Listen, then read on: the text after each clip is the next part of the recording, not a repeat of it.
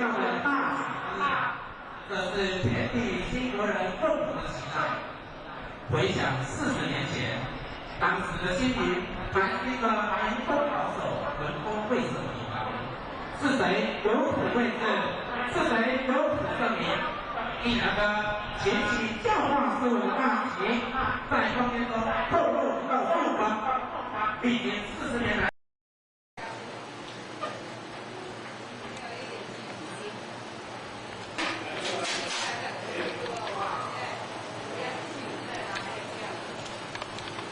美术班，杨老师主场。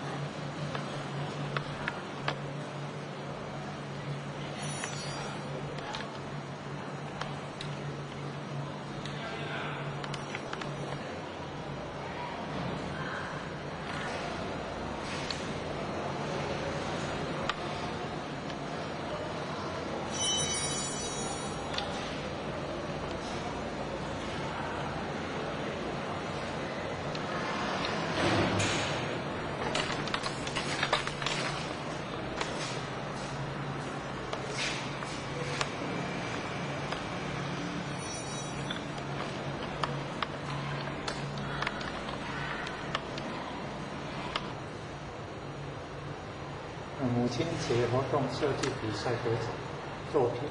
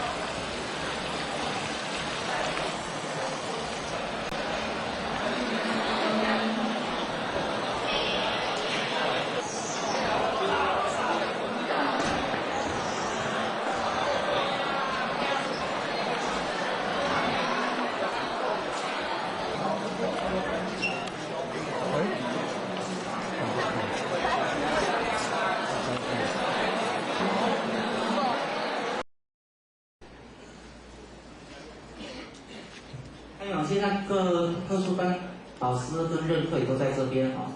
有一件事特别拜托一下，特殊班除了会念书之外，团体活动、学校活动的参与，也希望大家能够多鼓励。好，我们现在欢迎。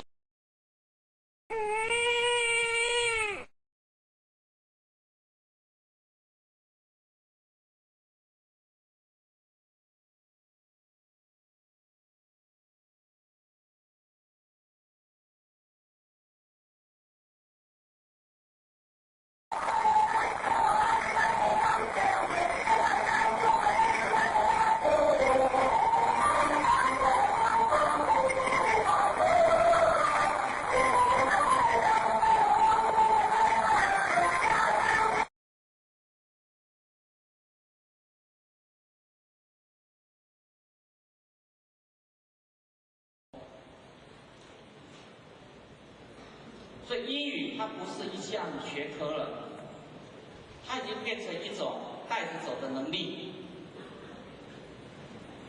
但是很多人只说我会说英文，但是不要忘记语文，它实际上是一种文化的代表。除了语文之外，我们去如何的融入到文化里面？我们如何把话说得更道地？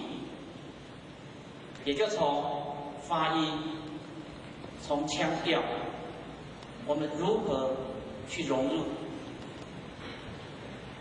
更重要的，我们在用的能力部分，我们应该怎么跳脱？我们应该怎么改变我们的想法？纸笔测验真的不是英文的主流，那是台湾某种很特别的一项产物，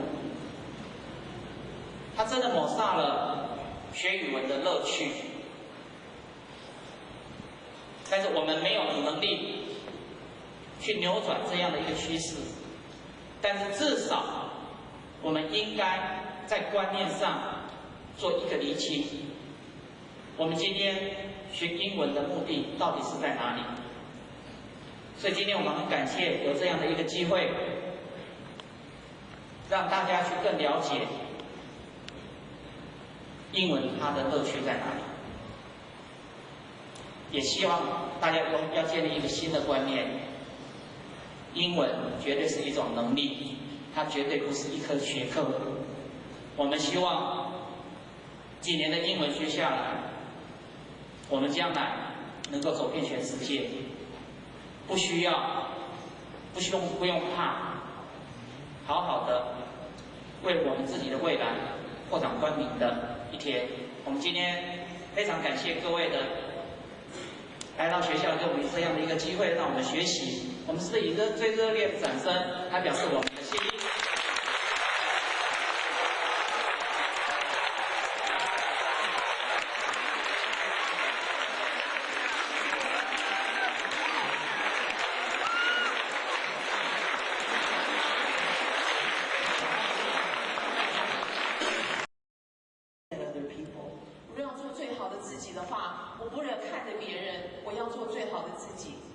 Okay, now the third word here is be the best you. Now, be the best you doesn't mean that you have to be the best.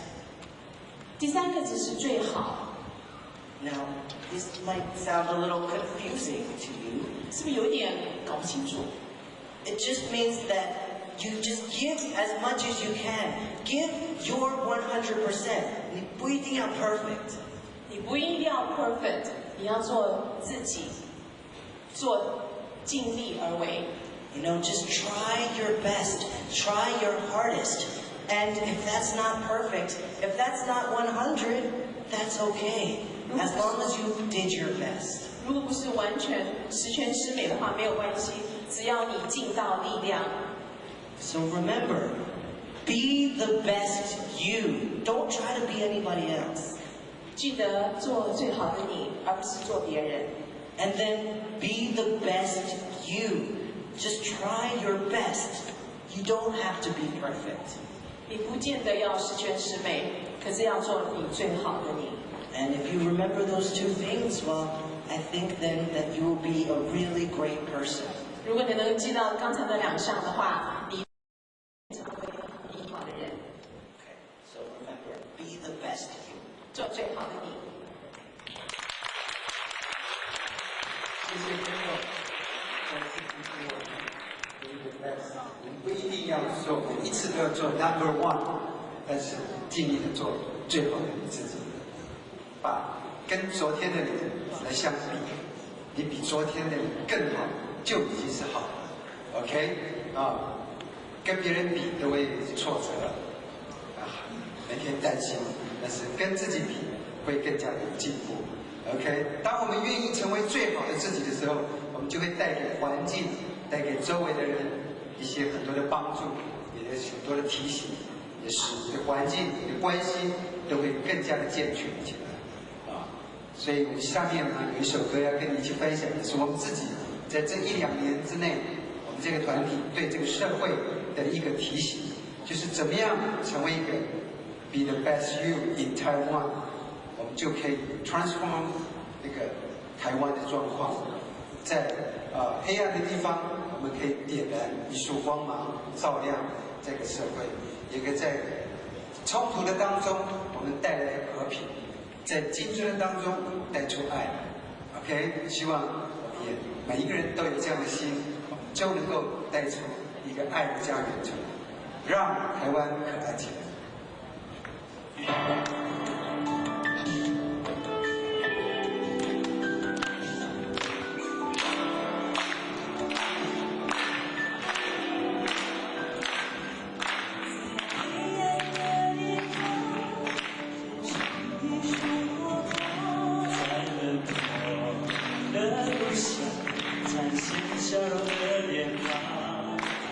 在你的体温之下。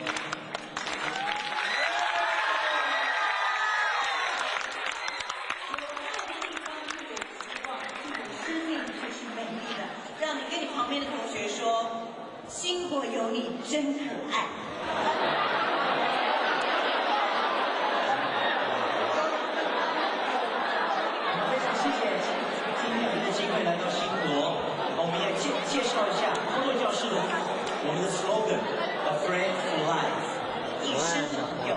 我们不是只有教英文，我们也希望成为你们的朋友。是的，那么我很希望呢，能够跟你成为朋友，继续来跟你保持联络。所以现在我们要送给每一位可爱的同学一份礼物，就是有一个书签，还有一张回应卡，就需要同学们你们帮我们填一下。请问你们有没有带笔来？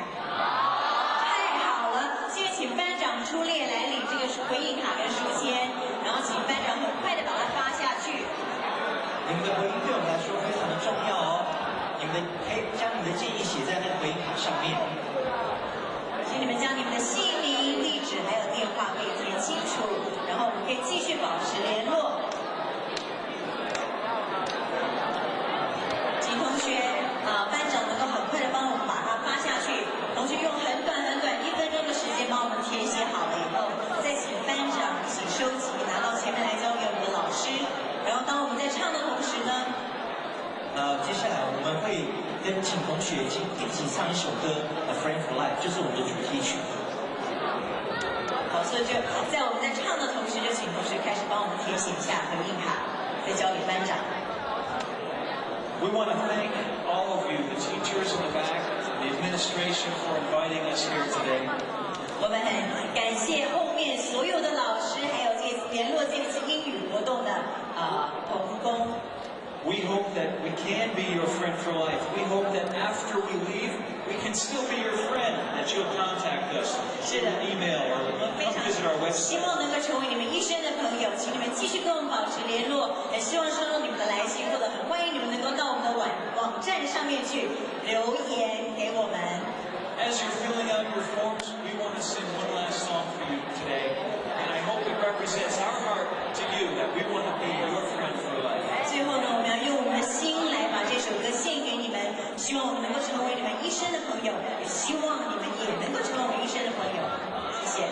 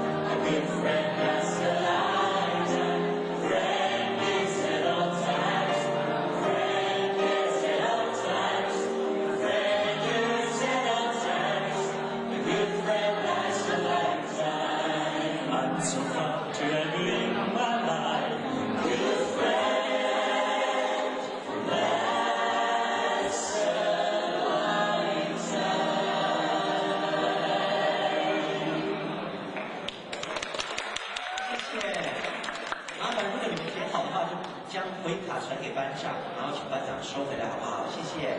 谢谢。如果说班长收过来，然后你们有跟我们借笔的话，也请你能够传给班长，请班长拿来还给我们。谢谢你们的合作。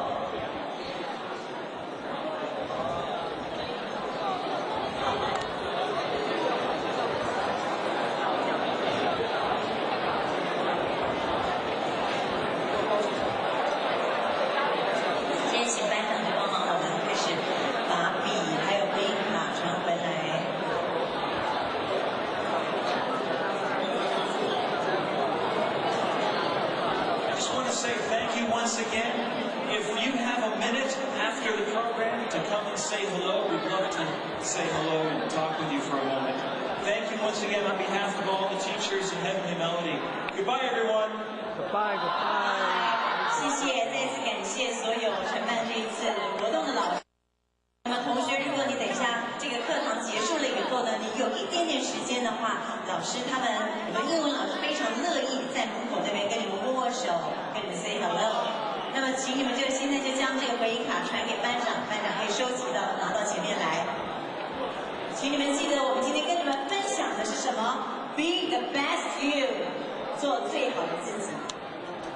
很盼望再一次能够很快的跟你们见面。See you next time， 谢谢。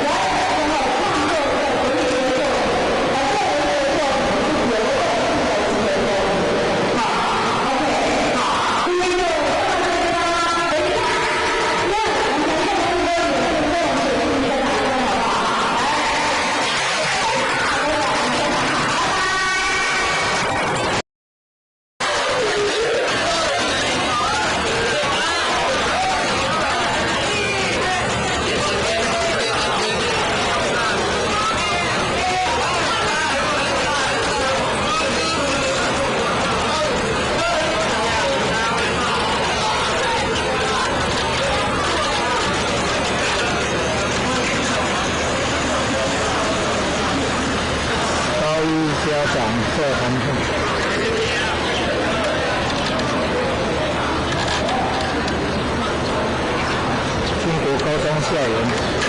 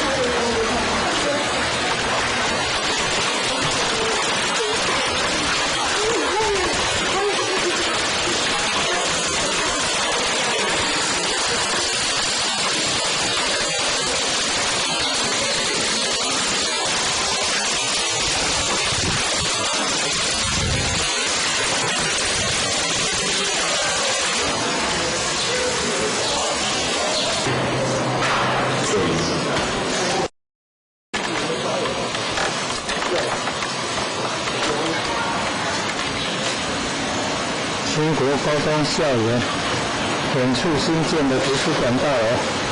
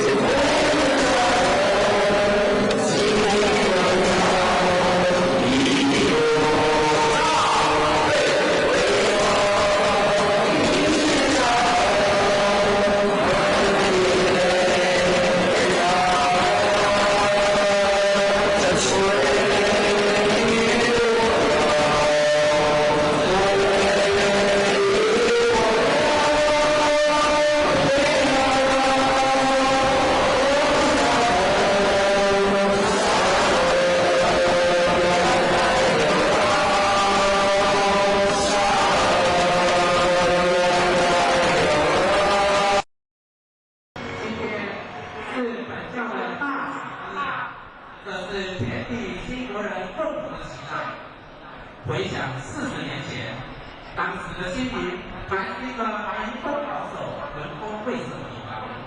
是谁有苦为证？是谁有苦证明？一两个前期教化事务大旗，在空间中透露了复光。历经40年来。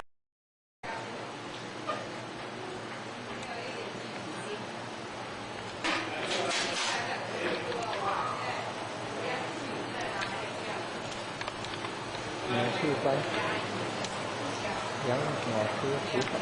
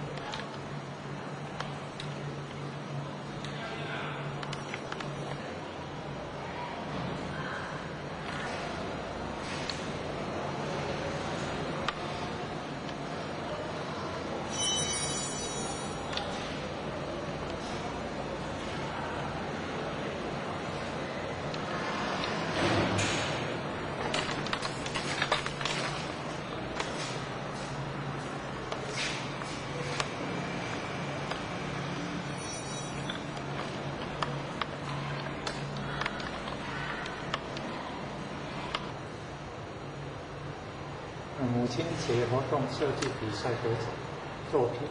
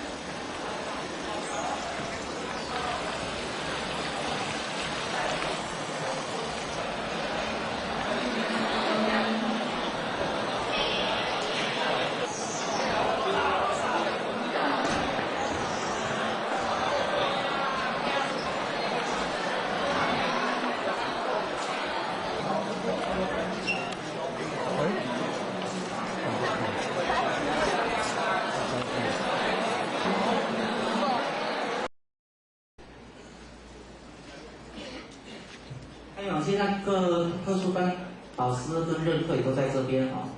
有一件事特别拜托一下，特殊班除了会念书之外，团体活动、学校活动的参与，也希望大家能够多鼓励。好，我们现在欢迎。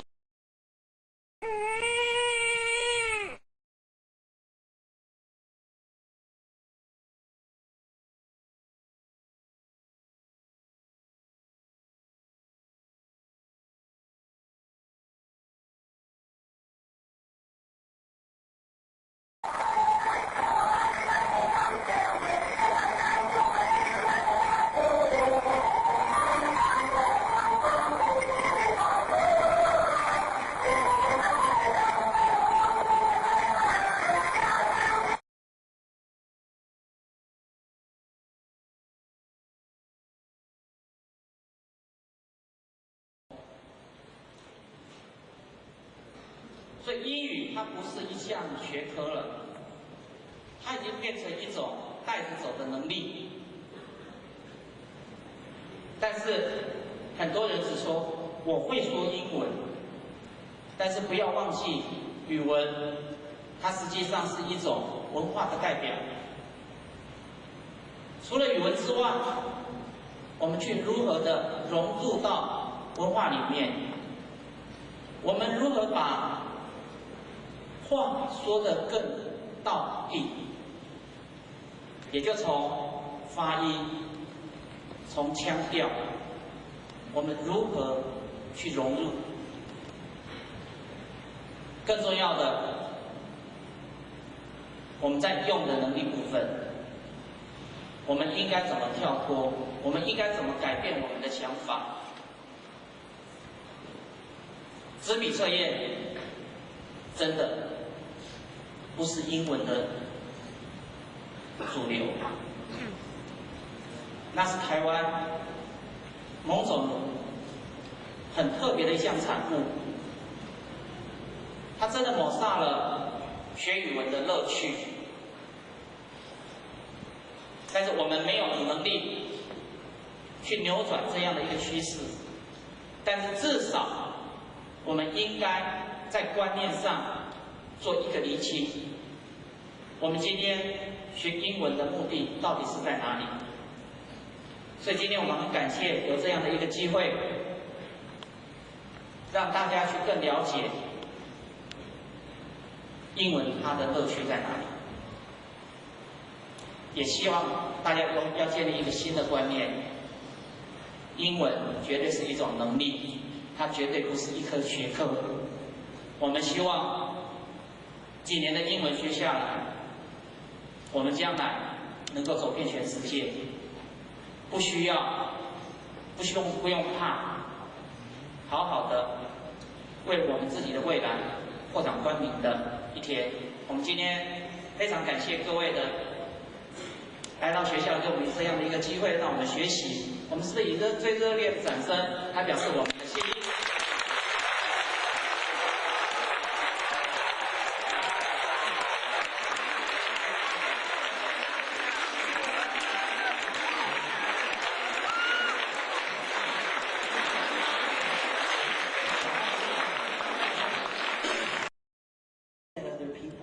我要做最好的自己的话，我不能看着别人，我要做最好的自己。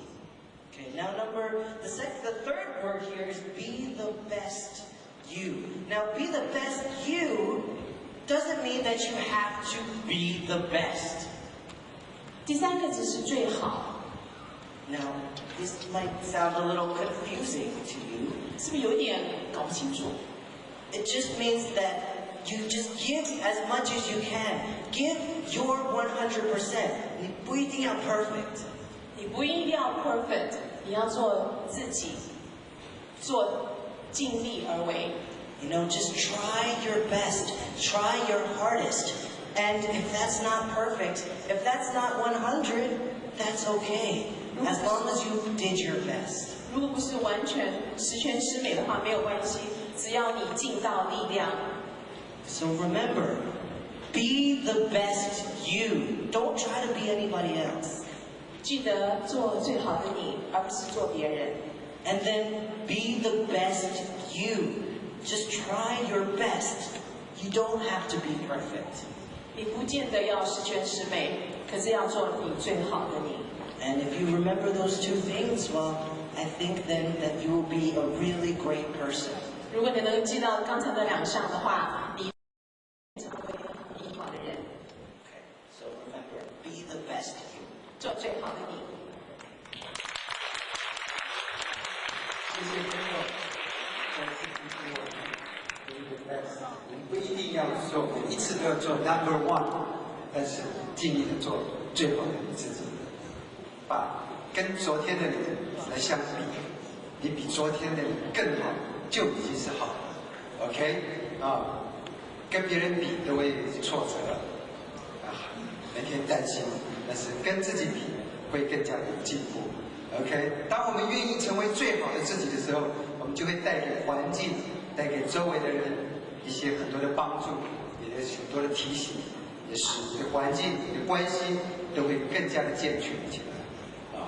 所以我们下面呢有一首歌要跟你一起分享，也是我们自己在这1、2年之内，我们这个团体对这个社会的一个提醒，就是怎么样成为一个 be the best you in Taiwan， 我们就可以 transform 那个台湾的状况，在黑暗的地方，我们可以点燃一束光芒，照亮这个社会，也可以在冲突的当中，我们带来和平。在竞争的当中带出爱 ，OK， 希望我们也每一个人都有这样的心，我们就能够带出一个爱的家园出来，让台湾可爱起来。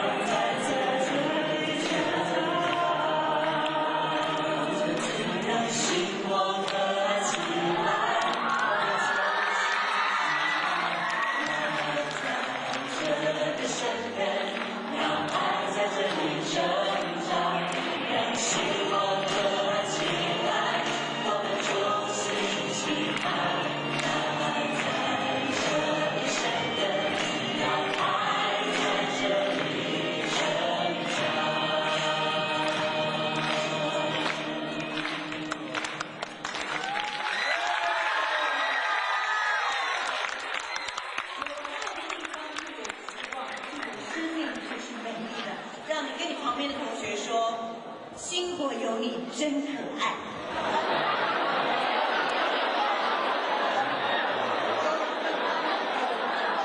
非常谢谢今天有这个机会来到新国，我们也介绍一下工作教室我们的 slogan，A friend for life， 一生的朋友。我们不是只有教英文，我们希望成为你们的朋友。是的，那么我很希望呢，能够跟你成为朋友，继续来跟你保持联络。所以现在我们要送给每一位可爱的同学一份礼物，就是有一个书签，还有一张回应卡，是需要同学们你们帮我们填下。请问你们有没有带笔来？太好了，现在请班长出列来领这个回应卡跟书签，然后请班长很快的把它发下去。你们的回应对我们来说非常的重要哦，可以将你们的建议写在那个回应卡上面。请你们将你们的姓名、地址还有电话可以填清楚，然后我们可以继续保持联络。请同学班长能够很快的帮我们把它发下去。同学用很短1分钟的时间帮我们填写好了以后，再请班长一起收集，拿到前面来交给我们的老师。然后当我们在唱的同时呢，接下来我们会请同学一起唱一首歌《A Friend for Life》，就是我们的主题曲。好，所以就在我们在唱的同时，就请同学开始帮我们填写一下回应卡，再交给班长。We want to thank all of you, the teachers in the back, the administration, for inviting us here today. 我们很感谢后面所有的老师，还有联络这次英语活动的同工。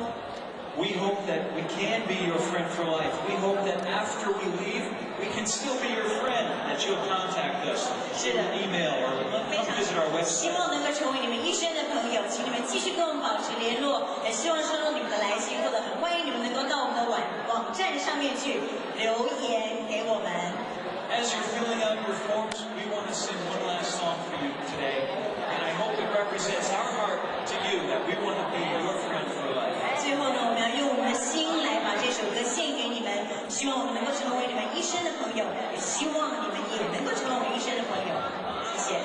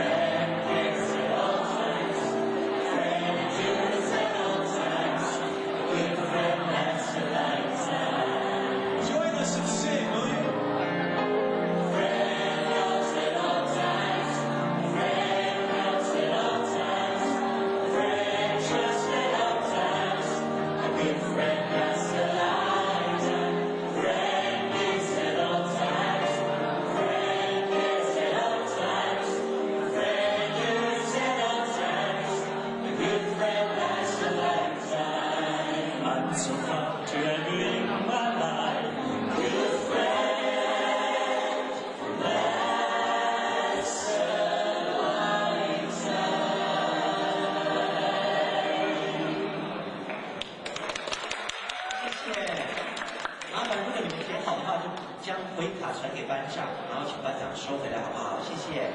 谢谢。如果说班长收过来，然后你们有跟我们借笔的话，也请你能够传给班长，请班长拿来还给我们。谢谢你们的合作。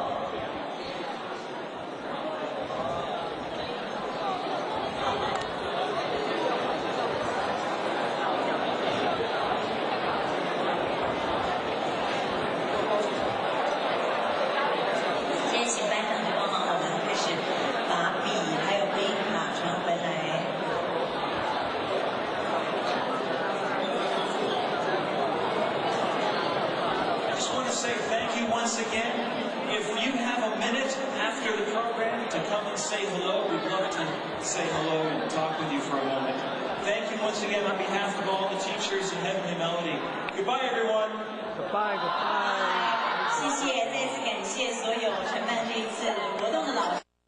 那么同学，如果你等一下这个课堂结束了以后呢，你有一点点时间的话，老师他们我们英文老师非常乐意在门口那边跟你们握手，跟你们 say hello。那么请你们就现在就将这个回应卡传给班长，班长会收集到拿到前面来。请你们记得，我们今天跟你们分享的是什么 ？Be the best you， 做最好的自己。盼望再一次能够很快的跟你们见面。See you next time， 谢谢。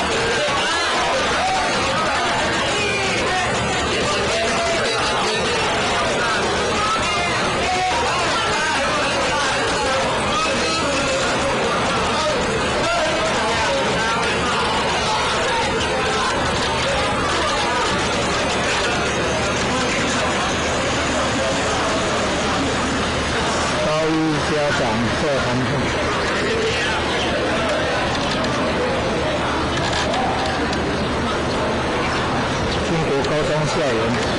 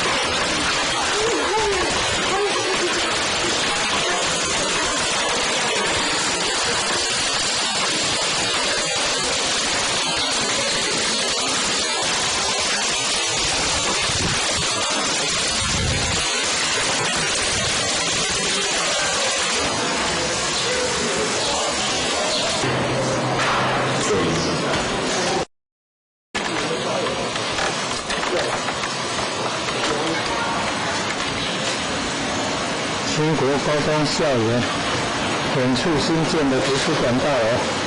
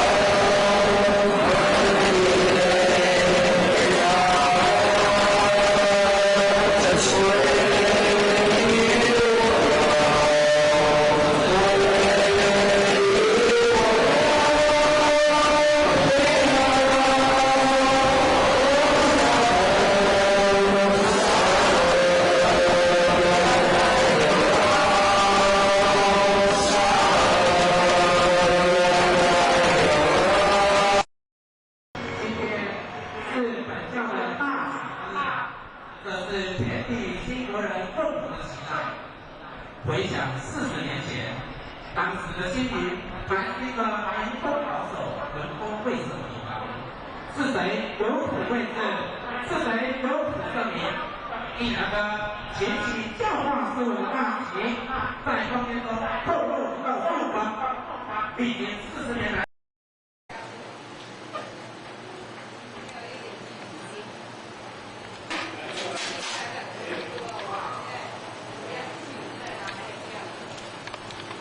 美术班，杨老师指导。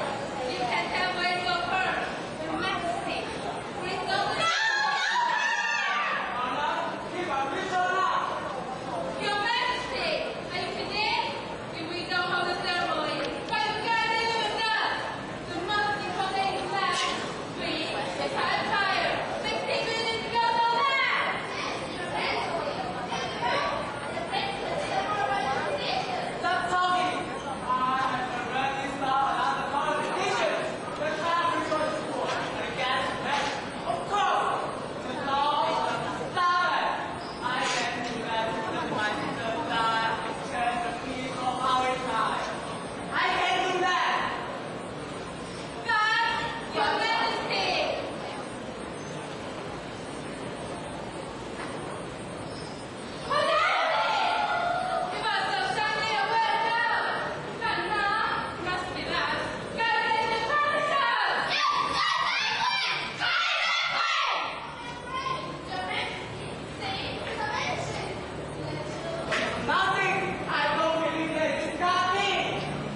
to me, everybody! Oh, Jesus!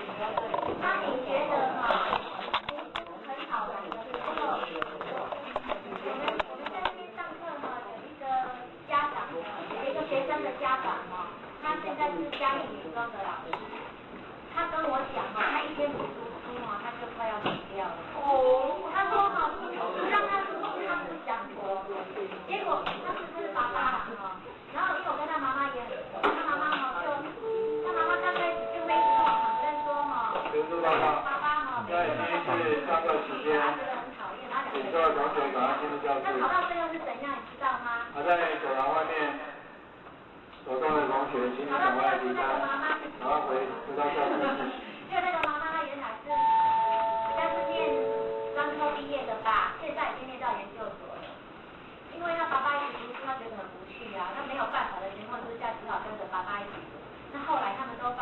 读书真的很好玩。然后那个爸爸哈，他没有上过我们这个课，他为什么很喜欢读书？因为他很会做笔记，他也有拿他笔记给我看。虽然他没有上过这种笔记的课，可是像他们那种很会读书用心读书的人，就是他已经抓到了那个做笔记的诀窍。而且你知道他是念什么？他是念那种政治系的，不是他是很枯燥乏味。我看他那种书真的很可怕。他是念政治系的，然后那种书哈，那种书怎么讲呢？每一个国字我都看得懂，但是全部凑了起来，我完全不懂他在写什么。他就很有兴趣，然后他会做笔记，然后他就很喜欢念书，他觉得念书真的很好玩。然后他除了政治学念完了以后，他又去念那个，他又去读那个英文的研究所，然后英文研究所已经读完了，他现在去读那个什么图书馆性读神图馆，而他们那个读的，我不知道他觉得他读书很快乐，就是如果你能够把读书当成一样很快乐的事情，好，你们现在开始做分配哦，做看。如果我建议你们从这个开始做，再做第一个，因为第一个比较难，第二个比较简单，从第二个开始做。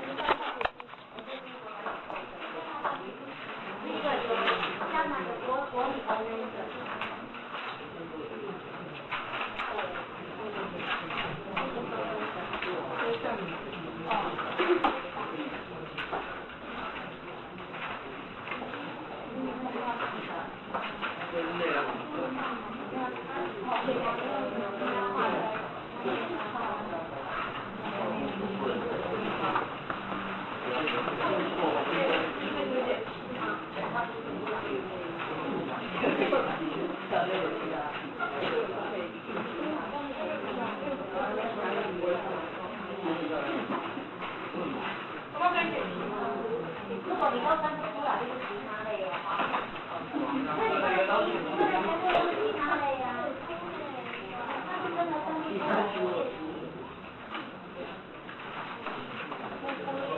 对，格子不够自己画，你自己想一想。那格子不够自己。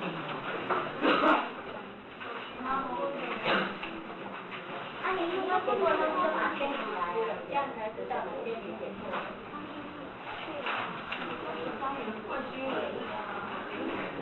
忘记审视那个电影的名字，是哦。电风扇，电风扇，在哪里来？电风扇。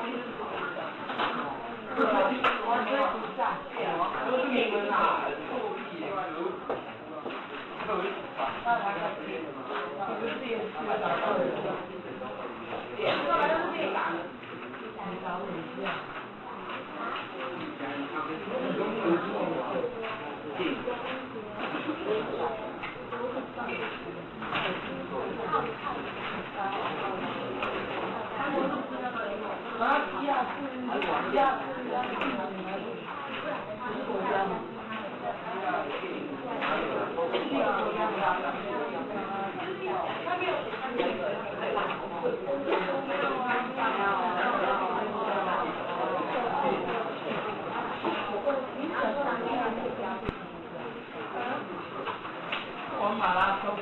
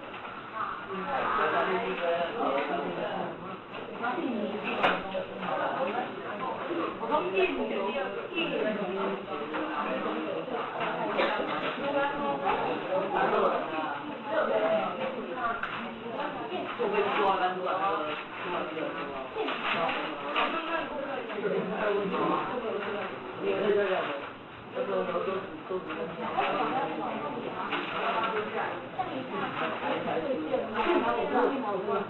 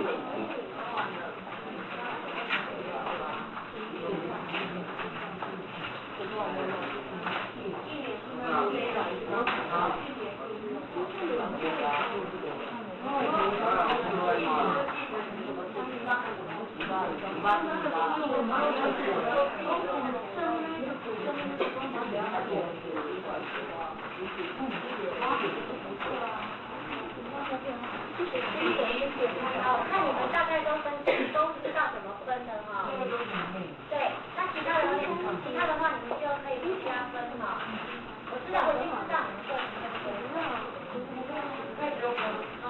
会让我加分。那你会不会觉得，如果要你记到那么杂乱的东西，是不是先分类以后再来记就比较好？对不对？所以说有时候要记东西是要利用技巧的，不是拿起来就往上放。有时候你就是要用一些小方法，像分类法。那分类的话，为什么你要学分类？因为我们要做笔记，至少关键是选考之后呢，你就是要把它分类。它是分在什么？它是属于原因的，还是属于定义的，还是它今天是在属于它是在讲什么的？你要把它分好，那你在做笔记的时候才能够好，那这边第15页有个用电须知，如果今天要你记用电须知这7项，你可以分吗？你想要怎么分？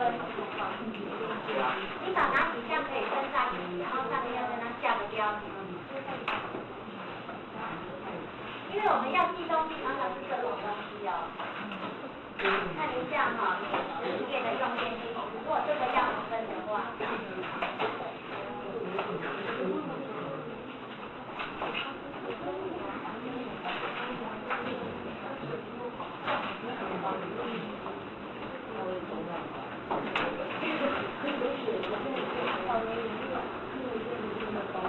看一下用电须知，你想要怎么分？有没有人想到用什么方法可以分？啊？就是总共有7项，对不对？那你这里如果要你分类的话，你想要怎么分？你想要标题怎么下？可不可？可以什么？可以的是什么？你会分成哪里？不可以的是什么？你要分。这个不可以是说，如果不可以，我就说不可以。我主张就决议的不可以。那有没有想到什么方法？安全不安全？安全不安全？那你觉得安全的哪几项不安全的哪几项？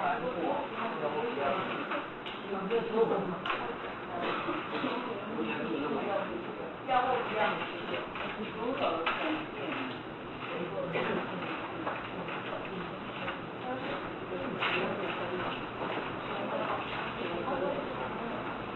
这大家可以回去想想看哦。如果说，如果我遇到这种有条文的，那我要记的话，我再来怎么分会比较好记。那在这边我们是有想到说，就可以把它分成用电须知把它分成使用前、使用后，或者使用前、使用中、使用后来分好。比如说有一个，安装正确数值的保险，那这个是属于使用前你就应该做好的。你就应该做好了，那我就把它分成使用前。我使用前的时候，我就应该要做好这件事情。好，好，再来呢，身体或站立处潮湿的时候不可以触摸电器，也就是属于使用中的，好，这是属于使用中的。然后呢，不可在同一个插座或延长线连接过多的电器，那所以它也是使用前的嘛，对不对？哈，就是可以来这样分，然后你把它分好以后再来记嘛，就使用前你应该注意3项，来使用中你应该注意2项，使用后应该注意2项，那这样子来记会不会比较好？所以我们要帮助小朋友用电，你要注意哪些？你用这样方法会比较用7项来让他记得更好。有没有？所以你在做笔记的时候，你有时候就是要这样，你要这样子先去做个分类来思考，再来做它，就是把原来的东西打散，好，就是把它原来写的东西打散，你再重新组合，用你自己的方法。下个问题，第4个，不可用拉扯电线的方式拔出电器的插头，这应该是属于使用中哈。插座不可安装在靠近水源或热处，这应该是属于使用前的哈。电器长时间不使用要拔下插头，这应该是属于使用后的吧？好，第7个，没有人的时候要关，也是属于使用后的。像你这样分一分，会不会更好？对，好，好不好？做笔记就是这样，你把原来的东西，你就是把原来的东西理解之后，用自己的方式去把它打散重新做，就变成是你自己的。就是说，你用自己的，你不要被作者把你牵扯走了。我们现在就是想办法把书上的东西了解以后变成自己的。没问题，这也是一个分类的方法哈。好，再来我们要看标题，记下标题也是蛮重要的哈。像我们刚才这个用电机时，你分类好了以后，你要记下标题给它。像我们刚才是把它下成使用前、使用中、使用后，对不对？好，那刚刚我们把它下成可以不可以，或是把它下成不能。那你觉得这样子跟使用中、使用前、使用后哪一个比较好用？那你就选择那一个，那就是所谓的一个标题。还有我们刚才有没有在做分类的时候，也是有标题啊，文具类啊。国家名称啊，电影类，那就是一个标题啊。那像刚才有跟我讲说，我这边有朋友说，开始器官类，那他说，那手呢？手也算器官吗？他说，那我们就写身体器官，这也是一种下标题的时候应该考虑的一个方法。就是怎么样比较好？这就是标题哈。那标题常常就是我们在课本的最前面最喜欢写标题的。好，那你们看一下第17页，就是说。第一个，这一句话，你觉得你上面要跟他下什么标题？如果你看到他下面在讲的这句话，他原来课文上面肯定是写什么标题？好，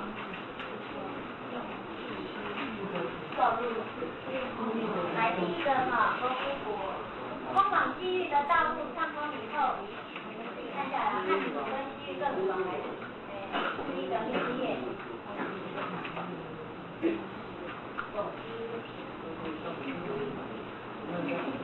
西域各国纷纷派人前来中原经商，当地的瓜果、音乐、战马等语言的不断的传入中原。中国的文物是知行有经，也经由这条道路通往西域，再转入欧洲，这就是有名的丝路。对，是丝路。那你觉得它的标题应该是叫做什么？丝路的什么？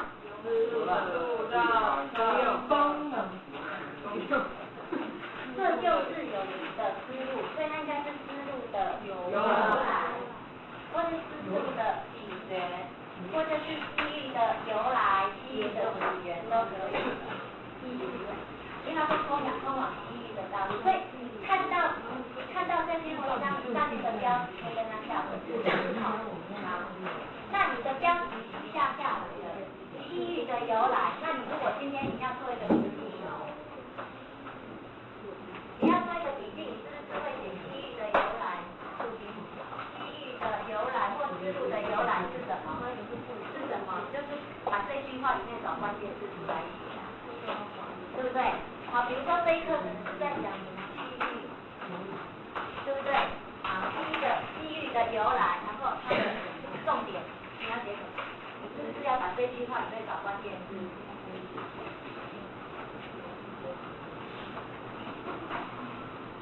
那一句话里面的关键字是什么？那你就把它写在后面。也就是说，这一段话的关键字你已经找出来了，你上面要下一个标题叫做思路的由来。标题是这样的。那思路的由来可能是什么？可能好几点啊。它的标题都是思路的由来，就好像刚才那个用电句是一样啊。使用前有3点，使用中有2点，使用后有2点，这样子的。就是这样很简单。像刚才的用电句式就是这样分出来，就是一个实际的，这是一个实际的。好，再来第二个，周族每年2月15日的团结日。周族团结日的礼俗，好不好？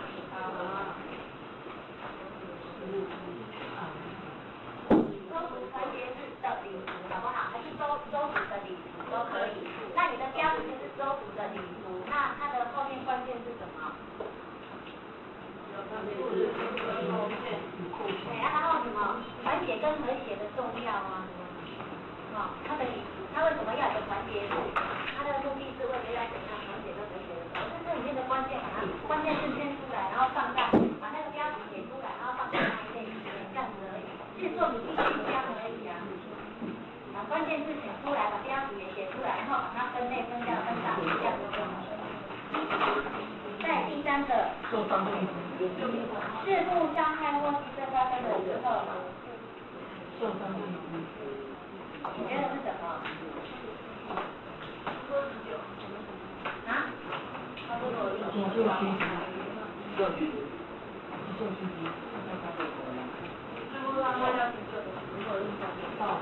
有人说是急救的重要性，可是我比较觉得它应该是搬送病患的方法。因为我们都知道要去急救他，但是你这个搬送病患的方法没有弄好的话，反而会使他更严重。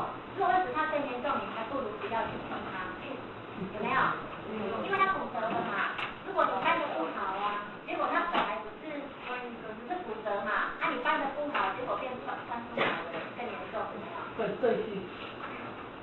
或者是他是，譬如说那个内脏，也是说我们的胸部的内部，会不会没弄好就知道了话？本来躺在那里会搬不好就有急了，所以我觉得搬送，就是说搬送病患的方法也很重要，因为他这边好像就是在讲说你在运送的时候应该怎么样，要怎么样来处理，就地检查记录。这样哦，当然你也可以学急救的重要性嘛，那也是在讲急救的重要性。再来第4个，朋友能增长你的知识。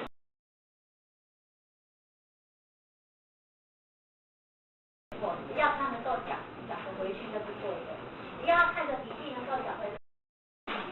地图那边的第2页哈，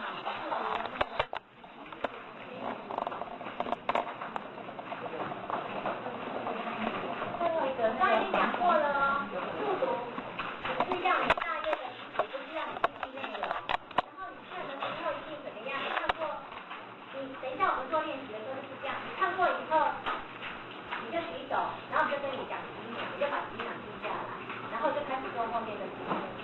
然后你在做后面的题目，你不要再回去看前面的东西，而且你看过一次就好，不要看第2次。好，然后呢，我们速读是要你去理解这个内容大约是什么，我们并没有要你去记它或背它，所以你要有特力的往下看。你就很勇敢的往下看都没有关系。那你看的时候呢？是利用我们的视野宽度，我们每个人都有视野宽度嘛。那每个人的视野宽度可能都不一样，有的人可能一次看6个字，有的人看8个字，那个都没有关系，不是字看得越多就是越好，但是每个人视野宽度不一样。还有你看书的时候，你会不会发现，你放得越近，你的视野宽度就越窄，而且不清楚；那你放远一点，视野宽度就越宽，对不对？所以看书要拿远一点。你的视野宽度就会比较宽，你就不会进去，就不要太差的看，然后我们刚开始练习的时候呢，就是拿着摇杆，就是你的屁股，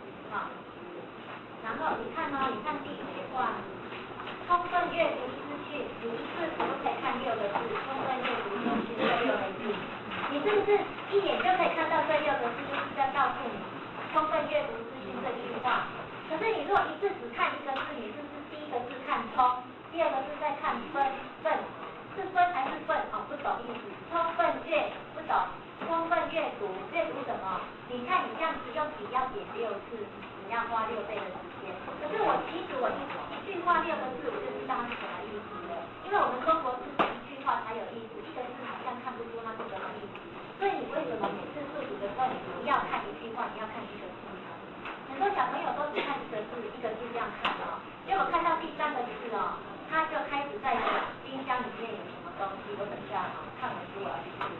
然后等到想到第1行，那我还是要看书，再从第1个字开始看充分，所以他第1行要看好久。那你如果第1行一次6个字看懂意思，你就会很快知道，哎，他接下来要讲什么，刚好这句话看完，赶快再往下看，好，所以说呢，你的眼球就跟着你的摇杆这样点下来看，你一次就点这6个字有没有？充分阅读资讯，你就把你的摇杆点在阅跟读的中间，这样点一下，这6个字就看完了。然后充实自我，你就点在10跟4的中间，点一下，你点2下就看完了这10个字了，你不用点10下。那你的眼球就跟着你的摇杆这样子过，一直看，你就会一直加你的速度，然后你就会专心要把它往下看。要懂我意思吗？是不是用我们这个叫做习惯性的阅读，就是视觉看书，我们要你养成看书的习惯是这样，我们就不要用机器，那以后你就会习惯一次就是看1个字就过去。那我们就是先6个字、8个字这样看，慢慢再练习那一种一次看10行的，一次看叫做一目10行这样，好，可不可以？可以。为什么？我们看一下，翻过来，来。你先看这一页哈，如果你的摇杆是放在 A 跟 L 的中间，你可以同时看到 A 跟 L 吗？可以嘛，两边的视野宽度有到这里嘛，对不对？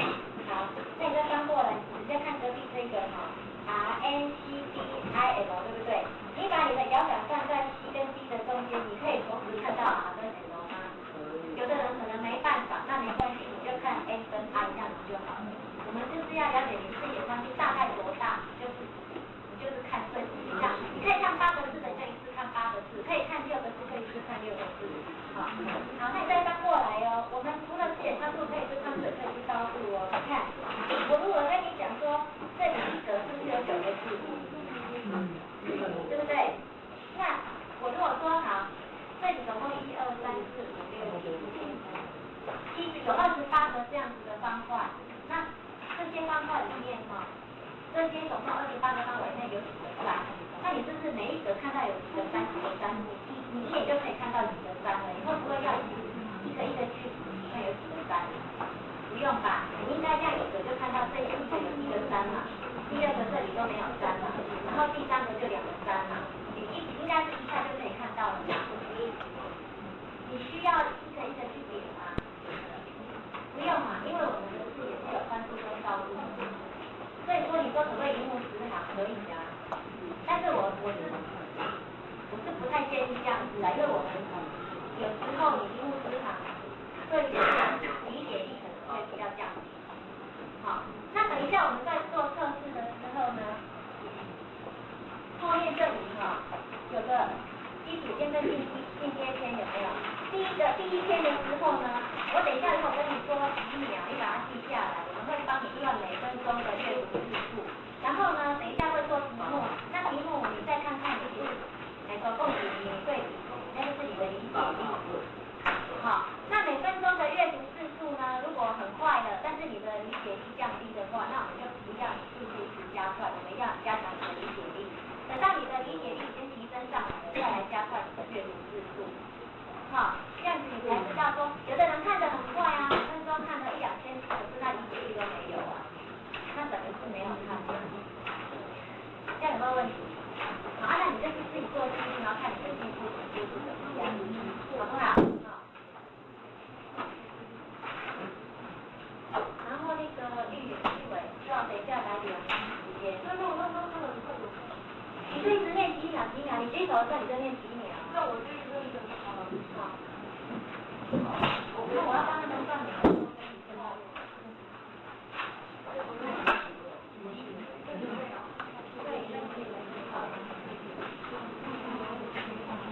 先不要看那个。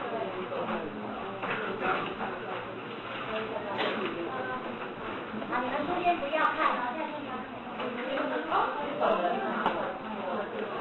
他说的跟纪委是有开口开导，所以他只要听到声音马上报。要听到声音马上说几秒，这样好不好？好，因为不晓得谁嘛，对不对？然后你说开始，大家开始看，你现在先不要先看，然后你们看完以后立刻就做题目。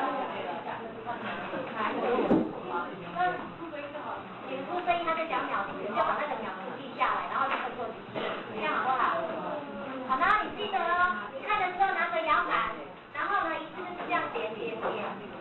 好，你的眼球就跟着你的摇杆这样点下来。我们就不要用那个，我们本来是有那种打拍子那种机器的，可是我觉得这样稍微影响到一下，因为每个人数字不一样。好，你们就是用摇杆这样的。好，然后眼睛就这样看过去哦，这样赶快看过去，不是这样一直点，但我觉得不错。他眼球这样子看过去，好，用这种方法看的过程。然后你说开始就开始。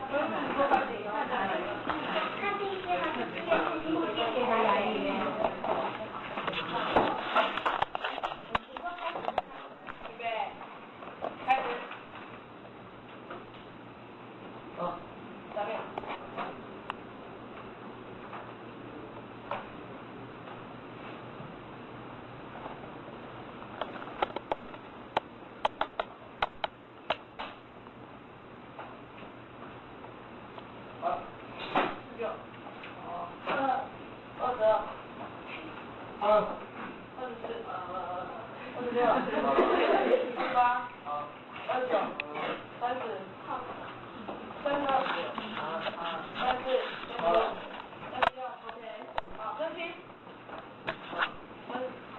3秒。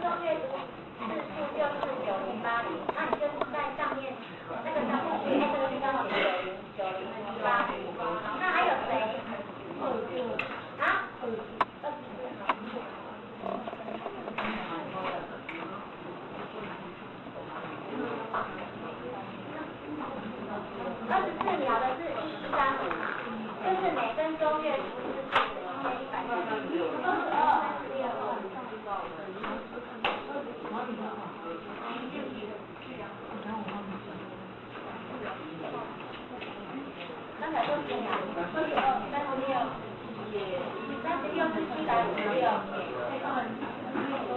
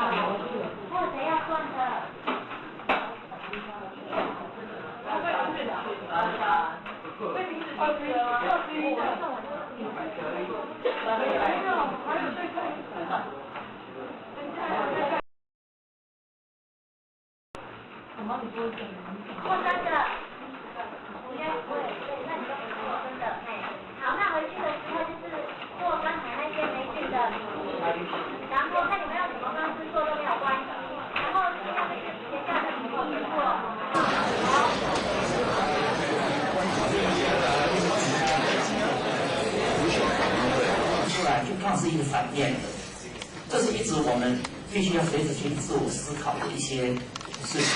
我相信社会上大家都是充满热忱，但是我们看到的是冷漠比较多，所以我们在这第一线的工作，我们怎么样让这个热忱表现出来，它还是热忱，而不是表现出冷漠的一面。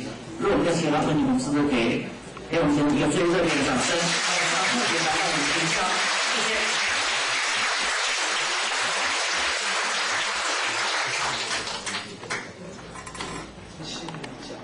这个第6讲是最强烈、最有震撼力的讲章，对吧？还有再上到第11讲的时候，就是最感人的一讲，因为要讲自己的情绪，所以不是说每一讲什么好坏，但是它都有它的特色。可是我们现在每个人都想一下，因为我记得讲这里不知道跟你演讲，为什么去演讲？因为知道为什么我在演讲？因为从卡内基的经验里知道，讲师在前面讲话都是没有用的。真正一个人要有收获、要改变，常常你们自己讲这个有用。那我认为是很希望我在这个20多分钟会有用，有用就不要在这里讲。那我不讲，你们也不讲，大家不讲话不行啊，应该怎么办呢？对，你看，卡内基学院是大考，为这种效果，有的人的口技啊，没有，不听话。讲话没有其他的特色。上完了，我们没有花脑他，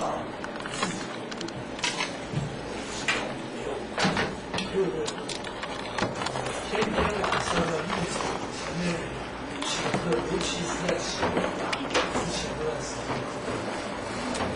他给自己，他的上课是多年前，他给自己的承诺就是减重多少公斤，这个做到了，好不简单了。我们都没有教他们怎么减重，怎么改正、矫正的东西，他们自己做到。为什么会有这么强烈的意志力？是因为他们自己的话，其实在讲。我还看过好多无论在新竹那个书店，我忘了是一个连锁书店，那个以前我在演讲时候提到他的故事。这个老板的弟弟吃槟榔，嚼槟榔，结果这个老板的哥哥骂也骂过，讲也讲过，忽略又不看是多么影响我们的形象，多难看。而且我们知道内政是不是钱贵，槟榔很贵，一个月要花多少钱吃槟榔？最后他自己上这个训练，他上台没有自己定目标，我要戒掉，那个要求我们也不知道怎么戒掉，戒掉。是早上起来要刷牙，嘴巴张不开，跟你连在一起，开慢慢一吐都是血一样，做到最后做到直立。这些我为什么要讲这些案例？因为比较明显的看出来，我们人真的要改变的跟以前不一样，是要靠自己。那我现在讲一个故事，我讲完以后你们就可以想一想，讲完以后先举手，先分享你们的想法。我先讲一个故事，这个故事是我的一个老师讲给我听，在摩亚拉大学。这个老师呢，以前做过电影导演，他讲他怎么样认识。你知道，在好莱坞很多人结婚离婚，婚姻乱得不得了。这个老师呢，他结婚35年的时候，不但没有离婚，夫妻两个感情好。有时候他跟他太太在校园漫步，他就讲给我们听，哎，对，这样好多了。他说他跟他太太怎么认识的？他说有一天他在湖边散步。看到他太太，看到有一个女的，穿的是女下面的裙子，对着日落，好美的画面。这个他那时候也是年轻人，从后面经过，哇，画面好美。他就走过去以后，给自己再走一个借口，又走回来再看这小姐的背影，就走来走去嘛。他说：“我有一种克制不住的冲动，什么冲动呢？就是想把这小姐推到水里面去。”然后在后面自己数1、2、3，啊！我就推了这个小姐，嘣掉到湖里，那个头从水面上一升起来的时候，就笑，对着岸边。他一看他笑，他就告诉自己，这是我找了好多年的太太。然后他就自己也跳下水了，就拉着他太太一起上来，两个就一直笑啊，一直笑，一直笑。然后6个礼拜以后，他们就结婚了，有35年。现在我想请你开始想这个故事带给你什么联想，或者什么心得感想。然后呢，如果你是那个男生的话，你会怎么样？如果你是那个女生，你会怎么样？我们先静默20秒，然后先举手讲。现在专心想一想。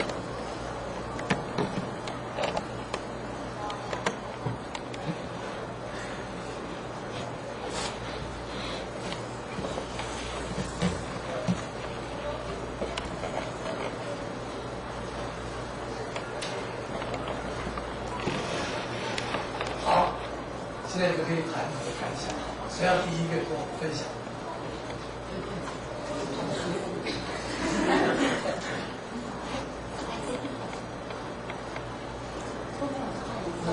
谁要第一个分享？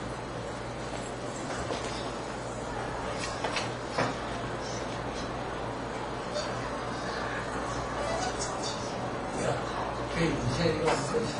没有，就是你不要回头，你刚才说。感谢，哎呦，太好了！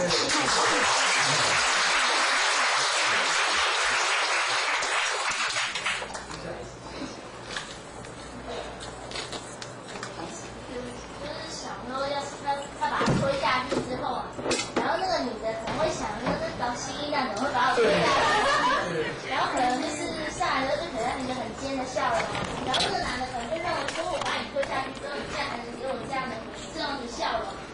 可以跟他走一辈子呢。哦，所以你觉得不可思议，对不对？对。为什么他会这样？OK， 谢谢。好，我们谢谢两位。我也会这样想，就是今天怎么那么倒霉，被这个风神经病把我推到水里去。或者这样，我们的头从水面一露出来，不是笑，是咬牙切齿。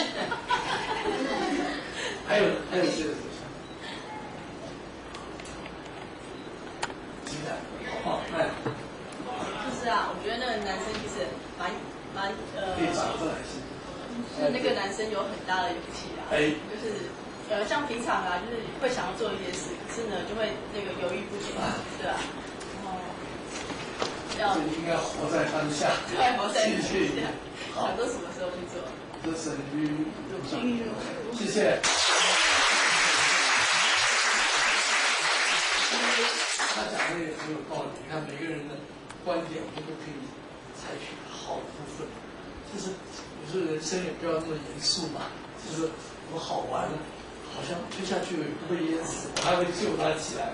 这个被推的人，虽然也许开始有点不高兴，后来想想也是蛮好玩的，笑一笑也没关系。要明明觉得想笑，又忍住不笑，还要装出很生气的样子。也许还会遇到一个将来的老公，对不对？还有谁？好，这是你，然后再看他，请讲。和玉姐。我觉得想说那个女生会笑，可能就是想说她被推下去，想说反正天气那么热啊，她下去也会也不错。对啊，所以下来才会对她笑嘛。所以感谢她，就是推她下去这样子。实话，真是理解我。想要跳下去，然后不敢跳，再推了他一把。很好，谢谢雨杰。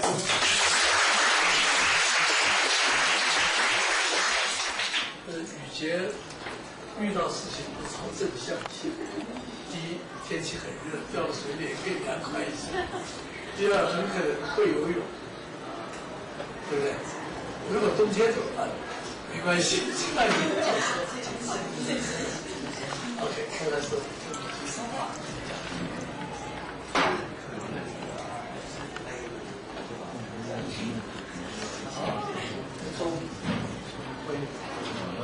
你觉得可能是一种缘分吧？看一个人过的话，会让他跟他打伞。很好，可能是一种缘分，是一个很好的看法。谢谢。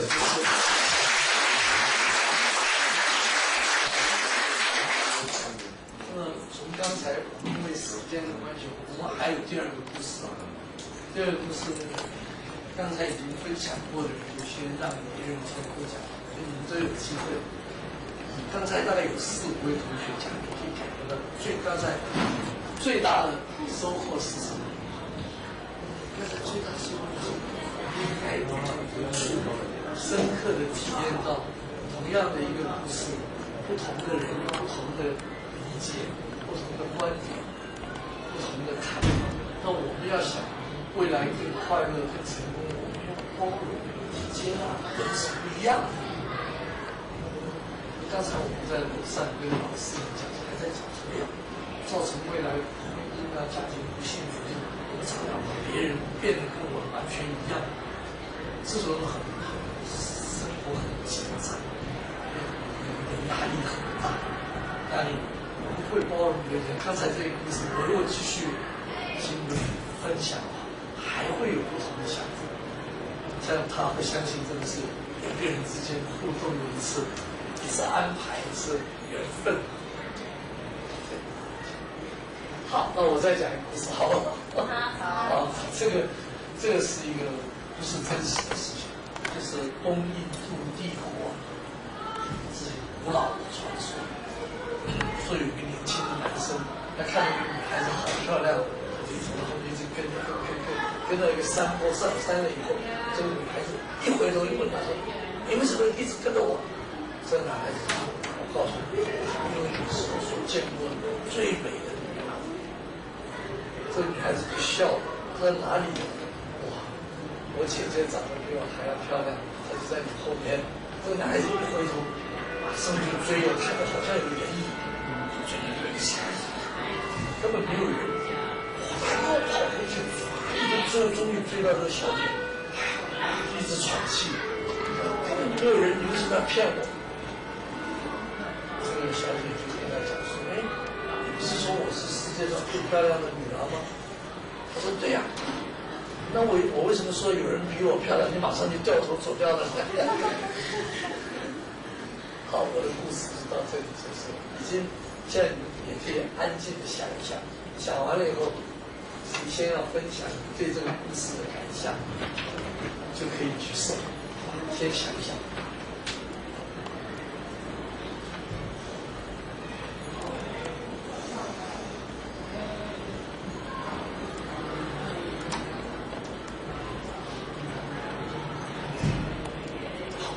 这次我们跟上次采取一些改变，等一下我们请大家都起立，起立以后，第一排的向后走，第三排向右走。你们那边可能要，就比如说有一个是在，就是我们有一位伙伴，跟他分享你对这个故事的感想。每个人最多只有1分钟，1分钟我们会告诉你时间到，你就要停了。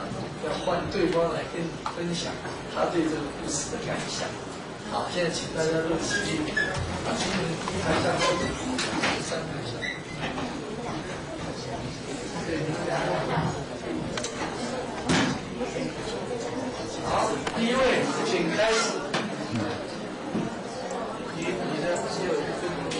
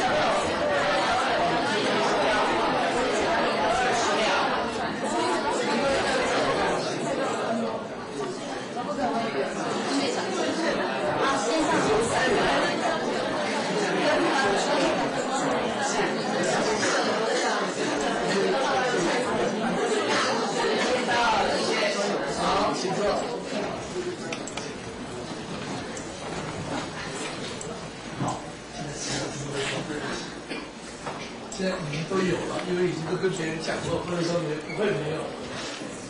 好，请。好。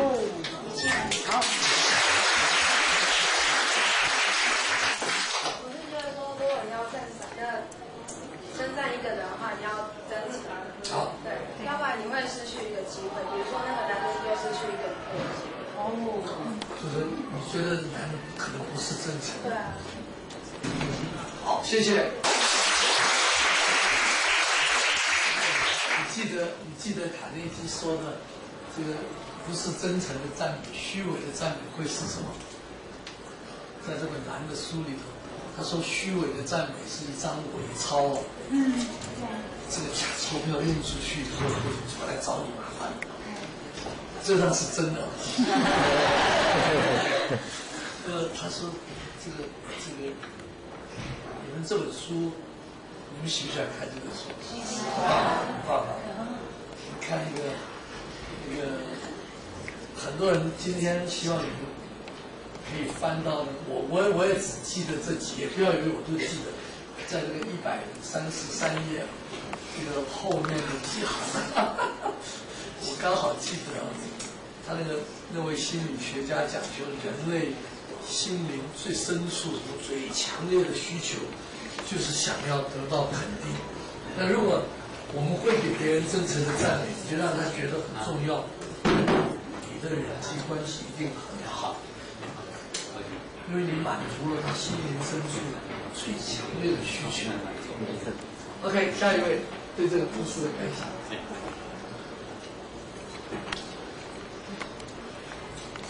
好几位，你先，然后再该你，然后再该你，请讲。就是我觉得说有时候啊，大家会追求一件事情，然后就觉得很拼命，然后可是但是就是如果听到突然就是有人跟你讲说另外一件事情比这件事情更好的时候，你会去追求另外一件事情，然后反而就是还是追不到这样子，其实里面没有很所以对自己相信的事情应该坚持下去，而且继续有一点毅力上。好，谢谢。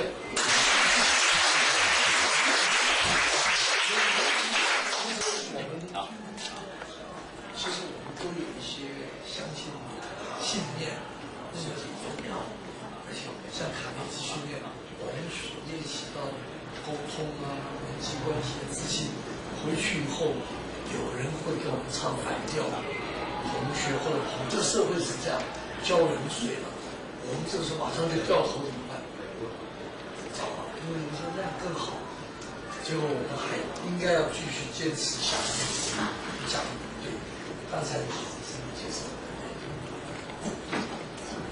意见和乃云是差不多，就是我们常常在生活中，就本来想说要做一件事情，然后就受到别人的意见，就去觉得就意见想法会被改变这样子，然后就觉得应该每一个人都有这种毛病，那是应该要坚定自己想要做的事情，然后努力去达成。对，我们相信东西，甚至于遭遇到挫折，我们也不要很轻易的就放弃，要再跌倒再爬起来。很好，谢谢。你叫林彩凤，彩凤，刚才是举手。他可能以前就遇过很多的这样的人，所以他才会用这种方式来打发那些人。然后他可能会觉得说，如果可能哪个男生真的对他有意思，然后又对他很专一的话，他可能都会跟他在一起。哦，他就不会说后面还有一个更没有，他可能会觉得跟他讲啊，然后如果那个人他掉头走的话，我就说他不专一啊；如果他没有掉头走的话，我就说他是很专一。他想你觉得这个女孩子想考验一下，很好，谢谢。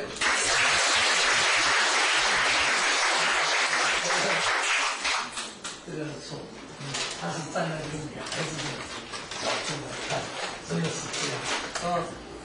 我们在座有男同学有女同学，大概我们以后都会遇到类似的这个情况，你也可以把自己想象成那个男孩子。当你想要追求的女孩子时候，我们要坚定的；我们也可以把自己想象成那个女生啊。你觉得有时候他讲的很对，不一定要考验。为什么一定要考验那个男孩子？如果你很喜欢一个男孩子，你就说 yes， 对，我好高兴听到你在讲，漂亮。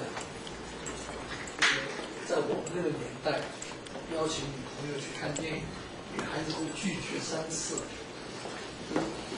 他们劝说一定不要去看。为什么？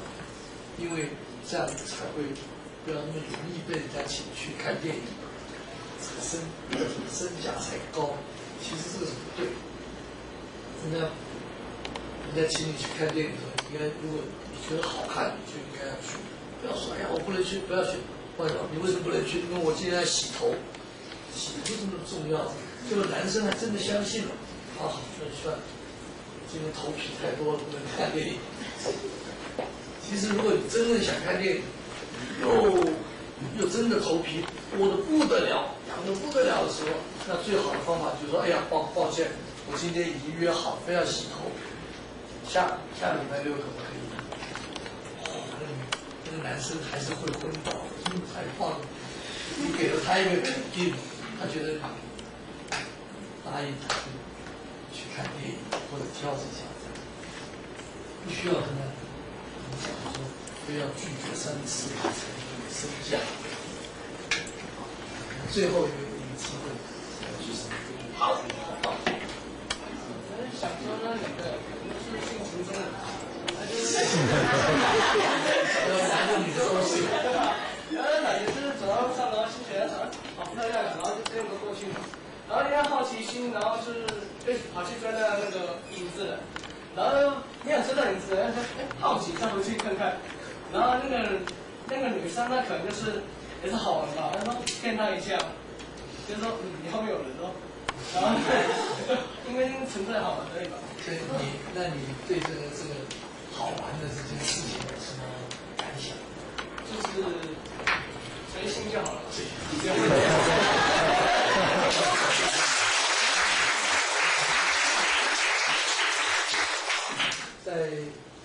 可能是他讲的话给我们一些启示哦。开头交男朋友、交女朋友，可能不要那么严肃吧，不要那么严重。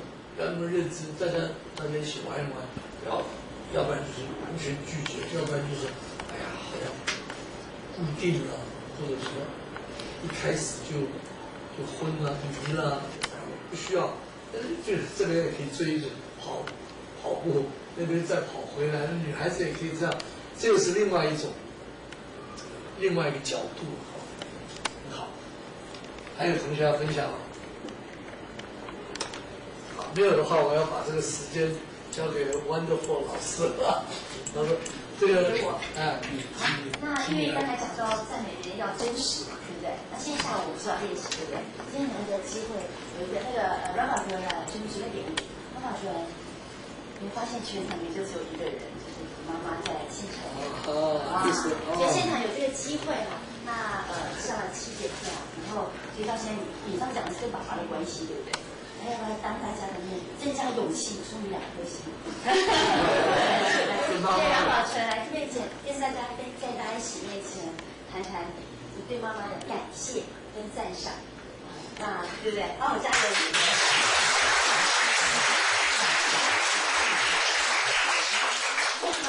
因为他妈妈2次都有来参加的活动，非常的在意哈。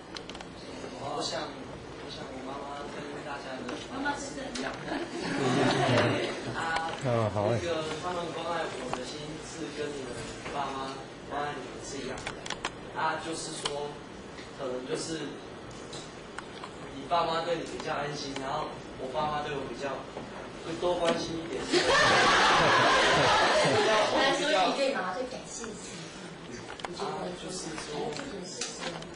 就是说常常做错事情，然后我妈她就是会指导我，不只从一方面去指导，她会从多方面这样讲。虽然说那些话都是一直在讲，可是每讲一次就会有多1分的体会，然后我会了解到更多的那种事实，还有那种就是社会上的一些层面。上次跟他有讲过说，妈妈以前念你的时候，你的反应是什么？我被我妈念是还好，就觉得有点烦，一直在讲。现在是有些话是可以听进去的。好，所以最后2遍妈妈说什么？你看，你刚讲话，妈妈都流眼泪。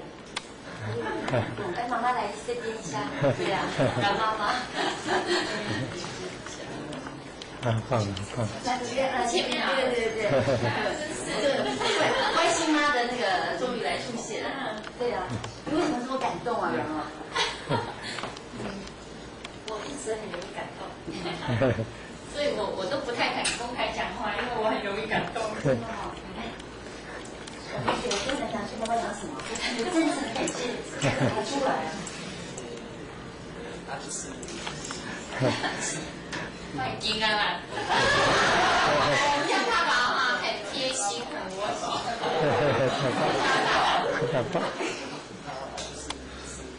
他今年长来长这一下吧。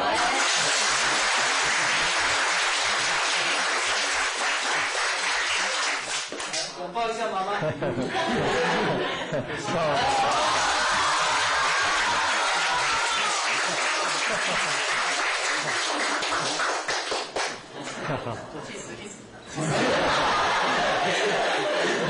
们常常这样拥抱，我们家大宝真的很窝心，好棒，好棒。糟糕呢，我很爱哭。所以讲两句话，觉得大宝最近的改变是什么？给他简单一点。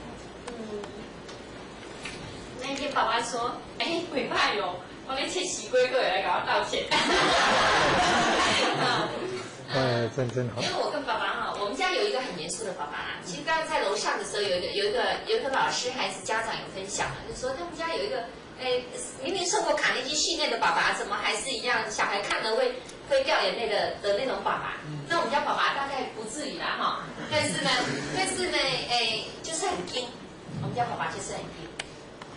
那我后来我说我是看着卡内基成长，我们新营有报过。有2次的那个成年的卡内基班，那我有报名，但是后来因为一些事情所以 delay 了 ，delay 后来要报名的时候还没了，那就我一直看着卡内基相关的书，沟通与人际关系，所以我说改变从自己开始，所以我不断的跟我老公沟通这一方面的事情，改变从自己，所以我称我们家老公叫汉尼。其实刚才我在楼上就很想分享，但是因为我很容易感动，所以我不敢开口，结果没想到还是在这里。那时候我们家孩子呢，我们是缺少时间沟通，我们一有时间沟通啊，大宝很棒，他说妈你讲啊，你继续讲。然后他上这个课，他跟我讲说妈，我说你觉得怎么样啊？他说简直跟你说的一样啊，就是卡内基。就是沟通，就是人际关系这一方面。那因为孩子从小就是跟着我们家爸爸一样比较低，其实我知道他有很多话想讲，这样讲，所以我非常感谢 Wonderful 以及很多学长都很辛苦的这样带领孩子们。对，今天有这个机会来，也看到黑幼龙黑教授本尊，所以还是要非常感谢辛苦有这样的机会给很多的孩子机会。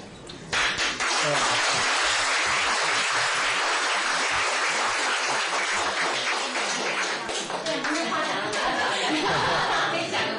讲的你来。就是觉得我妈很厉害。OK， 谢谢。因为时间的关系，我们也非常难得有这个机会，我们跟教授照一张相，尽快到前面来。我们等一下还要到操场照一张。书不要带来，我们因为抢时间，等一下我们要到外面的那我们都放学了。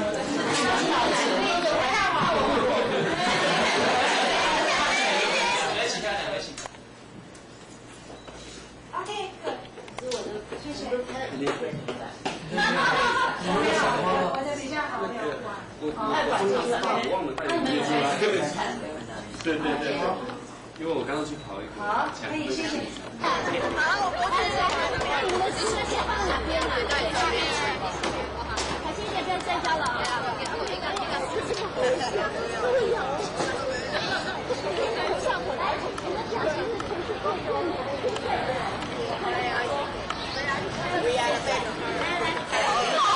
小杰他上次从集中营出来的，来，OK， 来，3、2、1，耶！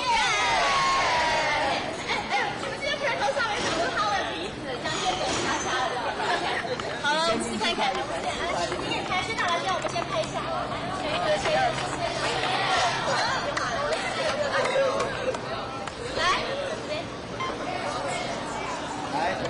来，1、2、3。儿子陪着 ，Wonderful， 哎，这个同学这样子不好看。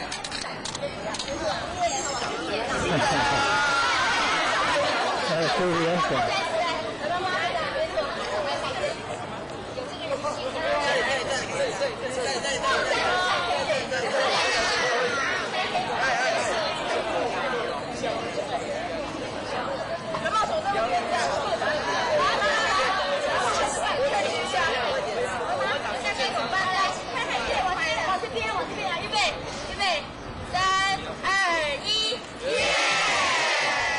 他是往另外一边。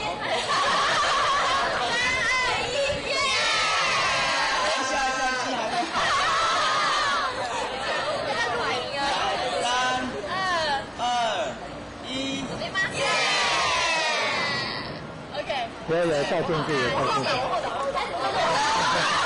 哦，小心安全，小心安全，安全第一，安全第一。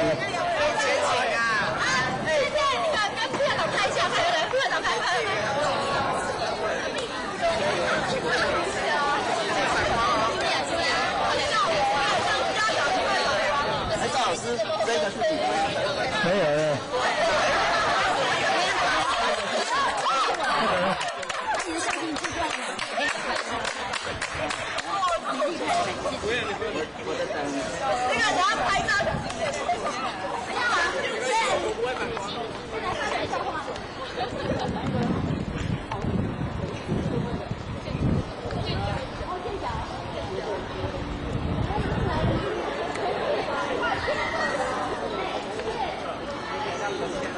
他们来到了哪里去？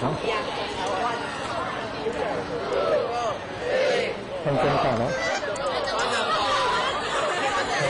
这头到了，云泽到了，参加团内地训练的学生，副总经理是黄德芳女士，黄德芳博士黄总。副校长陈主任，校长。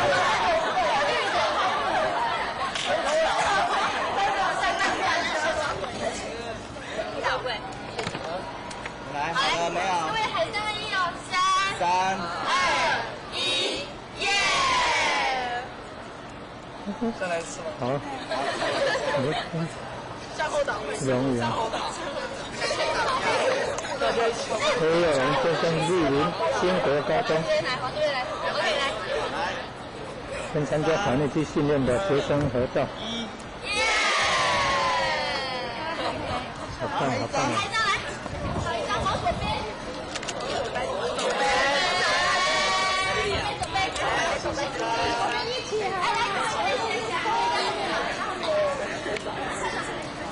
啊，主任，陈主任。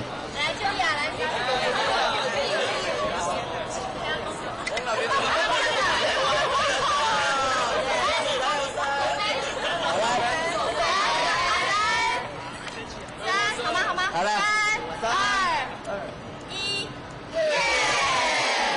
好，再一次啊，来，3、2、1，大陆，耶 ！OK。哦，感谢何佑龙教授莅临兴国高中。好，谢谢。哦，好，真好，感恩。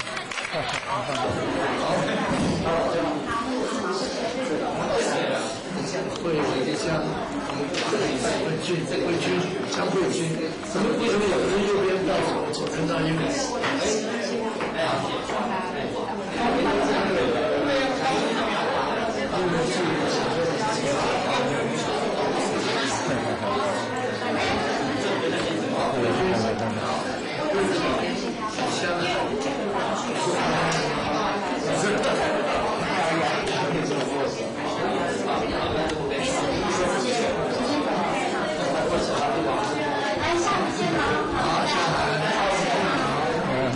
真好。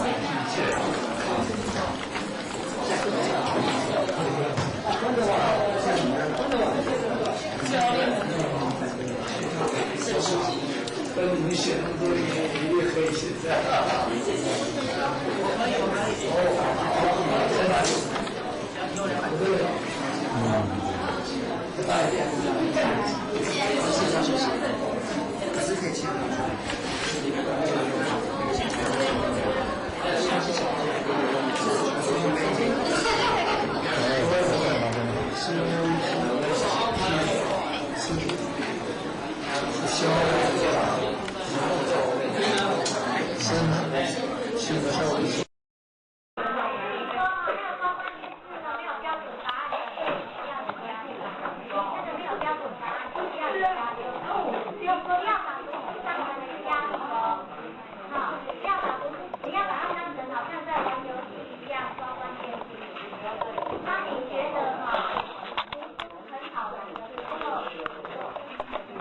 我们先听到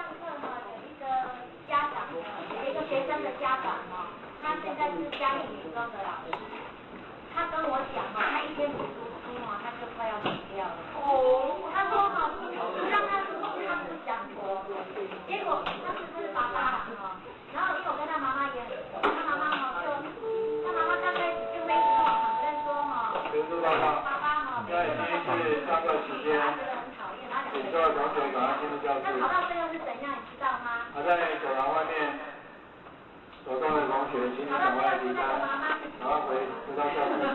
就那个妈妈，她原来是应该是念专科毕业的吧，现在已经念到研究所了。因为他爸爸一直读书，他觉得很无趣啊，他没有办法的情况之下，只好跟着爸爸一起读。那后来他们都发现读书真的很好玩。然后那个爸爸他没有上过我们这个课，他为什么很喜欢读书？因为他很会做笔记，他也有拿他笔记给我看。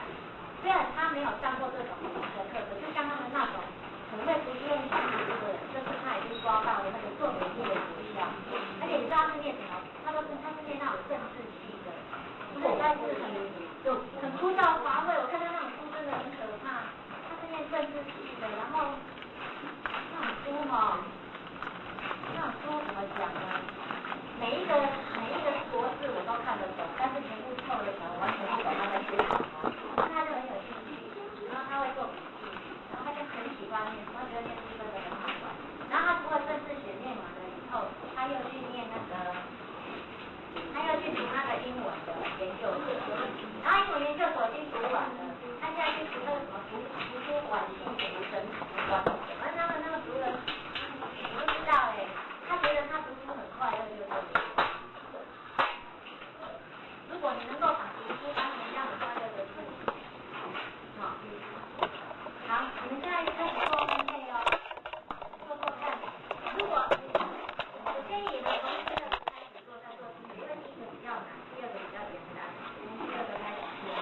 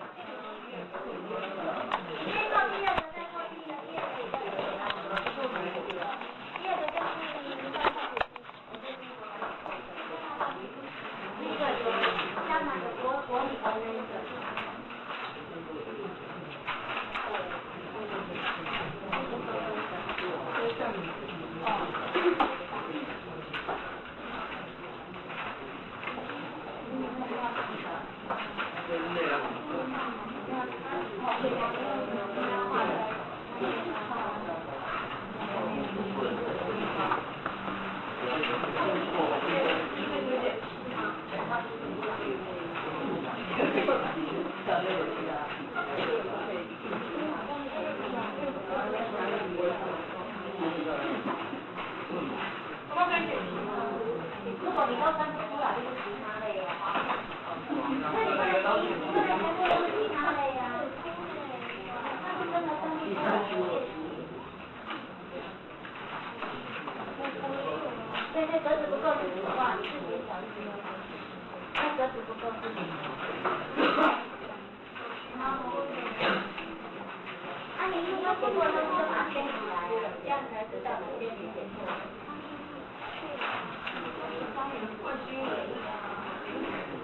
忘记审视那个店里的名字。是哦。电风扇。电风扇。再拿过来，电风扇。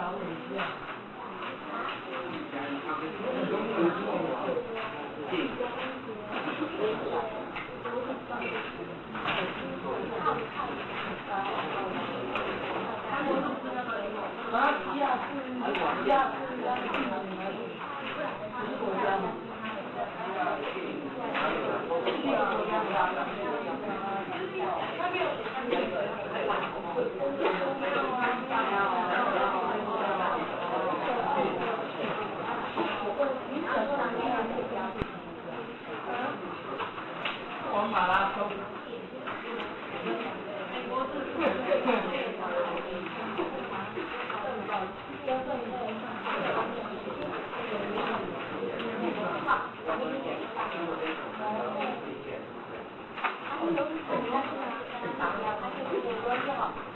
这个你可以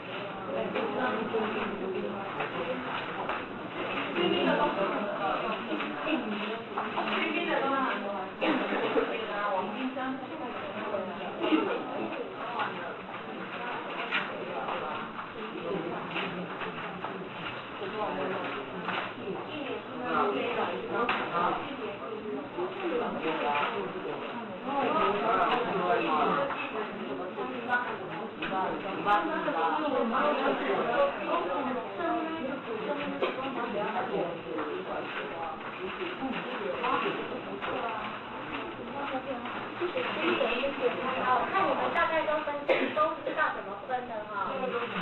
对，那其他的话你们就可以不加分哈。我知道，我已经知道你们做什么。会让我加分。那你会不会觉得，如果要你记到你那么杂乱的东西，你是不是先分类以后再来记就比较好？对不对？所以说有时候要记东西是要利用技巧的，不是拿起来就往上放。有时候你就是要用一些小方法，像分类法。那分类的话，为什么你要学分类？因为我们要做笔记，那把关键字选好之后呢，你就是要把它分类。它是分类法，它是属于原因的，还是属于定义的，还是它今天是在属于它是在讲什么的？你要把它分好，那你在做笔记的时候才能够会好，那这边第15页有个用电须知，如果今天要你记用电须知这7项，你可以分吗？你想要怎么分？你把哪几项可以分上去，然后上面要跟它下个标题。因为我们要记东西，常常是这种东西哦。看一下哈，第15页的用电须知，如果这个要分的话。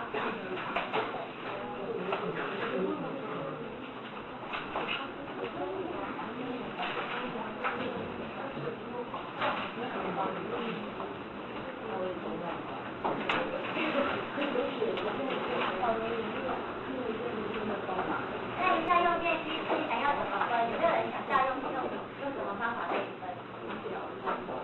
啊？是总共有7项，对不对？那你这里如果要你分类的话，你想要怎么分？然后你标题怎么下？可不可？可以什么？可以的是什么？你会分成哪里？不可以的是什么？你要用。这个不可以是说，不可以是说，我就说不可以。我主张这些意思不可以。那有没有人想到用什么方法？安全不安全？安全不安全？那你觉得安全的哪几项不安全的哪几项？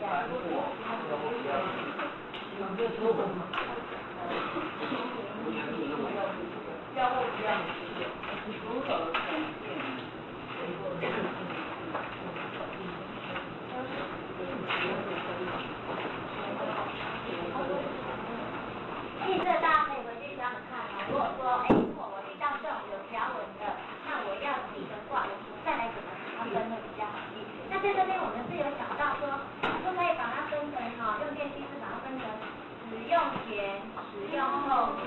好，或者使用前、使用中、使用后来分。好，比如说有一个，安装正确数值的保险丝，好，那这个是属于使用前你就应该做好的，那我就把它分成使用前。我使用前的时候，我就应该要做好这件事情。好，再来呢，身体或站立处潮湿的时候，不可以触摸电器，这是属于使用中的。好，这是属于使用中的。然后呢，不可在同一个插座或延长线连接过多的电器。那所以应该是使用前的嘛，对不对？哈，就是可以来这样分，然后你把它分好以后再来计算，就使用前应该注意3项，来使用中你应该注意2项，使用后应该注意2项，那这样子来记会不会比较好？比如说我们要帮助小朋友用电，你要注意哪些？你用这样方法会比较用7项来让他记得更好，有没有？所以你在做笔记的时候，你有时候就是要这样。你要这样子先去做个分类来思考，再来做它，就是把原来的东西打散，好，就是把它原来写的东西打散，你再重新组合，用你自己的方法。这样有没有问题？第4个，不可用拉扯电线的方式拔出电器的插头，这应该是属于使用中的哈。插座不可安装在靠近水源或热处，这应该是属于使用前的。好，电器长时间不使用要拔下插头，这应该是属于使用后的吧？好，第7个没有人的时候要关，也是属于使用后的。像你这样分一分会不会更好？对不对？好，好不好？做笔记就是这样，你把原来的东西。你就是把原来的东西理解之后，用自己的方式去把它打散重新做，就变成是你自己的。就是说，你用自己的，你不要被作者把你牵扯走了。我们现在就是想办法把书上的东西了解以后变成自己的。没问题，这也是一个分类的方法哈。好，再来我们要看标题，记一下标题也是蛮重要的哈。像我们刚才这个用电机，你分类好了以后，你要去下标题给它。像我们刚才是把它下成使用前、使用中、使用后，对不对？好，那刚刚我们把它下成可以不可以，或是把它下成不可以。那你觉得这样子跟使用中、使用前、使用后哪一个比较好用？那你就选择那一个，那就是所谓的一个标题。还有我们刚才有没有在做分类的时候，也是有标题啊，文具类啊。国家名称啊，电影类，那就是一个标题啊。那刚刚有人跟我讲说，我这边有朋友他写器官类，那他说那手呢？手也算器官吗？他说那我们就写身体器官，这也是一种下标题的时候应该考虑的一个方法。就是怎么样比较好？这就是标题哈。那标题常常就是我们在课本的最前面最喜欢写标题的。好，那你们看一下第17页，就是说。第一个，这一句话，你觉得你上面要跟他下什么标题？如果你看到他下面在讲的这句受入以后，你们自己看下来，看你们跟西域更爽还是是一个面页？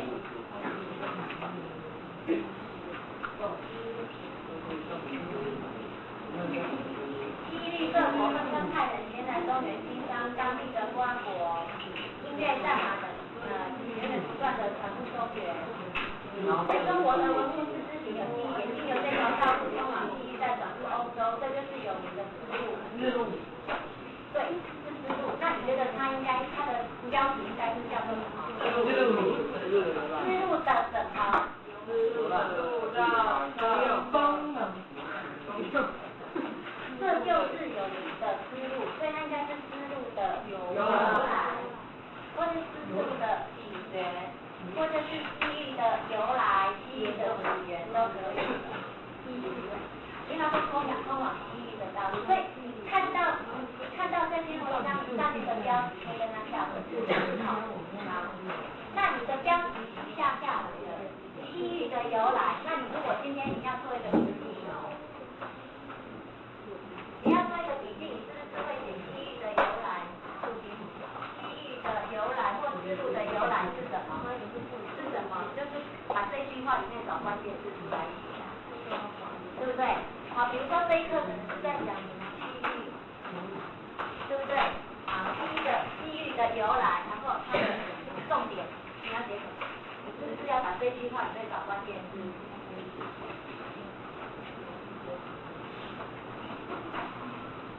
那句话里面的关键字是什么？那你就把它写在后面。也就是说，这一段话的关键字你已经找出来了，你上面要下一个标题，叫做思路的由来。标题是这样的。那思路的由来可能是什么？可能好几点啊。它的标题都是西域的由来，就好像刚才那个用电是一样啊。使用前有3点，使用中有2点，使用后有2点，这样子的。就是这样很简单。像刚才的用电机制就是这样分出来，就是一个实际的，这个实际的。好，再来第二个，周族每年2月15日的团结日。周族团结日的礼俗，好不好？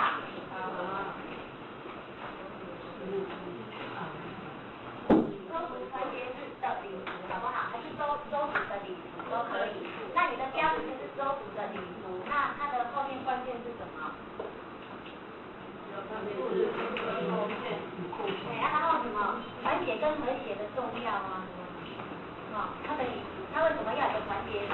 它的目的是为了要怎样团结跟和谐的时候，这里面的关键把它关键字先出来，然后放大，把那个标题写出来，然后放在那一类里面，这样子而已。制作笔记这样而已啊。把关键字写出来，把标题也写出来，然后把它分类分掉分档，这样子就好了。再第3个，事故伤害或牺牲发生的时候，受伤的你觉得是什么？啊？急救需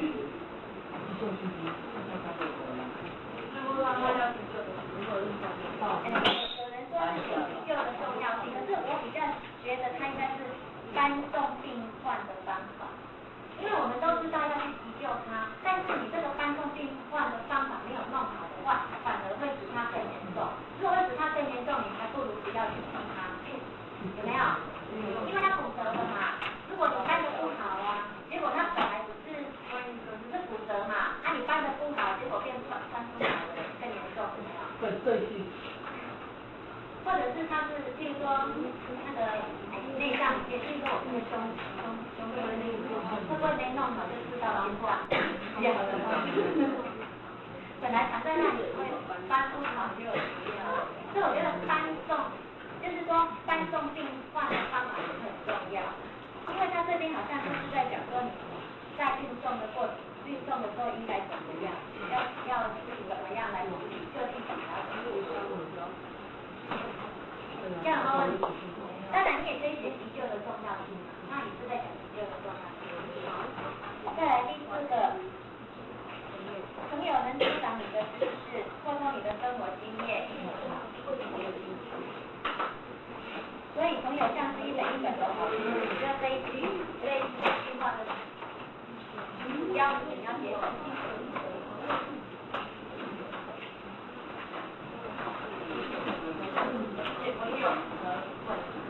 朋友的什么？朋友2个字叫标题哦。你要把这些啊画成块这些东西写进去，对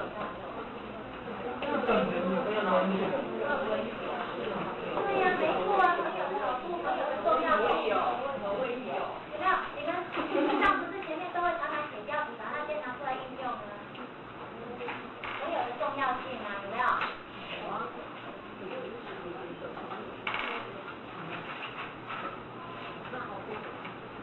再来，良好沟通的秘诀，不论在什么情况之下，你都要前后一致，表现出最好的一面。这个最简单的。对啊，这叫良好沟通的秘诀啊。好，再来 ，IBM 就是服务与成为该公司的象征跟信念，成为全公司广大员工的价值观念。那这一句话你要怎么设标？他用这些游戏。啊？IBM 的系列。IBM 的系列，然后后面也要加个服务，因为它这边是要讲服务，你也可以说是服务的重要。好，他重点在讲服务的重要。那第七个，管理时间就像管理金钱，这句话是什么？如何管理？如何管理？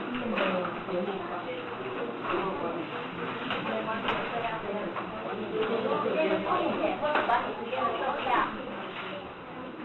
这很简单啊，这个公式上面就可以找到了。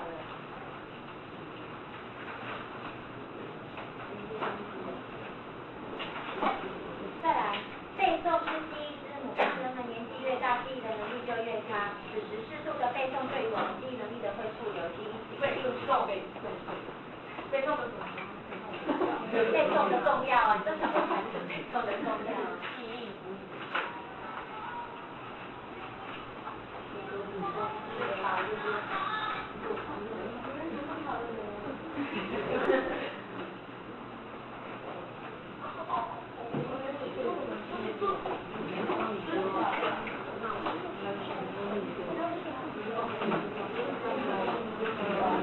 再来，一般人常说书到用时方恨少，尤其在今天所谓知识爆发的时代，认识人有深也就说要去培养一种普遍的读书风气，实在是学校跟社会应该共同努力的目标。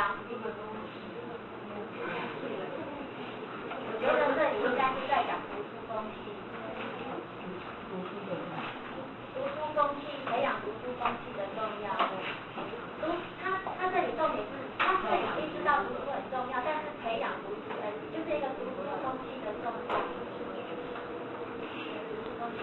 因为我也觉得读书风气很重要。如果这个班级的读书风气不好的话，大家就不想读书了。他的读书风气很好，大家就会觉得读书风气的重要。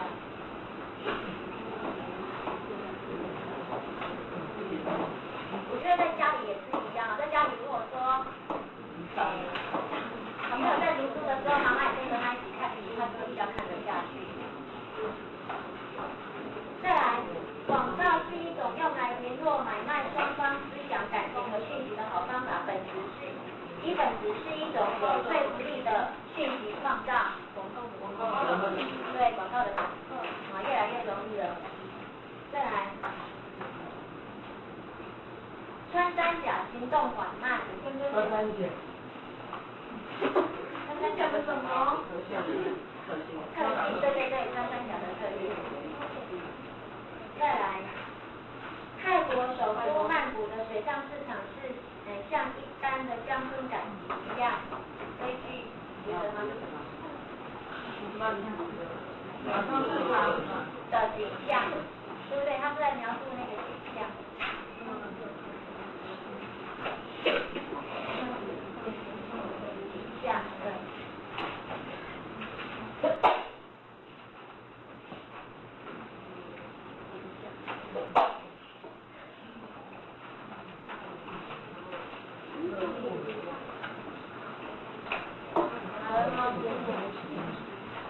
好了，那我们做笔记的方法已经学了，已经把这个方法都学了，我们现在开始融会贯通的哦。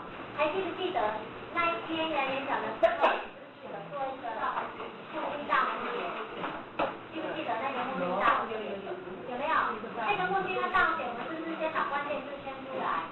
然后第一次我们是不是就把关键字写出来？写完以后，我们发现有一个很好的分类，就是变跟不变，所以我就把变跟不变写上去，然后会变的是什么？不变的是什么？有没有？记不记得？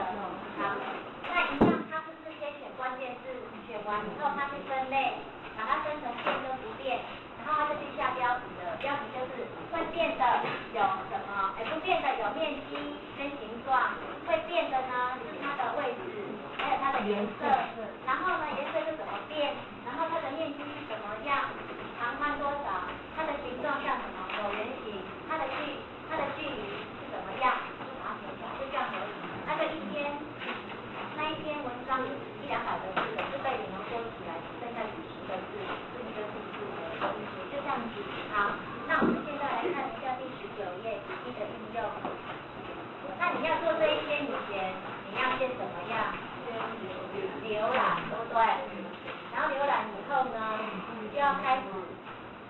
关键字，然后你要看要怎么去做分类，下标题。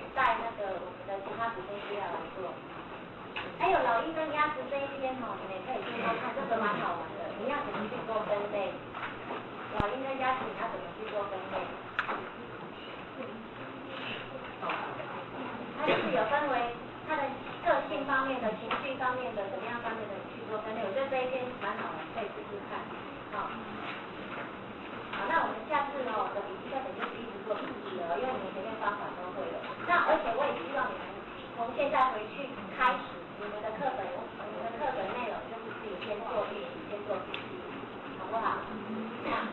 这个国语的妈妈说好像先预习蛮有效的哦。对呀，我们国语进步很多。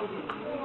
因为像说因为也不是，我已经刚上国中很方法开课，我说出来我们来试试看这个位妈妈的方法，你试着做做看。那看我们落实做到很深，我不知道，反正他就尽量去做。我是觉得我们家长去支持他一下。刚开始的时候真的要支持他，让他养成习惯。你知道我们人就是怎么样，养成习惯以后要改都很难，坏习惯要改掉也很难，好的习惯把它养成，它也很难掉。我们要让他做笔记是变成习惯，就是他看到课文要练出他的习惯做笔记，把它养成习惯。那刚开始真的有点难，家长他也不信他。他会做笔记，所以都写很多。对，刚开始会写很多，然后慢慢的会越来越浓缩。他为什么会写很多？因为他不放心，他觉得我没有写这么多，我会不会忘记？对，他不放心。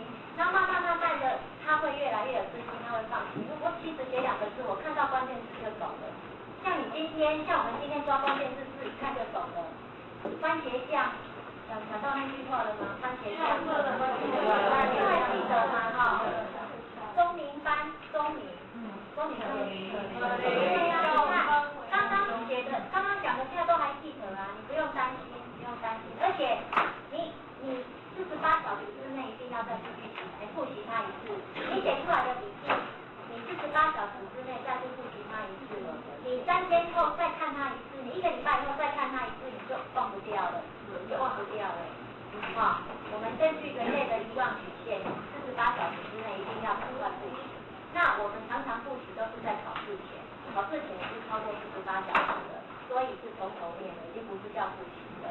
所以说你做出来的笔记，你偶尔拿出来看一下，自己再稍微复述一下，你就会记得了。那刚开始做笔记真的是要家长在旁边不许他，而且你陪他一起做，说我们怎么来做笔记啊？试试看。然后他做完以后，我们家长的字拿起来以后，跟着他的笔记说，你就念关键字给他，你讲给我听，你现在讲给你听，然后他在讲的过程当中，一直在讲。那你只要他能够按照他的笔记讲出来，跟课本差不多就是对的。你只要听他讲就好了，因为笔记也没有什么对错，只要他能够讲得回去就是对的。只要他看着笔记能够讲回课本的内容就是对的，没有什么对错。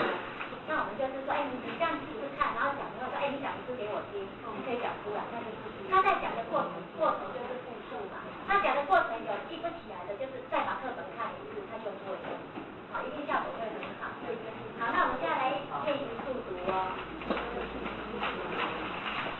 好，速读的话，我们看一下速读后面这边哈。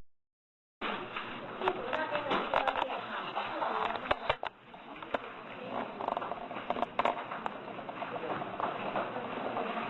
最后一个，刚才已经讲过了哦。速读是让你大约的理解，不是让你记内容。然后你看的时候一定怎么样？你看过，你等一下我们做练习的时候是这样，你看过以后，你就举手，然后我就跟你讲题目，你就把题目记下来，然后就开始做后面的题目。然后你在做后面的题目，你不要再回去看前面的东西，而且你看过一次就好，不要看第2次。好，然后呢，我们速读是要你去理解这个内容大约是什么，我们并没有要你去记它或背它，所以你要有效率的往下看。你就很勇敢的往下看都没有关系。那你看的时候呢，是利用我们的视野宽度，我们每个人都有视野宽度嘛。那每个人的视野宽度可能都不一样，有的人可能一次看6个字，有的人看8个字，那个都没有关系，不是字看得越多就是越好，但是每个人视野宽度不一样。还有你看书的时候，你会不会发现，你放得越近，你的视野宽度就越窄，而且不清楚；那你放远一点，视野宽度就越宽，对不对？所以看书要拿远一点，你的视野宽度就会比较宽，你就不会进去，就不要太差的看，然后我们刚开始练习的时候呢，你就是拿着摇杆，就是你的笔，然后你看第1句话，充分阅读资讯，你一次可不可以看6个字？充分阅读资讯这6个字，你是不是一眼就可以看到这6个字，就是在告诉你充分阅读资讯这句话。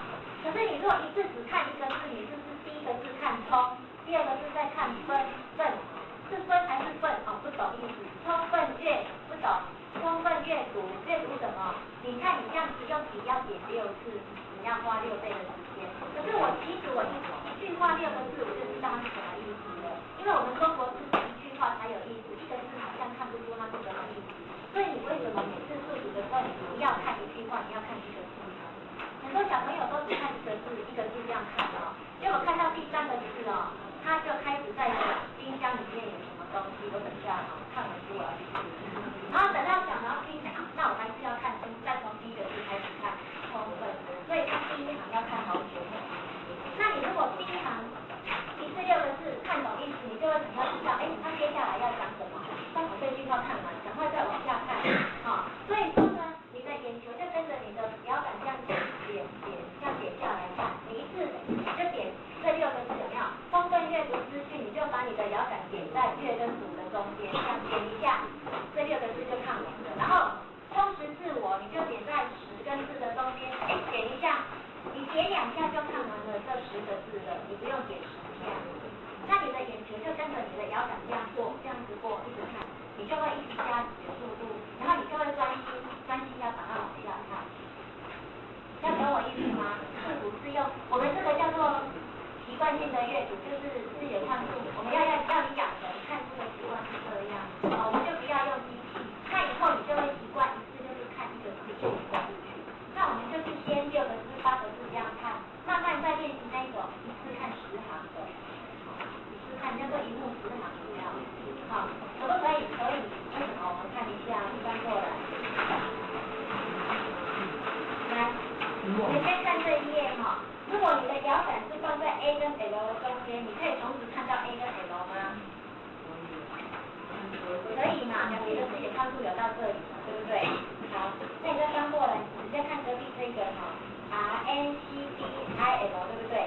你把你的摇杆放在 C 跟 D 的中间，你可以同时看到 R 跟 L 吗？有的人可能没办法，那没关系，你就看 S 跟 I 这样子就好了。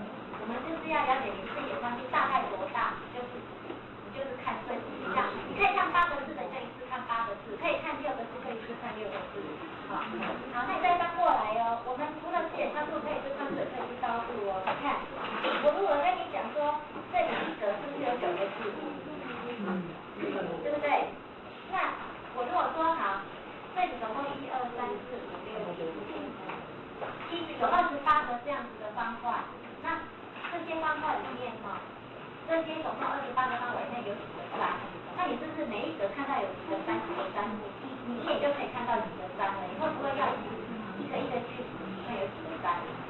不用吧？你应该这样一格就看到这一格有1个3嘛。第2个这里都没有3嘛，然后第3个就2个3嘛，你应该是一下就可以看到了。你需要一个一个去点吗？不用嘛，因为我们的视野是有宽度跟高度，所以说你说可不可以1目10行？可以啊，但是我是不太建议这样子的，因为我们有时候你1目10行，对理解力可能会比较降低。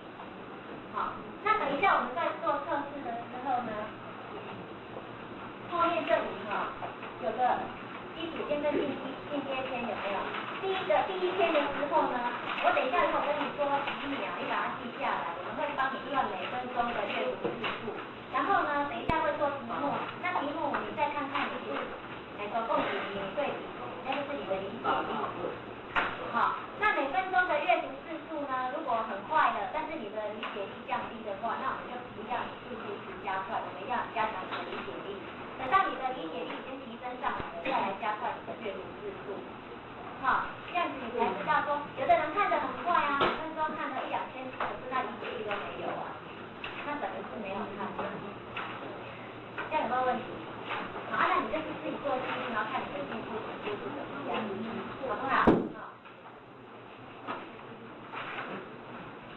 然后那个玉伟，要等一下来量时间。你就一直练几秒，你举手的时候你就练几秒。那我就一直练。好。那我要帮他们算每个钟。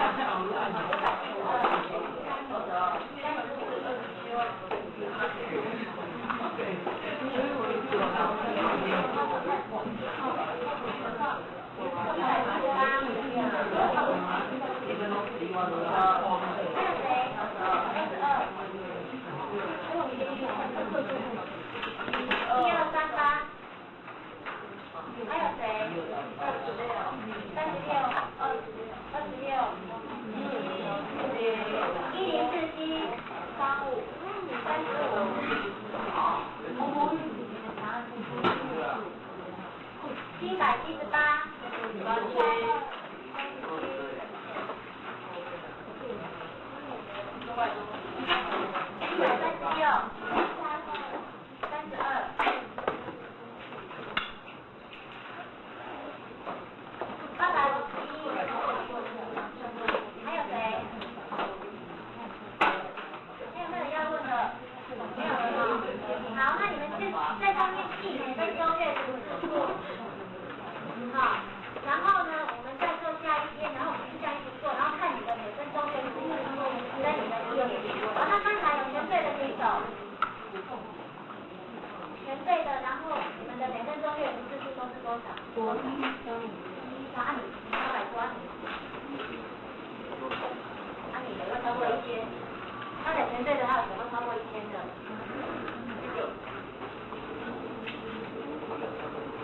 当你3秒的那个，好，那你就是看他们怪的，一样，那个在你的理解力，现在就是这样子啊。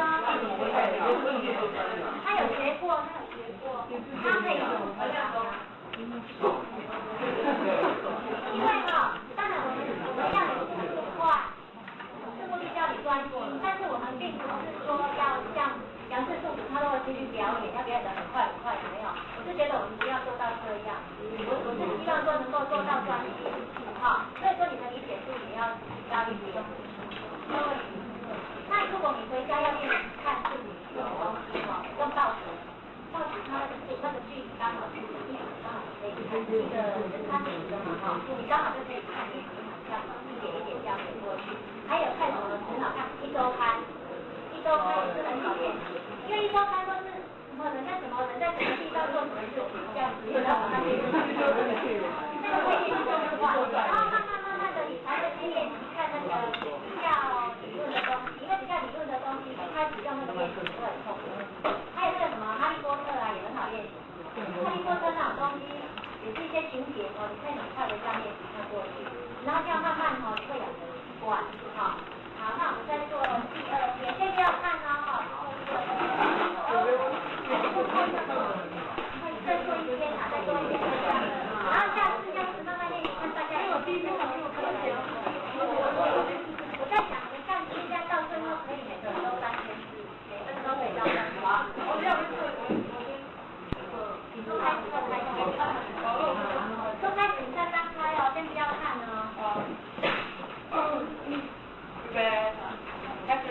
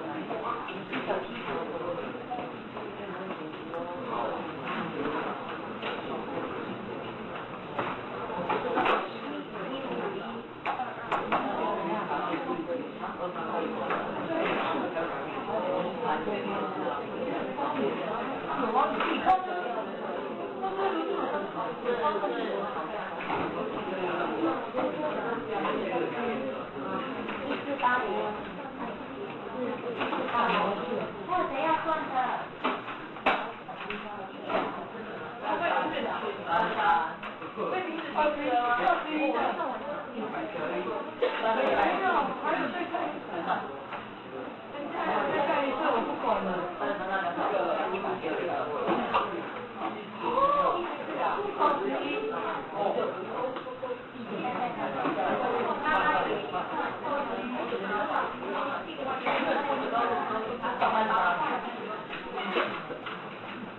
？21的是3102。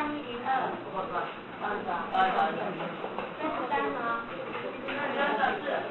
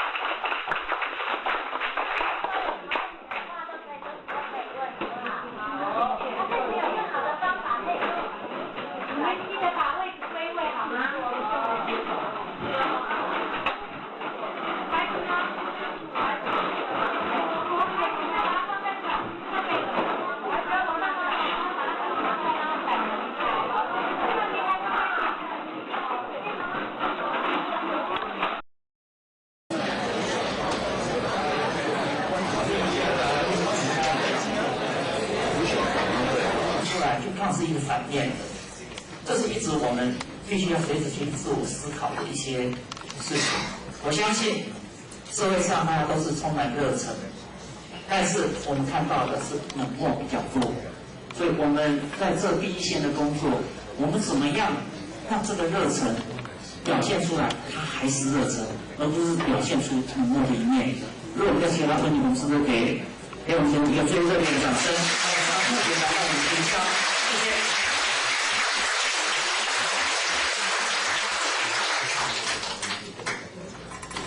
心里讲，那个第6讲是最强烈、最震撼的一个讲项。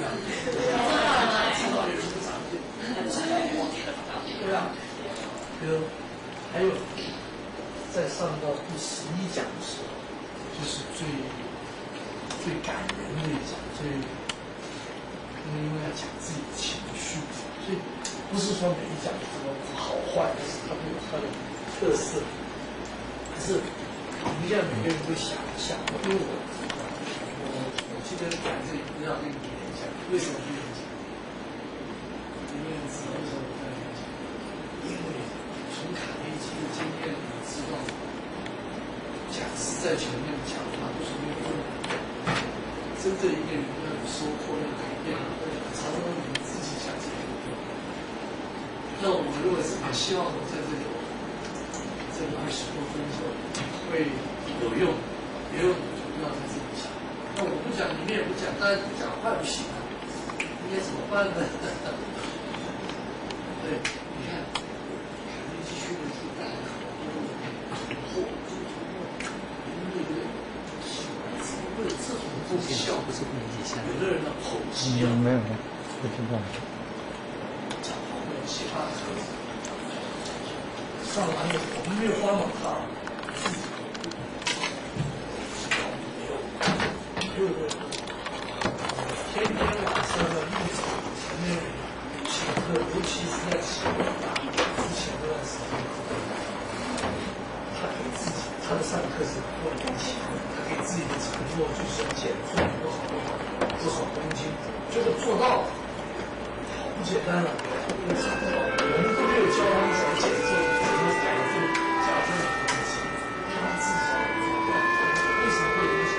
强烈的意志力，自己其实来讲，我还看过好多无论在新竹那个书店，我忘了是一个连锁书店，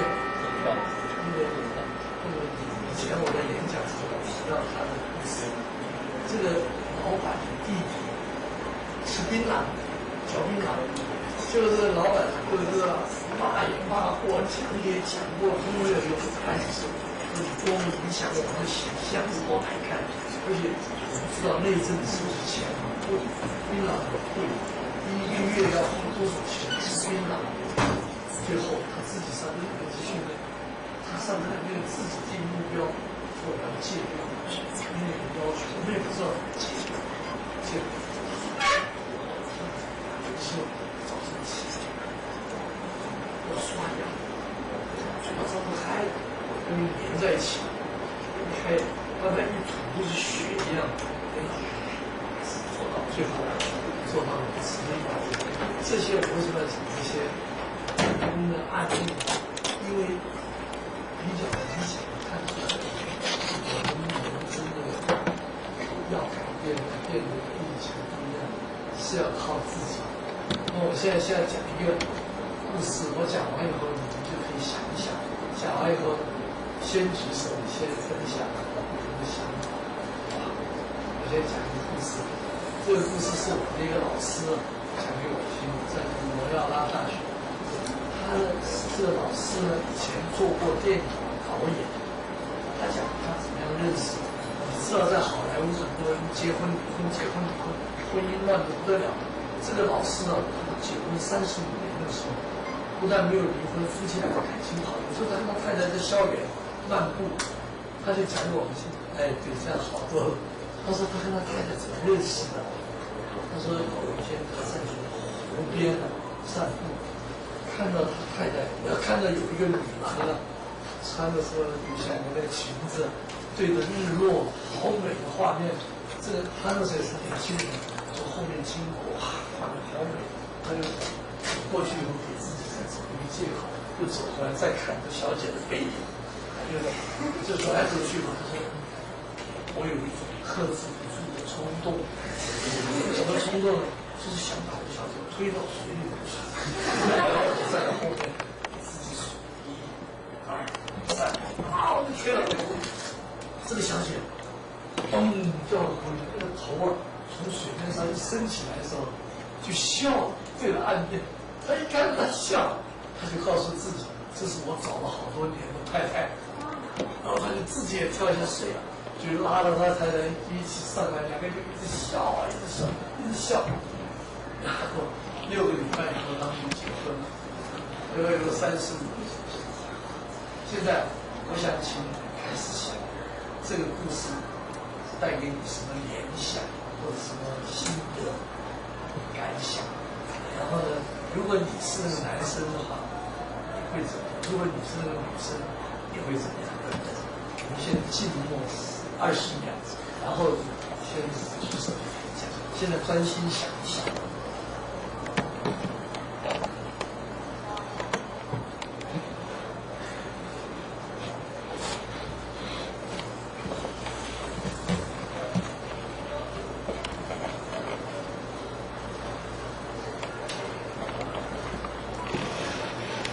好，现在你们可以谈你的感想，好吗？谁要第一个跟我分享？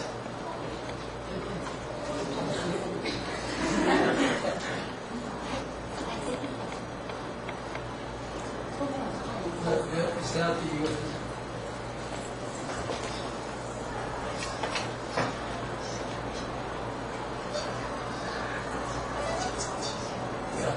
可以，你现在跟我们分享。没有，就是你不要回头，你刚刚用什么？感谢，哎呦，太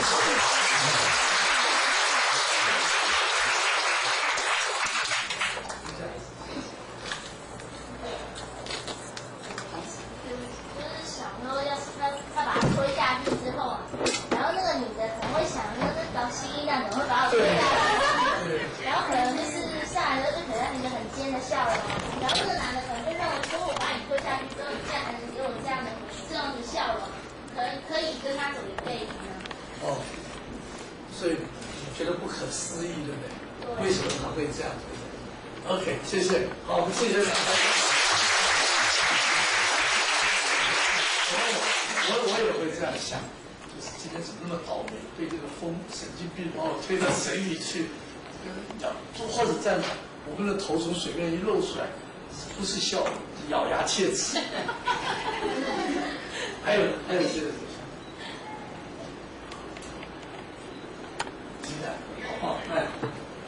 就是啊，我觉得那个男生其实就是那个男生有很大的勇气啊，就是像平常啊，就是会想要做一件事，可是呢就会那个犹豫不决，对吧？然后应该活在当下，对，活在当下，想到什么时候去做？这是谢谢。他讲的也很有道理，你看每个人的观点，我们都可以采取好的部分。就是有时候人生也不要那么严肃嘛，就是我好玩，好像推下去也不会淹死，我还会救他起来。那个被推的人，虽然也许开头有点不高兴，后来想想也是蛮好玩的，笑一笑也没关系。不要明明觉得想笑，又忍住不笑，还要装出很生气的样子。也许还会遇到一个将来的老公，对不对？还有呢，好，这是你要再跟他请讲和意见。我只是想说，那个女生会笑，可能就是想说她被推下去，想说反正天气那么热嘛，她下去也会也不错。对啊，所以下来才会对她笑嘛。所以感谢她，就是推她下去这样子。实话，谢谢意见。想要想要跳下去，然后不敢跳，再推了他一把。很好，谢谢雨杰。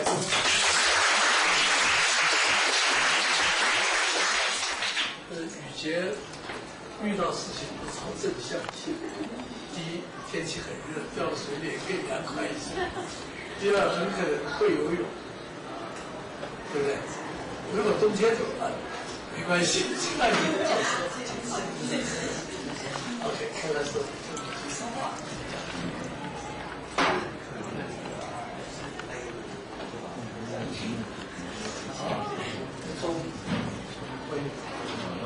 你觉得可能是一种缘分吧？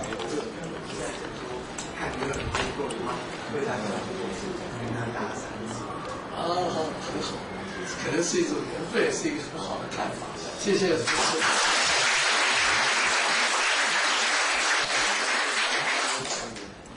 从刚才因为时间的关系，我们还有第二个故事啊。第二个故事刚才已经分享过的，就先让别人先分享，所以你们都有机会。刚才大概有4、5位同学讲，你可以感觉到刚才最大的收获是什么？刚才最大收获是应该深刻的体验到同样的一个故事，不同的人有不同的理解、不同的观点、不同的看法。那我们要想未来更快乐、更成功，我们要包容、接纳人是不一样的。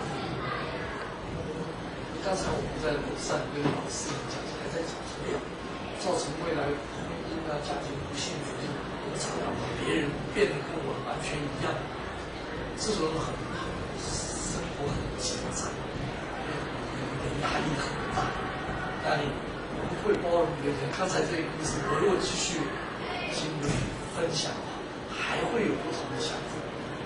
这样他会相信这个是两个人之间互动的一次安排，是缘分。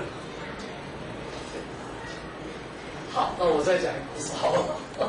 好，这个是一个不是真实的事情，就是东印度帝国是古老的传说。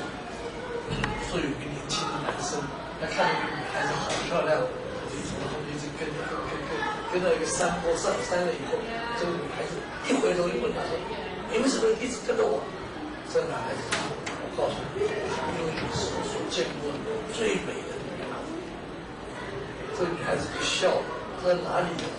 哇，我姐姐长得比我还要漂亮，她就在你后面。”这个男孩子一回头，马上就追了，看到好像有人影，追了一下，根本没有人，他又跑回去，终于追到这个小姐，一直喘气，根本没有人，你为什么要骗我？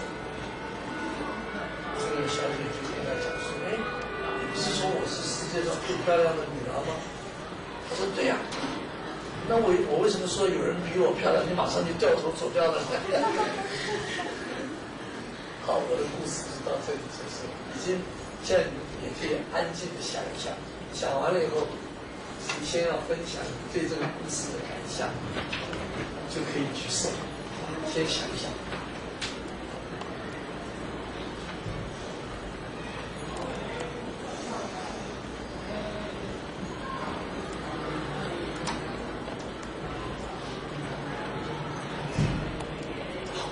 这次我们跟上次采取一些改变，等一下我们请大家都起立以后，第一排的向后走，第三排的向右走。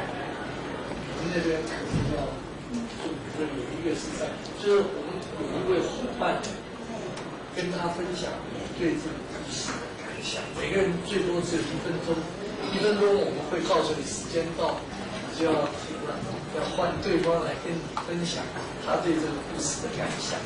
好，现在请大家都起立，把第一排向后走，第三排向后。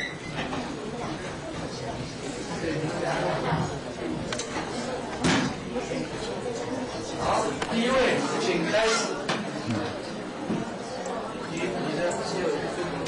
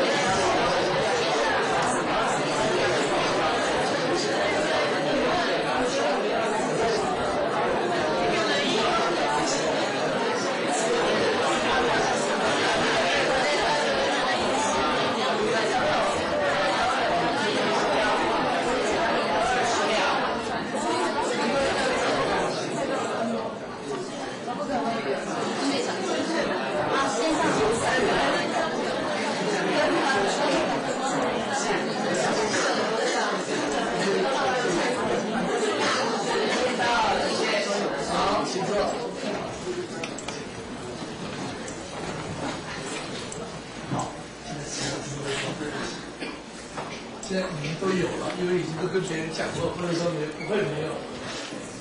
好，请。好。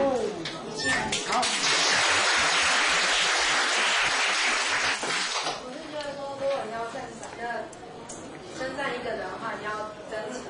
好。对，要不然你会失去一个机会。比如说那个男生就失去一个机会。就是你觉得男的可能不是真诚。对啊。好，谢谢。你记得卡内基说的这个不是真诚的赞美，虚伪的赞美会是什么？在这本蓝的书里头，他说虚伪的赞美是一张伪钞哦。这个假钞票用出去以后，会来找你麻烦。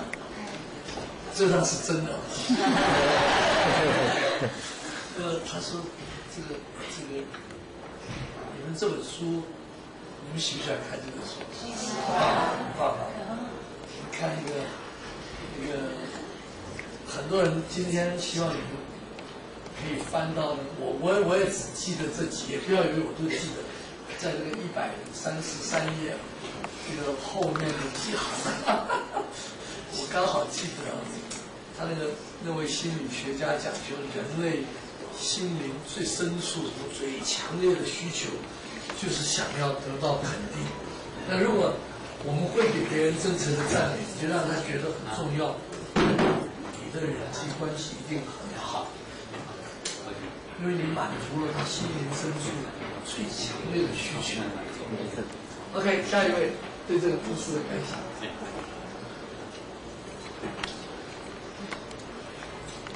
好几位，你先，然后再该你，好，请讲。就是我觉得说，有时候啊，你们单位追求一件事情，然后就觉得很拼命，然后可是但是就是如果听到突然就是有人跟你讲说，另外一件事情比这件事情更好的时候，你会去追求另外一件事情，然后反而是还是追不到这样子，其实里面没有核心。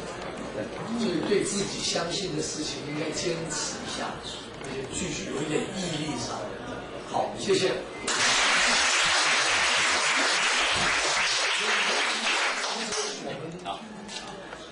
其实我们都有一些相信信念，这是很重要。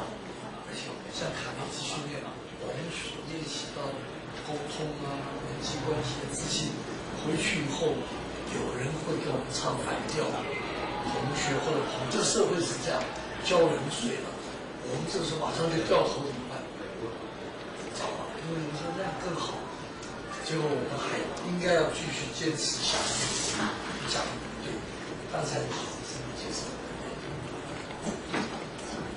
意见和乃云是差不多，就是我们常在生活中就本来想说要做一件事情，然后就受到别人的意见，就去觉得就意见想法会被改变这样子，然后就觉得应该每一个人都有这种毛病，那是应该要坚定自己想要做的事情，然后努力去达成。对，我们相信东西，甚至于遭遇到挫折，我们也不要很轻易的就放弃，要再跌倒再爬起来。很好，谢谢。你叫林彩凤，现在是举手。他可能以前就遇过很多的这样的人，所以他才会用这种方式来打发那些人。然后他可能会觉得说，如果可能哪个男生真的对他有意思，然后又对他很专一的话，他可能会跟他在一起。哦，这样子。他就不会说后面还有一个更没有，他可能会觉得跟他讲啊，然后如果那个人他掉头走的话，比如说他不专一啊，如果他没有掉头走的话，可能就是说他是很专一。他想你觉得这女孩子想考验一下，很好，谢谢。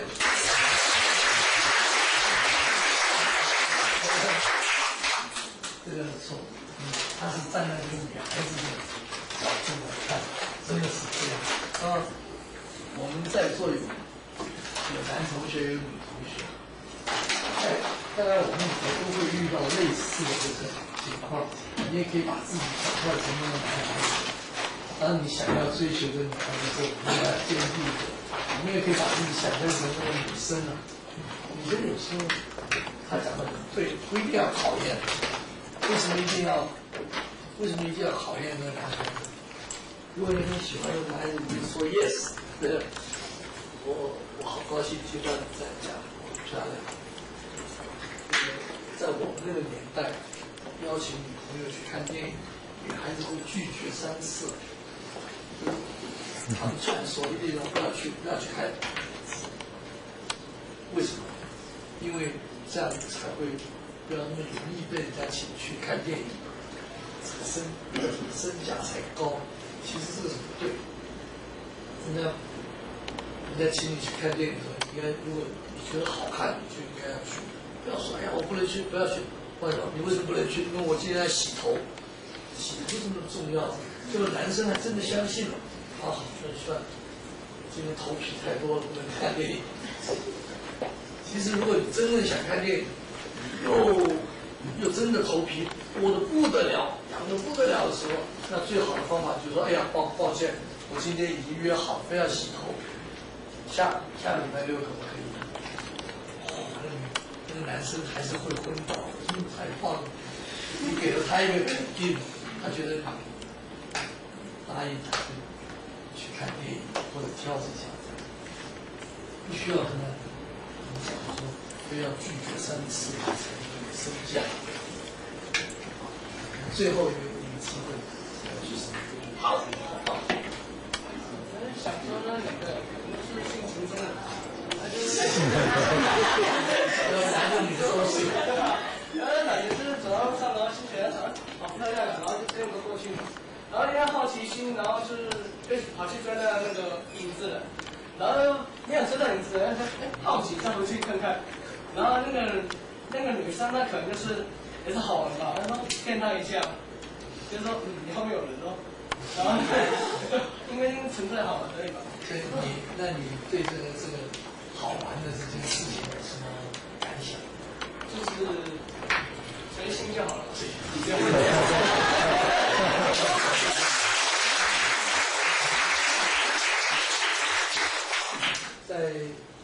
可能是他讲的话给我们一些启示哦。开头交男朋友、交女朋友，可能不要那么严肃他，不要那么严重，不要那么认真，大家一起玩一玩，要不然就是完全拒绝，要不然就是哎呀好像固定了，或者说一开始就昏了、迷了，不需要。就这边也可以追着跑步，那边再跑回来，那女孩子也可以这样，这又是另外一个角度，很好。还有同学要分享吗？没有的话，我要把这个时间交给 Wonderful 老师了。他说这个那因为刚才讲到赞美别人要真实嘛，对不对？那今天下午我们是要练习，对不对？今天有一个机会，有一个那个Rafa说呢，就是举个典例，Rafa说，你发现全场里就只有一个人，就是你妈妈在现场。所以现场有这个机会哈，那上了7节课，然后所以到现在你刚讲的是跟爸爸的关系，对不对？还要不要当大家的面增加勇气，送你2颗星？对，让宝纯来这边跟大家在大家一起面前谈谈你对妈妈的感谢跟赞赏，那对不对？帮我加油！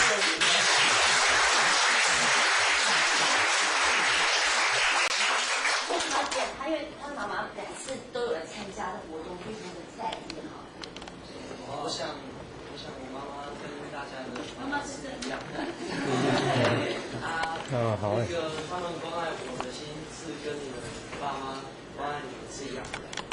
就是说，可能就是你爸妈对你比较安心，然后我爸妈对我比较会多关心一点。来说你对妈妈最感谢的事情，就是说。就是说常常做错事情，然后我妈她就是会指导我，不只从一方面去指导我，她会从多方面这样讲。虽然说那些话都是一直在讲，可是每讲一次就会有多一分的体会，然后我会了解到更多的那种事实，还有那种就是社会上的一些层面。上次刚才有讲过说，妈妈以前问你的时候，你的反应是什么？我被我妈那次还好，只觉得有点烦，一直在讲。现在是有些话是可以听进去的。好，所以最后两遍妈妈说什么？你刚讲话，妈都流眼泪。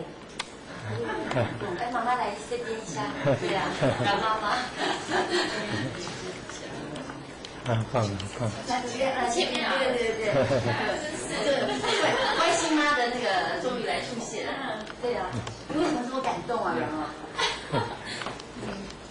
我一直很容易感动，所以我都不太敢公开讲话，因为我很容易感动。小同学，刚才讲去妈妈讲什么？我真的很感谢，讲出来。就是。太惊啊啦！我们家爸爸哈很贴心，很窝心。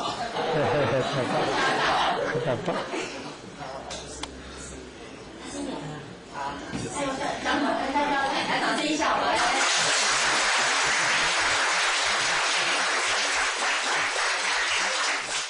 拥抱一下妈妈。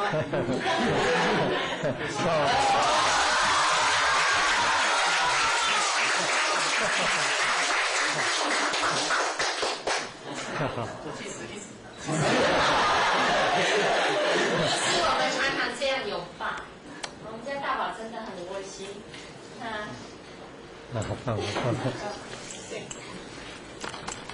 糟糕呢，我很爱哭。所以你讲一句话，觉得大宝最近的改变是什么？给他简单点。那天爸爸说：“尾巴有。”我那切洗龟哥也来给他道歉。真好。因为我跟爸爸哈，我们家有一个很严肃的爸爸。其实刚刚在楼上的时候，有一个老师还是家长有分享，就说他们家有一个明明受过卡内基训练的爸爸，怎么还是一样小孩看了会掉眼泪的那种爸爸。那我们家爸爸大概不至于啦哈，但是呢，就是很硬。我们家爸爸就是很硬。那我后来我说我是看着卡内基成长，我们新营有报过有2次的那个成年的卡内基班，那我有报名，但是后来因为一些事情所以 delay 了 ，delay 后来要报名的时候还没了，那就我一直看着卡内基相关的书，沟通与人际关系，所以我说改变从自己开始，所以我不断的跟我老公沟通这一方面的事情，改变从自己，所以我称我们家老公叫汉尼。其实刚才我在楼上就很想分享，但是因为我很容易感动，所以我不敢开口，结果没想到还是在这里。那时候我们家孩子呢，我们是缺少时间沟通，我们一有时间沟通啊，大宝很棒，他说妈你讲啊，你继续讲。然后他上了这个课，他跟我讲说妈，我说你觉得怎么样啊？他说简直跟你说的一样啊，就是卡内基。就是沟通，就是人际关系这一方面。那因为孩子从小就是跟着我们家爸爸一样比较低，其实我知道他有很多话想讲，这样讲，所以我非常感谢 Wonderful 以及很多学长都很辛苦的这样带领孩子们。对，今天有这个机会来，也看到黑幼龙黑教授本身，所以还是要非常感谢辛苦，是我有这样的机会，给很多的孩子机会。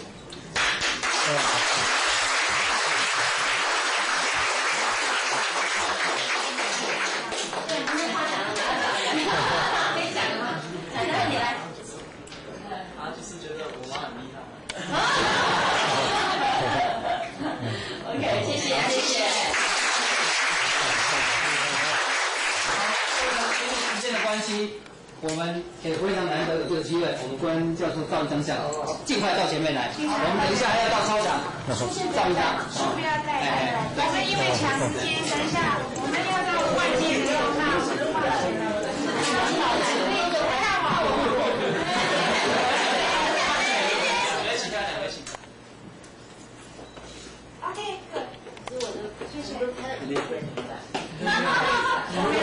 我在底下好没有话。我忘了带你们出来，对不起。对，因为我刚刚去跑一个。好，可以，谢谢。好，我看一下，你们的支持先放哪边呢？对，这边。凯欣也变专家了啊！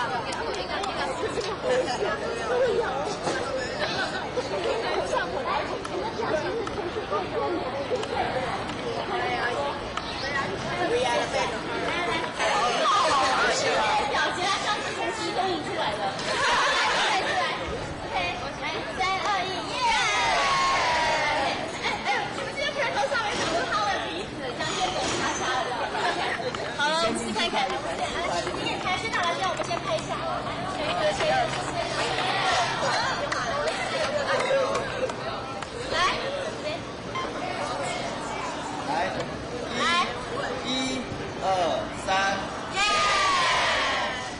好，跟着拍照。Wonderful， 哎，郭同学，这样子不好看。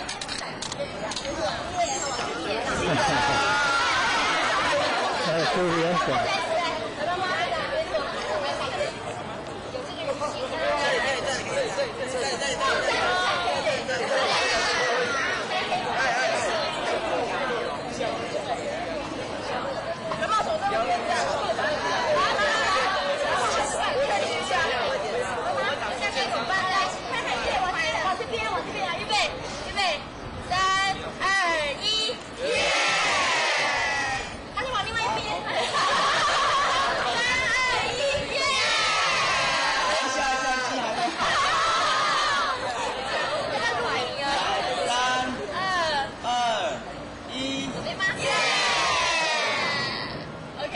有照进去，有照进去。好，小心安全，小心安全，安全第一，安全第一。跟副院长拍一下，拍人，副院长拍。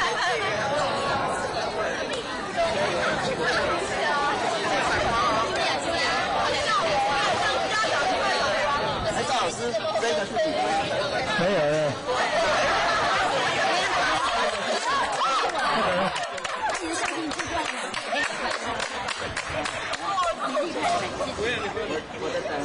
这个等下拍照的，不要啊！现在发人笑话。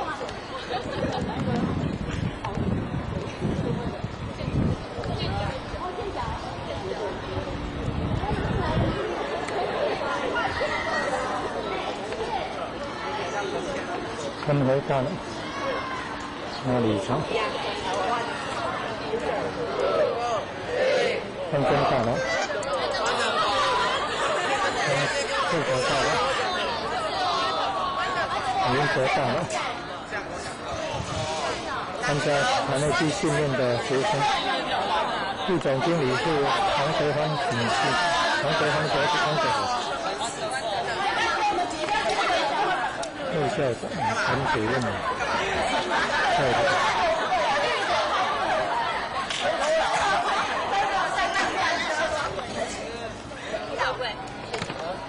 来，好了没有？各位喊3、2、1哦，3、2、1，耶！再来一次吧。好。向后倒。荣誉。何友荣先生莅临新国高中。跟参加团内地训练的学生合照。好棒，好棒啊！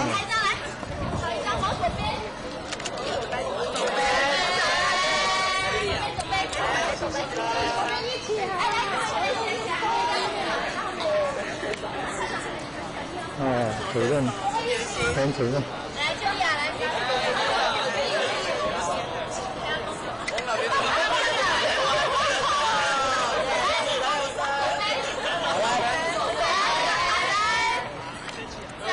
好吗？好了。3、2、1，耶！好，再一次啊，来，3、2、1，大陆，耶 ！OK。感谢黑友龙教授莅临新国高中。好，真好，感恩。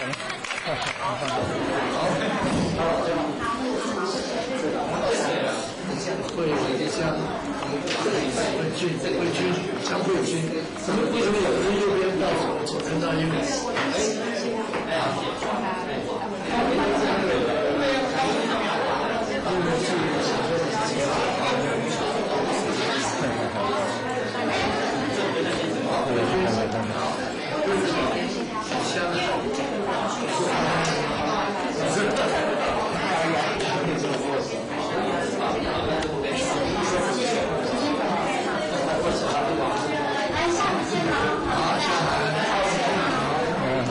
真好。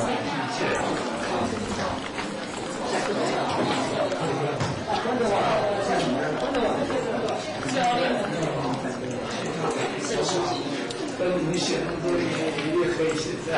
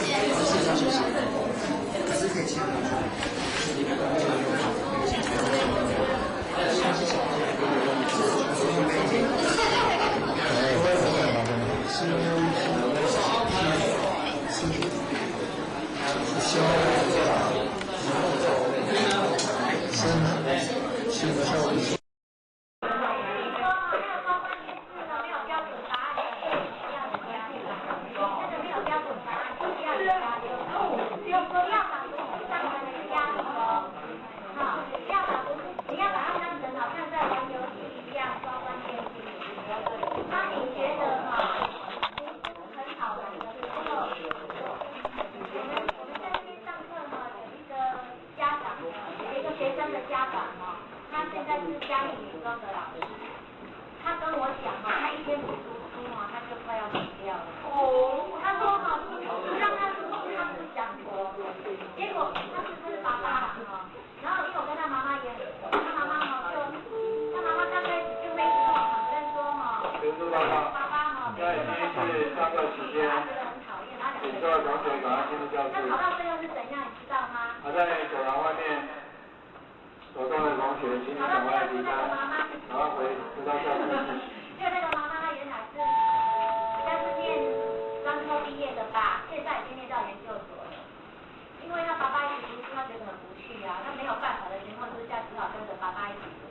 那后来他们都发现哦，读书真的很好玩。然后那个爸爸哈，他没有上过我们这个课，他为什么很喜欢读书？因为他很会做笔记，他也有拿他笔记给我看。虽然他没有上过这种笔记的课，可是像他们那种很会读书、很喜欢读书的人，就是他已经抓到了那个做笔记的诀窍。而且你知道他是念什么？他是念那种政治系的，所以他是很枯燥乏味。我看他那种书真的很可怕。他是念政治系的，然后那种书哈，那种书怎么讲呢？每一个国字我都看得懂，但是全部凑了起来，我完全不懂他在写什么。他就很有兴趣，然后他会做笔记，然后他就很喜欢念书，他觉得念书真的很好玩。然后他除了政治学念完了以后，他又去念那个，他又去读那个英文的研究所，然后英文研究所已经读完了，他现在去读那个什么图书馆系读神图馆，而他们那个读人，我不知道哎，他觉得他读书很快乐，就是。如果你能够把读书当成一样快乐的事情，好，你们现在开始做分配哦，做看。如果我建议你们从这个开始做，再做第一个，因为第一个比较难，第二个比较简单，从第二个开始做。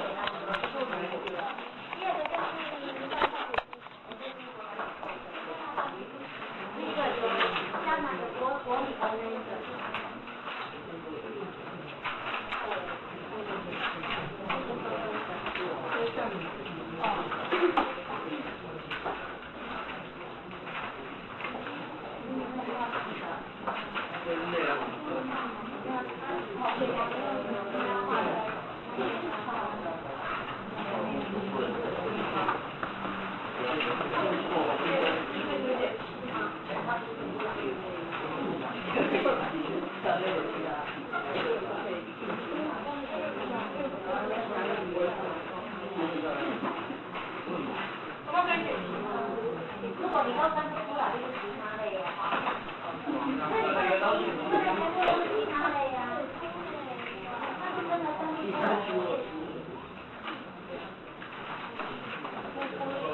所以那格子不够的话，你自己小心哦。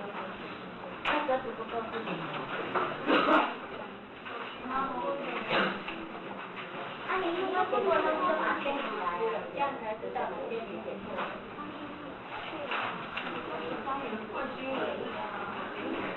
你忘记整治那个店里的名字，是哦，电风扇，电风扇，在哪里来？电风扇。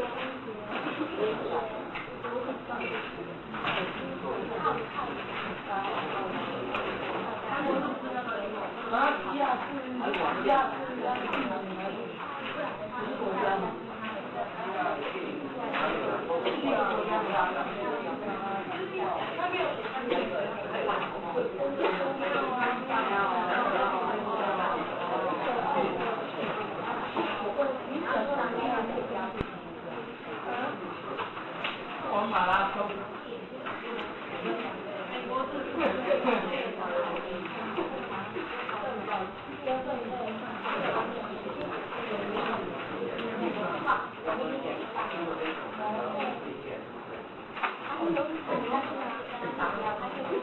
好。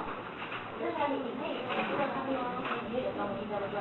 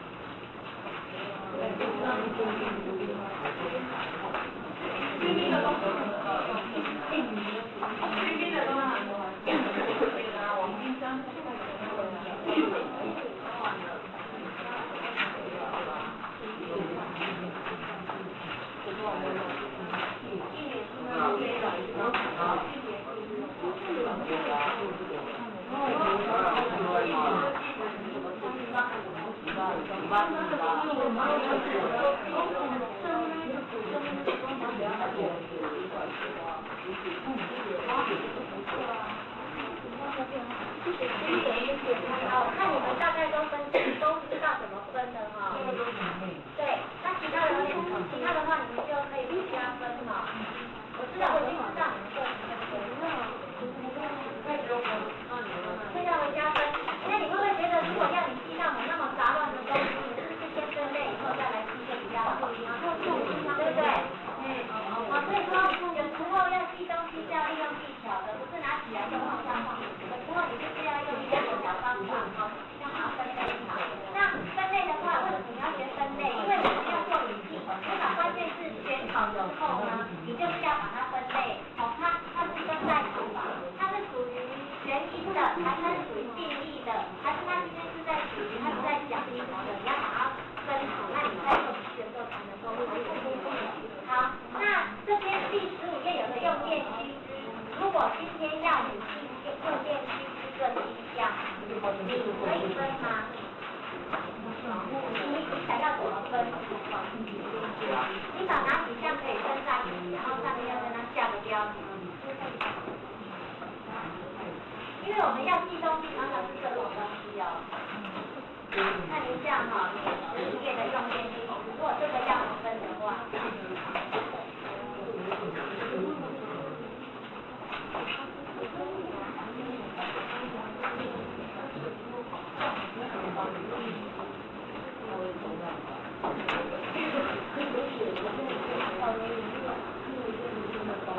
看一下用电须知想要怎么分？有没有人想到用什么方法可以分？啊？就是总共有7项，对不对？那你这里如果要你分类的话，你想要怎么分？然后你标题怎么下？可不可？可以什么？可以的是什么？你会跟着哪里写？不可以的是什么？你要用。这个不可以是说，我手上不写意思的。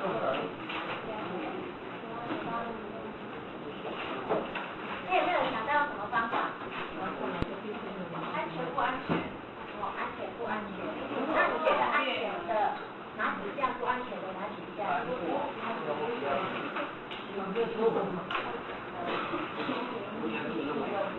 要不一样，如何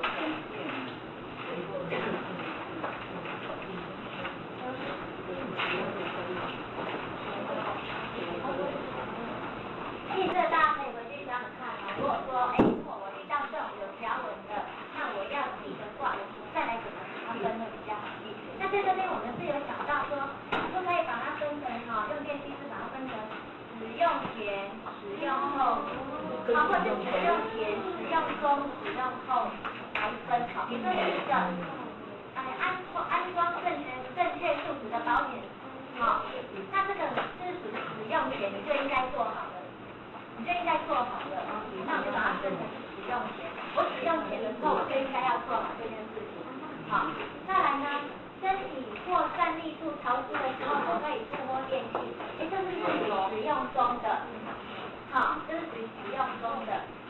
然后呢，不可在同一个插座或延长线连接过多的电器。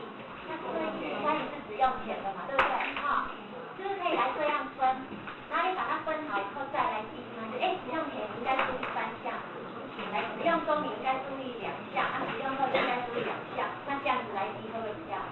所以我们要帮助小朋友用电，你要注意哪些？你用这样方法会比较用7项来让他记得更好，有没有？所以你在做笔记的时候，你有时候就是要这样。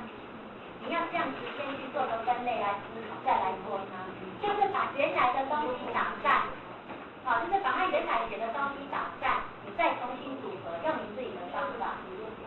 这样没问题？这样没问题？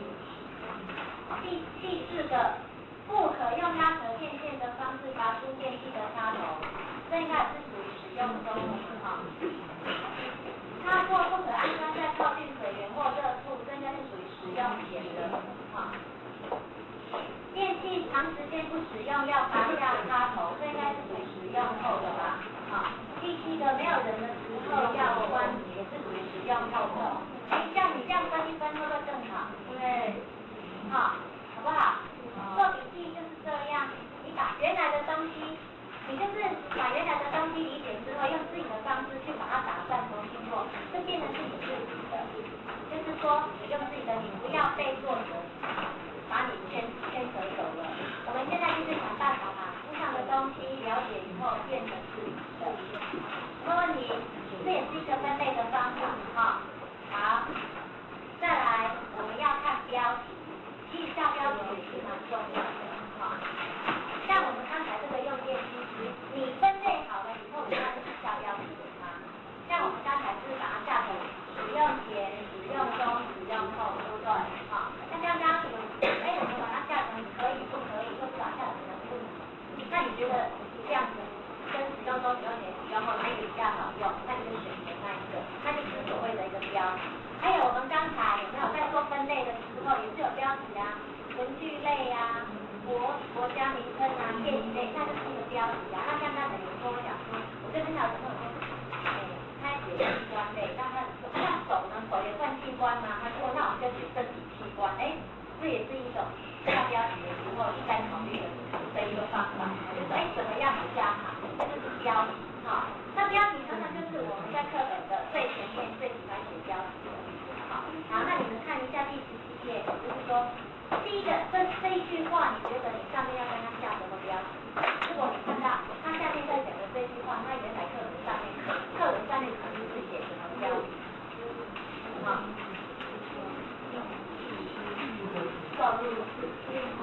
来第一个哈，通往西域的道路畅通以后，你们自己看下来，看你们跟西域更爽还是西域的面页？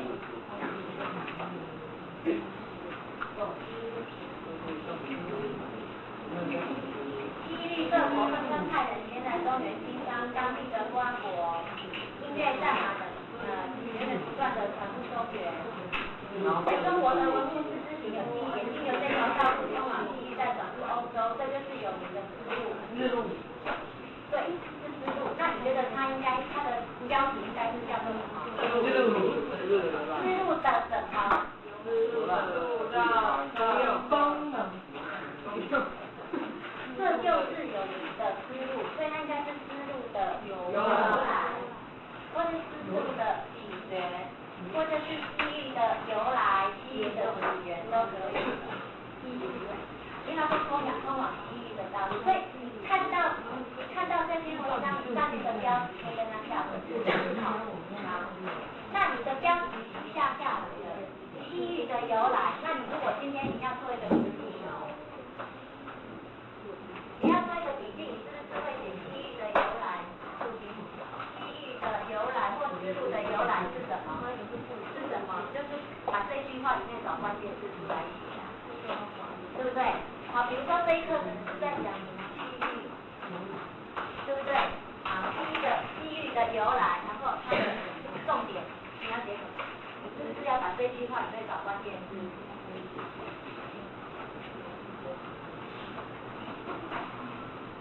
这一句话里面的关键字是什么？那你就把它写在后面。也就是说，这一段话的关键字你已经找出来了，你上面要下一个标题叫做思路的由来。标题是这样的。那思路的由来可能是什么？可能好几点啊。那它的标题都是区域的由来，就好像刚才那个用电句一样啊。使用前有3点，使用中有2点，使用后有2点，这样子的。就是这样很简单，像刚才的用电机制就是这样分出来，就是一个实际的，这是一个实际的。好，再来第二个，周族每年2月15日的团结日。周族团结日。周族团结日的礼俗，好不好？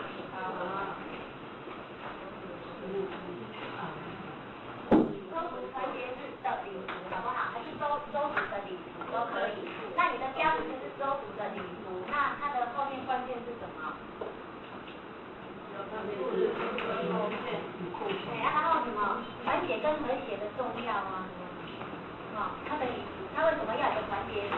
它的目的是为了要怎样团结跟和谐的。是这里面的关键，把它关键字先出来，然后放大，把那个标题写出来，然后放在那一类里面，这样子而已。其实做笔记就是这样而已啊。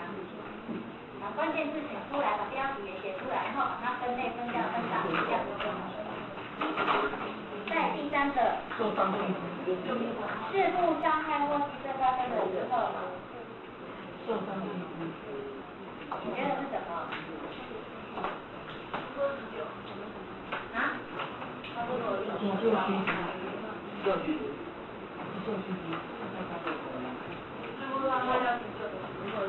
有人说是急救的重要性，可是我比较觉得它应该是搬送病患的方法，因为我们都知道要去急救他，但是你这个搬送病患的方法没有弄好的话，反而会使他更严重。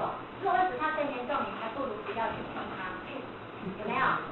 因为他骨折了嘛，如果你搬得不好啊，结果他本来只是骨折嘛，你搬得不好，结果变穿出来了，更严重，有没有？对。或者是他是，譬如说那个内脏里面，譬如说我们的胸部的内部，会不会没弄好就吃到软化？本来躺在那里会搬不好就有需要，所以我觉得搬送，就是说搬送病患的方法是很重要，因为他这边好像就是在讲说你在运送的时候应该怎么样，要怎么样来处理，就地检查服务。这样哦，当然你也可以写急救的重要性嘛，那也是在讲急救的重要性。再来第4个，朋友能增长你的知识，扩充你的生活经验，所以朋友像是一本一本的好书，你知道这一句话的标题你要写什么？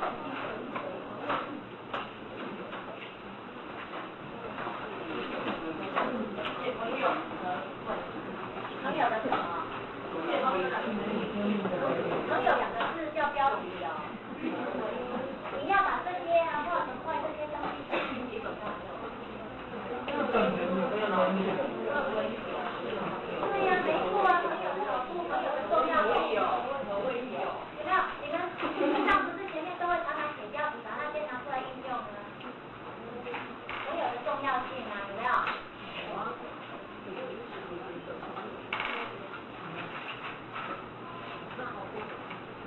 再来，良好沟通的秘诀，不论在什么情况之下，你都要前后一致，表现出最好的一面。这个最简单的。对啊，这叫良好沟通的秘诀啊。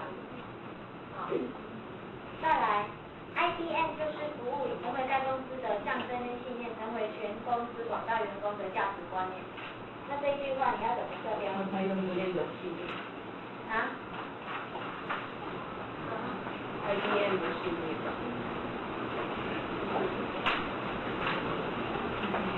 IBM 的系列，然后后面也要加个服务，因为它这边是要讲服务，你也可以说是服务的重要。它这里在讲服务的重要。那第七个，管理时间就像管理金钱，这句话是什么？如何管理？如何管理？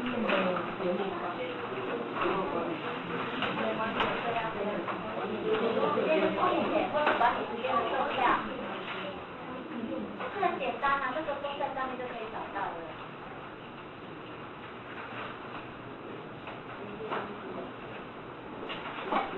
再来，背诵是第一支母，当人们年纪越大，记忆的能力就越差。此时适度的背诵对于我们记忆能力的恢复有积极。背诵的什么？背诵的重要啊！你这什么才是背诵的重要？记忆不。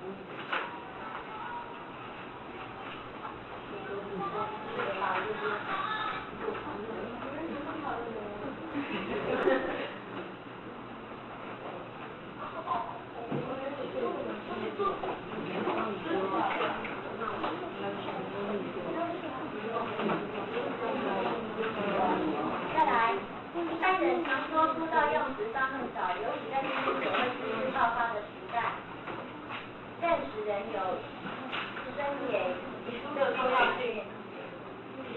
培养一种普遍的读书风气，实在是学校跟社会应该共同努力的目标。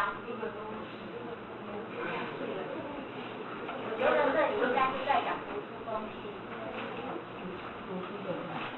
读书风气，培养读书风气的重要。他这里重点是，他这里意识到读书很重要，但是培养读书就是一个读书风气的重要。因为我也觉得读书风气很重要。如果这个班级的读书风气不好的话，大家就不想读书了。他的读书风气很好，大家就会觉得读书风气的重要。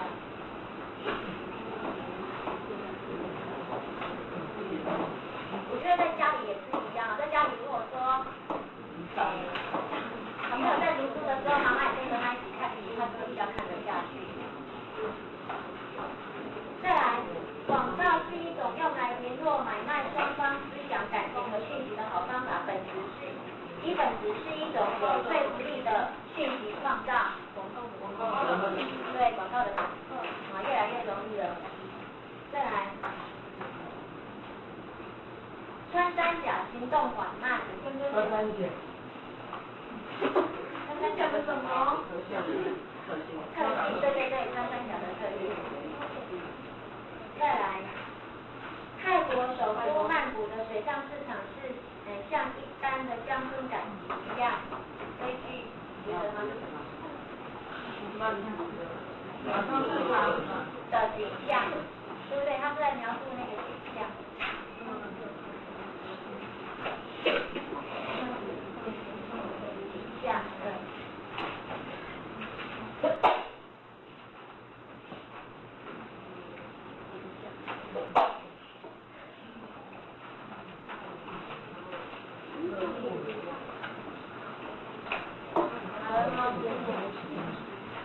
好了，那我们做笔记的方法已经学了，已经把这个方法都学了，我们现在开始融会贯通的哦。还记不记得那一天演讲的时候，做一个复兴大红点？记不记得那个复兴大红点？有没有？那个复兴大红点，我们是不是先把关键字圈出来？然后第一次我们是不是就把关键字写出来？写完以后，我们发现有一个很好的分类，就是变跟不变，所以我就把变跟不变写上去，然后会变的是什么？啊，不变的是什么？有没有？记不记得？好，那一样，它是不是先选关键字，选完以后它去分类，把它分成变跟不变，然后它就去下标题了。标题就是会变的有什么？不变的有面积跟形状，会变的呢是它的位置，还有它的颜色。然后呢，颜色是怎么变？然后它的面积是怎么样？长宽多少？它的形状像什么？椭圆形。它的距离是怎么样？就把它写下来，就这样而已。那一篇文章是100-200个字的，是被你们收起来，剩下90个字，是一个数字的同学，就这样子。好，那我们现在来看一下第19页笔记的运用。你要做这一篇以前，你要先怎么样？浏览，对不对？然后浏览以后呢，你就要开始去选关键字，然后你要看要怎么去做分类，下标题。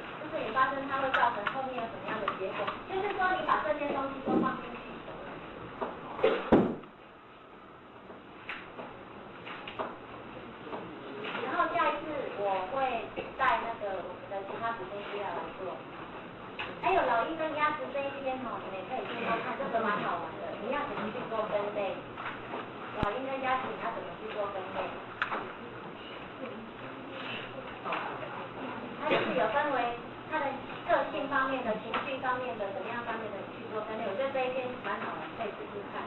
好，那我们下次呢，我的笔记课本就是一直做笔记了，因为你们前面方法都会了。那而且我也希望你们从现在回去开始，你们的课本内容就是自己先做练习，先做笔记，好不好？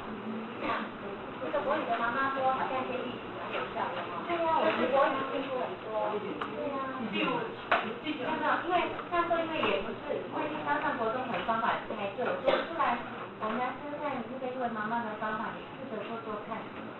那看我们落实做到很深入，我不知道，反正他就尽量去做。我是觉得我们家长去支持他一下。刚开始的时候真的要支持他，让他养成习惯。你知道我们人就是怎么样，养成习惯以后要改都很难，坏习惯要改掉也很难，好的习惯把它养成，它也很难掉。我们要让他做笔记是变成习惯，就是他看到课文要练出他的习惯做笔记，把它养成习惯。那刚开始真的有点难，家长他也不信他。他会做笔记，所以都写很多。对，刚开始会写很多，然后慢慢的会越来越浓缩。他为什么会写很多？因为他不放心，他觉得我没有写这么多，我会不会忘记？对，他不放心。然后慢慢的，他会越来越有自信，他会放心。我其实写2个字，我看到关键字就懂了。像我们今天抓关键字，自己看就懂了。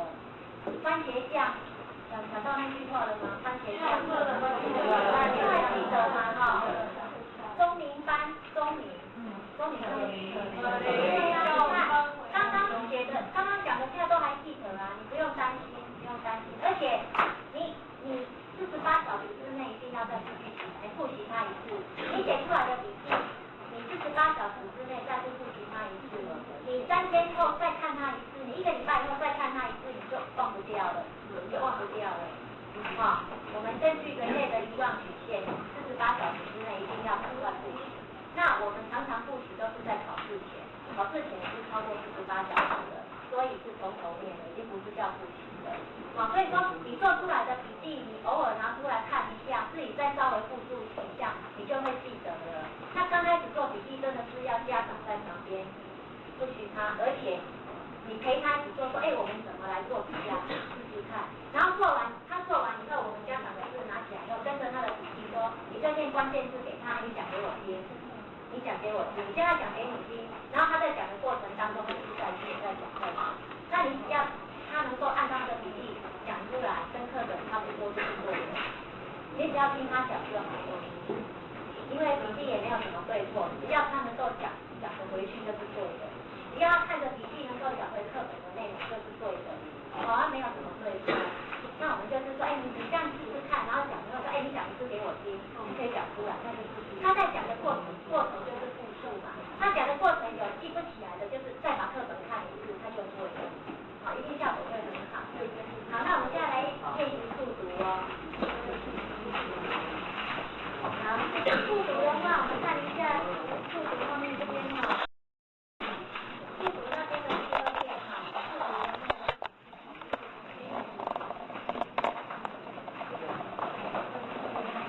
最后一个刚才已经讲过了哦，速读只是让你大约的理解，不是让你记内容。然后你看的时候一定怎么样？你看过，你等一下我们做练习的时候是这样，你看过以后，你就举手，然后就跟你讲题目，你就把题目记下来，然后就开始做后面的题目。然后你在做后面的题目，你不要再回去看前面的东西，而且你看过一次就好，不要看第2次。好，然后呢，我们速读是要你去理解这个内容大约是什么，我们并没有要你去记它或背它，所以你要有特地的往下看。你就很勇敢的往下看都没有关系。那你看的时候呢，是利用我们的视野宽度，我们每个人都有视野宽度嘛。那每个人的视野宽度可能都不一样，有的人可能一次看6个字，有的人看8个字，那个都没有关系，不是字看得越多就是越好，但是每个人视野宽度不一样。还有你看书的时候，你会不会发现，你放得越近，你的视野宽度就越窄，而且不清楚；那你放远一点，视野宽度就越宽，对不对？所以看书要拿远一点，你的视野宽度就会比较宽，你就不会进去，就不要这样插着看，然后我们刚开始练习的时候呢，就是拿着摇杆，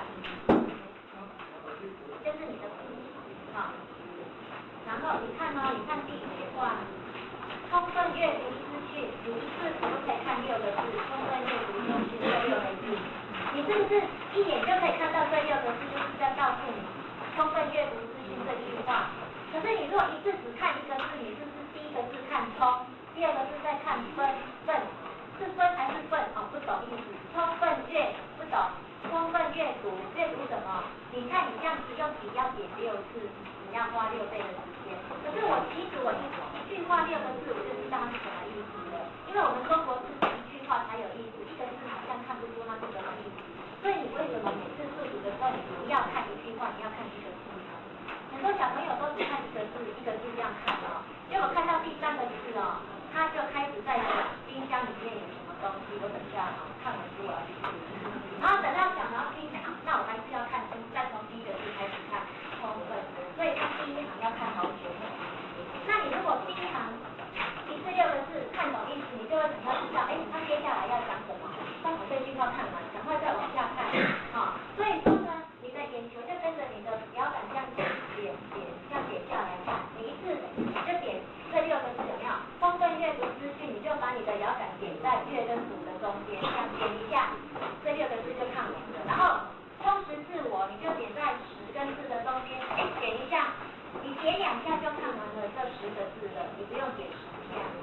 那你的眼球就跟着你的摇杆这样过，这样子过，一直看，你就会一直加你的速度，然后你就会专心要把它往下看。要懂我意思吗？是不是用我们这个叫做习惯性的阅读，就是自己的看书，我们要你养成看书的习惯是这样，我们就不要用机器，那以后你就会习惯一次就是看1个字就过去。那我们就是先6个字、8个字这样看，慢慢再练习那种一次看10行的，一次看叫做一目10行有没有？好，可不可以？可以。为什么？我们看一下，翻过来，来，你先看这一页哈。如果你的摇杆是放在 A 跟 L 的中间，你可以同时看到 A 跟 L 吗？可以嘛？两边的视野宽度有到这里嘛，对不对？好，那你再翻过来，你再看隔壁这个R N C D I L， 对不对？你把你的摇杆放在 C 跟 D 的中间，你可以同时看到 R 跟 L 吗？有的人可能没办法，那没关系，你就看 N 跟 I 这样子就好了。我们就是要了解你视野宽度大概多大，就是看顺序这样，你可以看8个字的，你就一次看8个字；可以看6个字，就一次看6个字。好，那你再翻过来哦。我们除了视野宽度，可以去看水，可以去高度哦。你看，我如果跟你讲说，这里一格是不是有9个字？对不对？那我如果说好，这里总共1、2、3、4、5、6、7、有28个这样子的方块，那这些方块里面这些总共28个方块里面有几个3？那你是不是每一格看到有几个3？你一眼就可以看到几个3了？你会不会要一个一个去数看有几个3？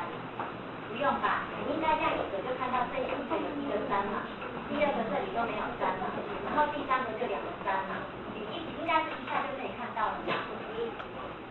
你需要一个一个去点吗？不用嘛，因为我们的视野是有宽度跟高度，所以说你说可不可以一目10行？可以啊，但是我是不太建议这样子的，因为我们有时候你一目10行，对理解力可能会比较降低。好，那等一下我们在做测试的时候呢，作业这里有个基础篇跟进阶篇有没有？第一篇的时候呢，我等一下如果跟你说几秒，你把它记下来，我们会帮你算每分钟的阅读次数。然后呢，等一下会做题目，那题目你再看看你是总共几名对比，那就是你的理解力。好，那每分钟的阅读次数呢，如果很快的，但是你的理解力降低的话，那我们就不要你速度一直加快，我们要加强你的理解力。等到你的理解力已经提升上来了，再来加快你的阅读次数。好，这样子你才知道说，有的人看得很快啊，5分钟看了1、2千字，可是他理解力都没有啊，他可能是没有看的。这样有没有问题？好，那你就是自己做记录，然后看你的进步程度是怎么样，好不好？然后那个玉伟，希望等一下来聊时间。你就一直练几秒，你举手的时候你就练几秒。那我就是。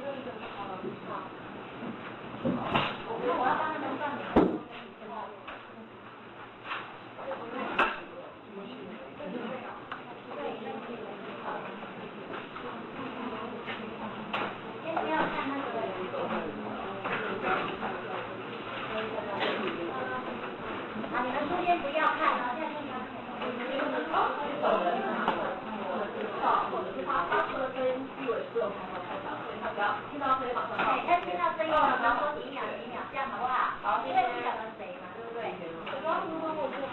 然后你说开始，大家开始看，你现在先不要先看，然后你们看完以后立刻就做题目。你们出声音，他就讲秒数，就把那个秒数记下来，然后立刻做题目，这样好不好？好，然后你记得哦，你看的时候拿着摇杆，然后呢一次就是这样点。好，你的眼球就跟着你的摇杆这样点下来。我们就不要用那个，我们本来是有那种打开的那种机器，可是我觉得这样稍微有点大声，因为每个数字不一样。好，你们就是用摇杆这样的。好，然后眼睛就这样看过去哦，这样赶快看过去，不是这样一直点，但我觉得不错。他眼球这样子看过去，好，是用这种方法看得更清楚。然后你说开始就开始。看第一天呢，是第一天给大家来预约。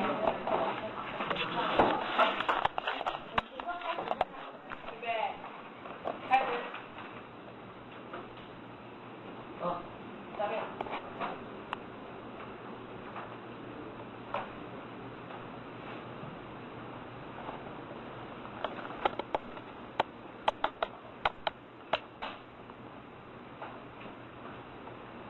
好，16，好，20，22，24，26，28，好，29，30，32，34，36，OK，好，更新，39，42，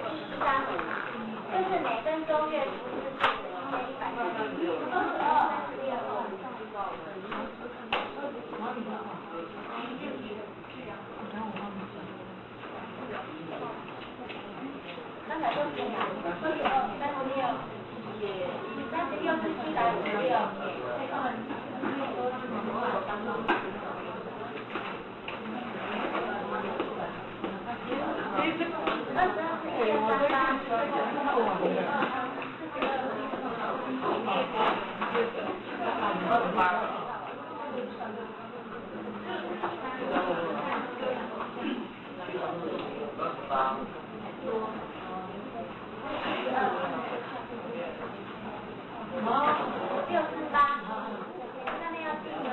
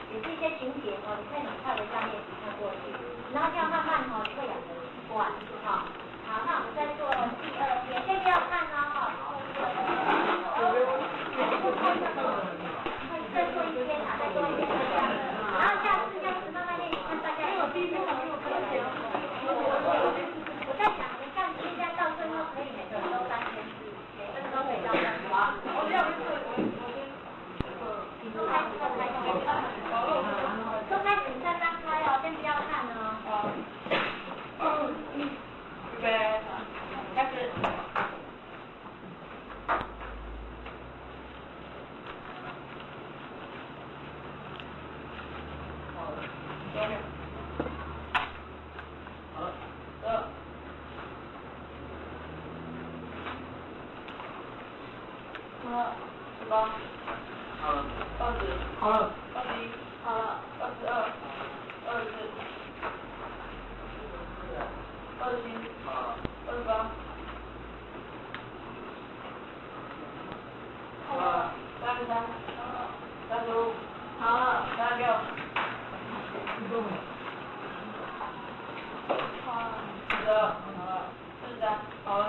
是。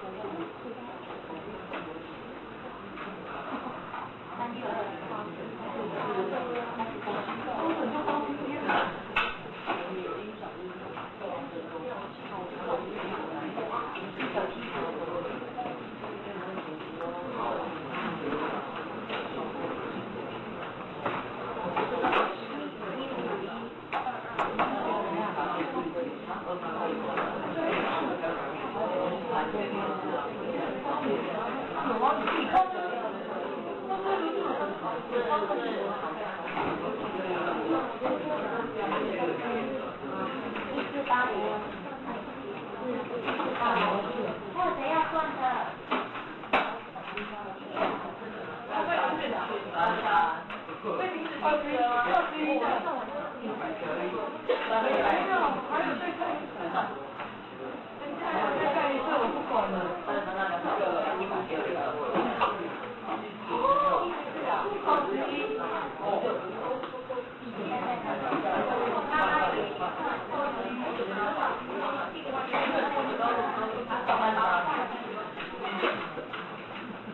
的是3102。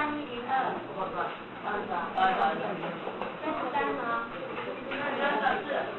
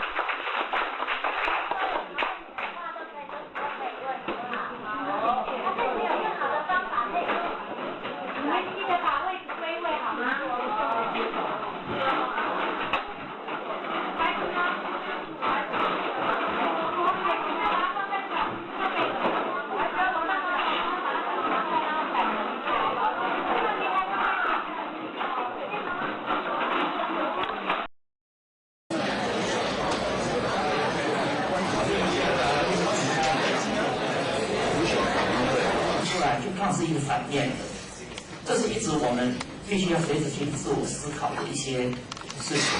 我相信社会上大家都是充满热忱，但是以前我的演讲时候提到他的故事，这个老板的弟弟吃槟榔，嚼槟榔，就是老板就是骂也骂过，讲也讲过，音乐又开始。多么影响我们的形象，多难看！而且我们知道那一阵子是钱很贵，槟榔很贵，一个月要花多少钱吃槟榔？最后他自己上那个资讯的，他上那个自己定目标，我要戒掉，那个要求我们也不知道怎么戒，戒不是早上起来要刷牙，嘴巴张不开。跟你连在一起，开刚才一吐都是血一样，做到最好，做到此地。这些我为什么要讲这些？大家因为比较明显的看出来，我们人真的要改变的跟以前不一样，是要靠自己。那我现在讲一个故事，我讲完以后，你们就可以想一想，讲完以后先举手，先分享你们的想法。我先讲一个故事，这个故事是我的一个老师讲给我听，在摩亚拉大学。这个老师呢，以前做过电影导演，他讲他怎么样认识。你知道，在好莱坞很多人结婚离婚，婚姻乱得不得了。这个老师呢，结婚35年的时候，不但没有离婚，夫妻两个感情好。有时候他跟他太太在校园漫步，他就讲给我们听，哎，对，这样好多了。他说他跟他太太怎么认识的？他说有一天他在湖边散步。看到他太太，看到有一个女的，穿的是女下面的裙子，对着日落，好美的画面。这个他那时候也是年轻人，从后面经过，哇，画面好美。他就走过去以后，给自己再找一个借口，又走回来再看这小姐的背影，就走来走去嘛。他说：“我有一种克制不住的冲动，什么冲动呢？就是想把这小姐推到水里头去。”然后就在后面自己数1、2、3，啊，推了。这个小姐，嘣掉了湖里，那个头从水面上一升起来的时候，就笑，对着岸边。他一看他笑，他就告诉自己，这是我找了好多年的太太。然后他就自己也跳下水了，就拉着他太太一起上来，两个人就一直笑啊，一直笑，一直笑。然后6个礼拜以后，他们就结婚了，有35年。现在，我想请你们开始想，这个故事带给你什么联想，或者什么心得、感想。然后呢，如果你是那个男生的话，你会怎么样？如果你是那个女生，你会怎么样？我们现在静默20秒，然后先举手讲。现在专心想一想。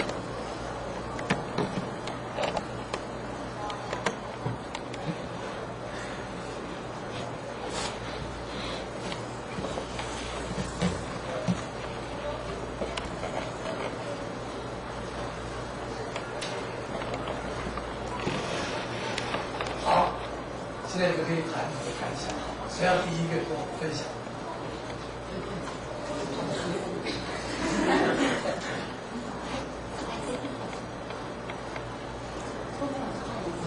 谁要第一个分享？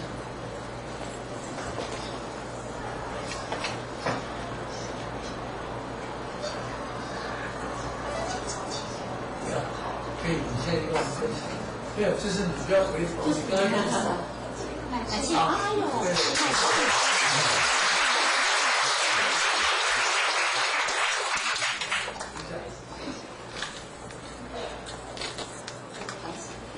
就是想说，要是他把他推下去之后啊，然后那个女的可能会想说，这搞新一样怎么会把我推下去？然后可能就是上来的时候就可能一个很尖的笑容，然后这个男的可能就认为说，我把你推下去之后，你这样还能给我这样的笑容。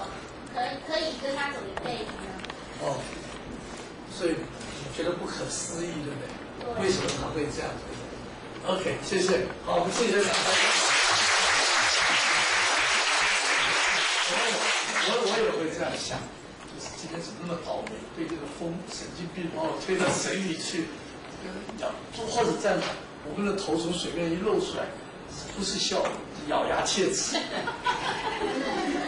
还有这个，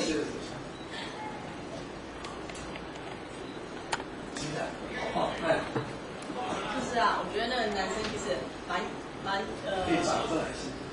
就是那个男生有很大的勇气啊，就是像平常啊，就是会想要做一件事，可是呢就会那个犹豫不决，对吧？然后应该活在当下，对，活在当下，想说什么时候去做。这是与谢谢。他讲的也很有道理，你看每个人的观点，我们都可以采取好的部分。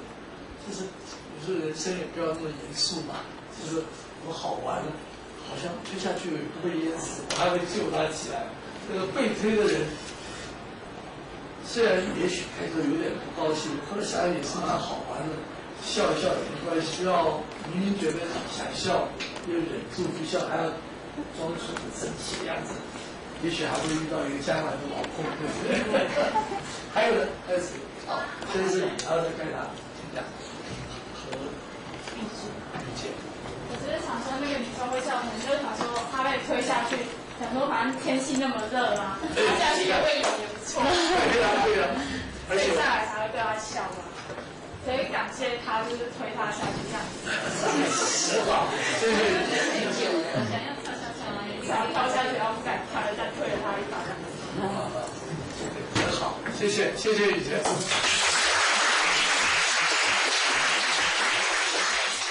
雨杰遇到事情不朝正向性。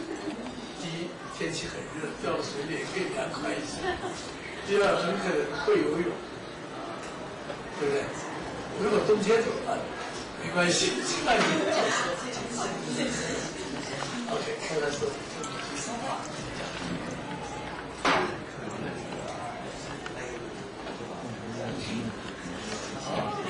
中会，你觉得可能是一种缘分吧？看这个过程，为大家跟他打伞。好，很好，可能是一种缘分，也是一个很好的看法。谢谢主持人。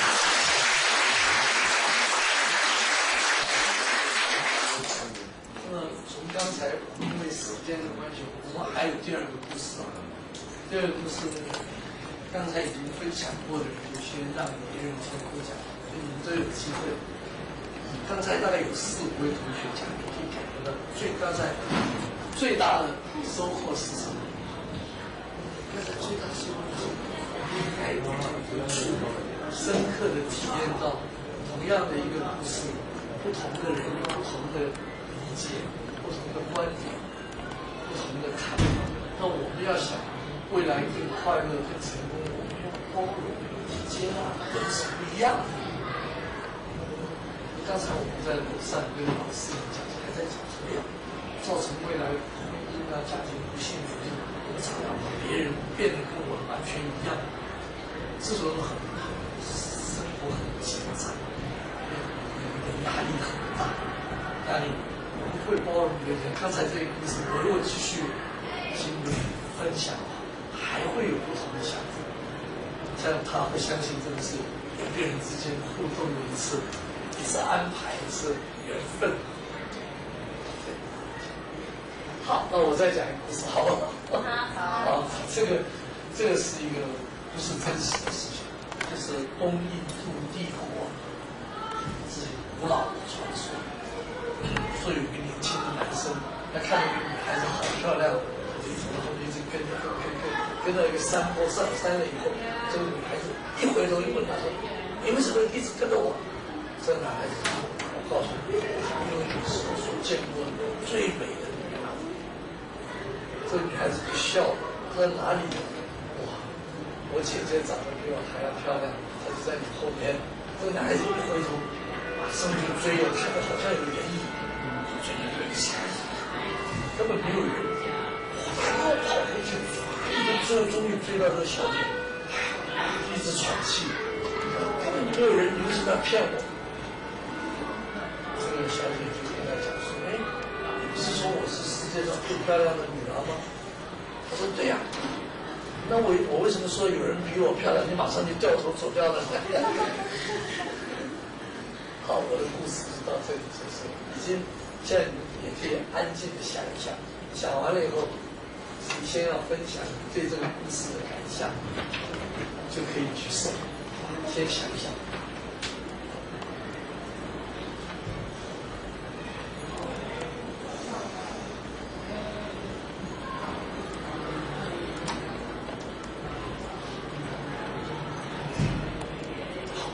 这次我们跟上次采取一些改变，等一下我们请大家都起立，起立以后，第一排的向后走，第三排向后走。我们那边可能有一个是在，就是我们有一位伙伴，跟他分享你对这个故事的感想。每个人最多只有1分钟，1分钟我们会告诉你时间到，你就要停了，要换对方来跟你分享他对这个故事的感想。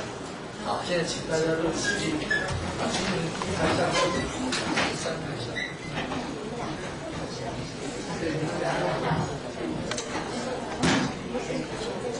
好，第一位，请开始。你的只有1分钟。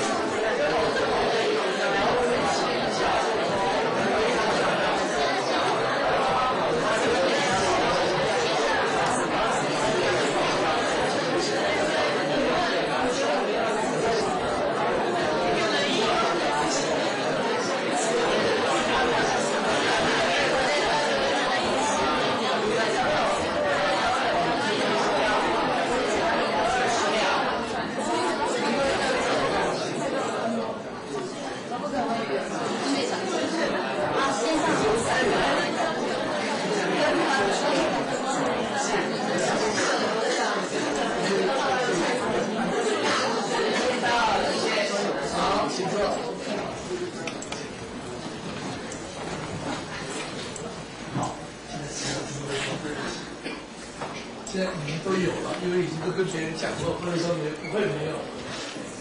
好，请。好。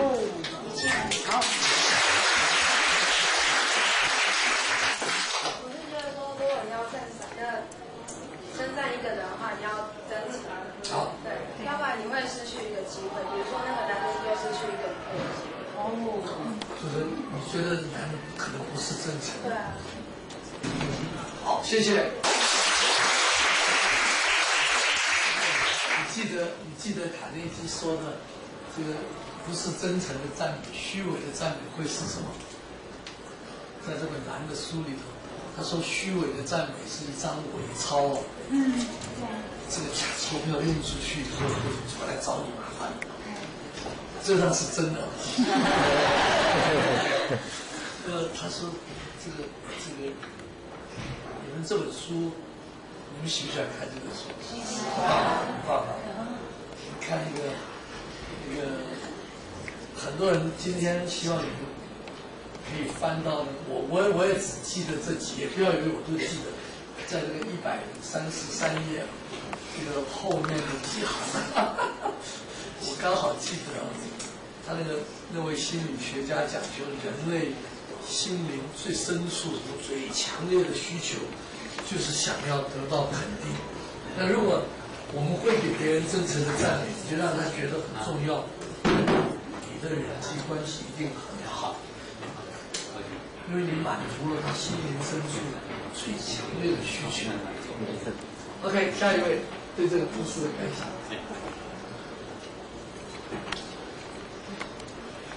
好，几位，你先，然后再该你，然后再该你，好，请讲。就是我觉得说有时候啊，男单位追求一件事情，然后就觉得很拼命，然后可是但是就是如果听到突然就是有人跟你讲说另外一件事情比这件事情更好的时候，你会去追求另外一件事情，然后反而有时候还是追不到这样。对自己相信的事情应该坚持下去，而且继续有一点毅力上来。好，谢谢。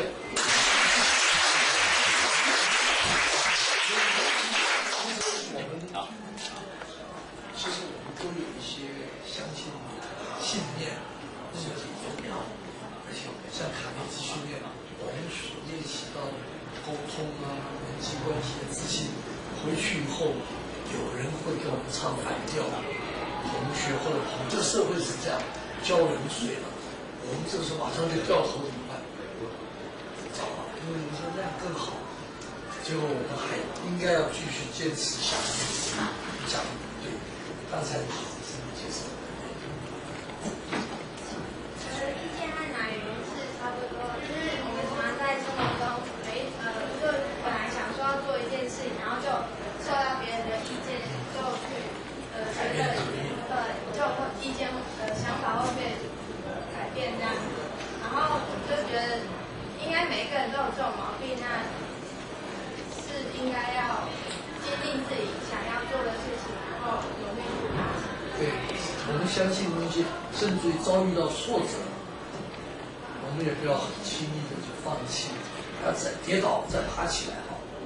很好，谢谢。你叫林彩凤，彩凤，刚才是举手。他可能以前就有过很多的这样的人，所以他才会用这种方式来打发那些人。然后他可能会觉得说，如果可能哪个男生真的对他有意思，然后又对他很专一的话，他可能都会跟他在一起。哦，这样子，他就不会说后面还有一个更没有，他可能会觉得跟他讲啊，然后如果那个人他掉头走的话，我就说他不专一啊；如果他没有掉头走的话，我就说他真的很专一。他想你觉得这个女孩子想考验一下，很好，谢谢。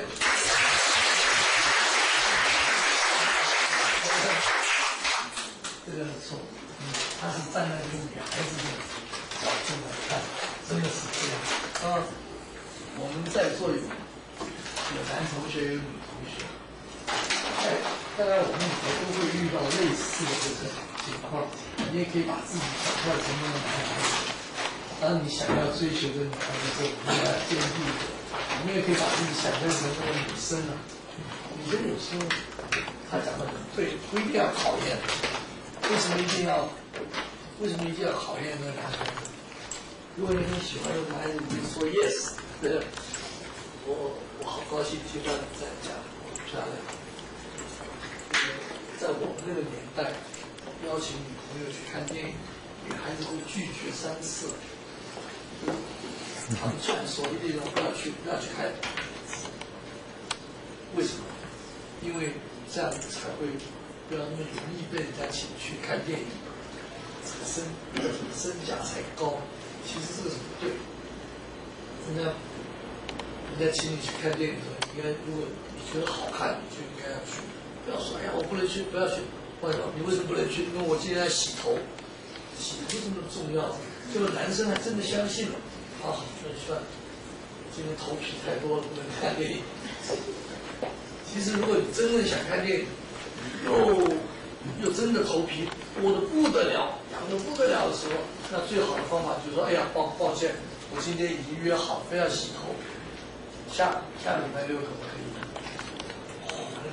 那个男生还是会昏倒，还放，你给了他一个肯定，他觉得答应他去看电影或者挑这项，不需要跟他讲说非要拒绝3次才能身价。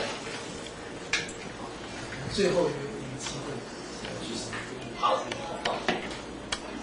想说那两个是性情中的，男的女的都是，对吧？然后感觉就是走到上楼新学生好漂亮，然后就这样子过去嘛。然后你要好奇心，然后就是跑去追那个影子了，然后没有追到影子，然后好奇再回去看看，然后那个女生那可能就是也是好玩吧，然后骗她一下，就是说你后面有人哦，然后因为纯粹好玩而已嘛。所以你对这个好玩的这件事情有什么感想？就是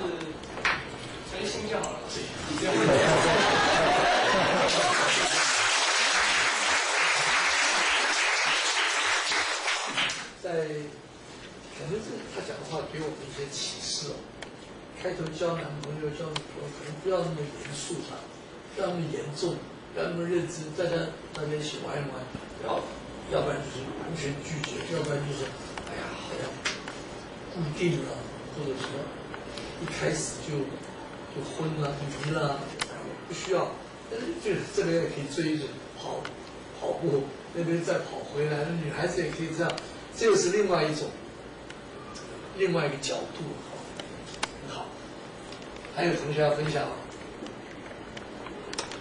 好，没有的话，我要把这个时间交给 Wonderful 老师了。他说这个那因为刚才讲到赞美人要真实嘛，对不对？那现在下午我们是要练习，对不对？今天有一个机会，有一个那个Rafa学员来，就是随便点Rafa学员，你会发现全场里就只有一个人，就是妈妈在现场。所以现场有这个机会哈，那上了7节课，然后所以到现在你上讲的是跟爸爸的关系，对不对？还要来当大家的面增加勇气，说明2颗星。对，让宝纯来面前跟大家在大家一起面前谈谈你对妈妈的感谢跟赞赏，那对不对？帮我加油！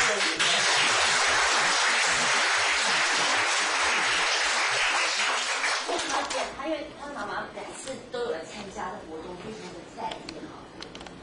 我想我妈妈跟大家的妈妈是一样的。好。那个他们关爱我的心是跟你们爸妈关爱你们是一样的。就是说，可能就是你爸妈对你比较安心，然后我爸妈对我比较会多关心一点。他说你对妈妈最感谢的是什么？就是说。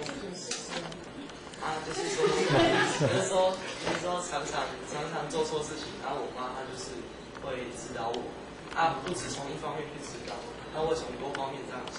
虽然说那些话都是一直在讲，可是每讲一次就会有多一分的体会，然后我会了解到更多的那种事实，还有那种就是社会上的一些层面。上次跟他有讲过说，妈妈以前念你的时候，你的反应是什么？我被我妈念是还好，只觉得有点烦，一直在讲。现在是有些话是可以听进去的。好，所以最后2遍妈妈说什么？你看你刚讲话，妈妈都流眼泪。来，妈妈来这边一下，对呀，让妈妈。放。前面对，关心妈的那个终于来出现了，对啊，你为什么这么感动啊？我一直很容易感动，所以我都不太敢公开讲话，因为我很容易感动。真的哦，我同学跟人讲说妈妈讲什么，真诚的感谢拿出来啊。太惊啊！我们家爸爸哈很贴心，很窝心。他今年来掌声一下，我来。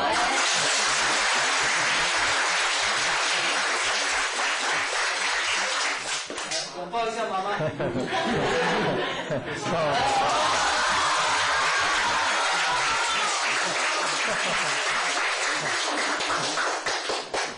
我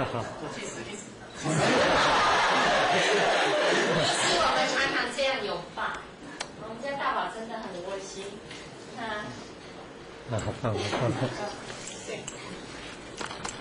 糟糕呢，我很爱哭。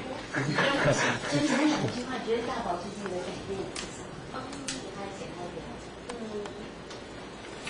那天爸爸说：“鬼派哟，我那切洗龟过来给我道歉。”真好。因为我跟爸爸哈，我们家有一个很严肃的爸爸。其实刚刚在楼上的时候，有一个老师还是家长有分享，就说他们家有一个明明受过卡内基训练的爸爸，怎么还是一样小孩看了会掉眼泪的那种爸爸。那我们家爸爸大概不至于啦哈，但是呢，就是很硬。我们家爸爸就是很硬。那我后来我说我是看着卡内基成长。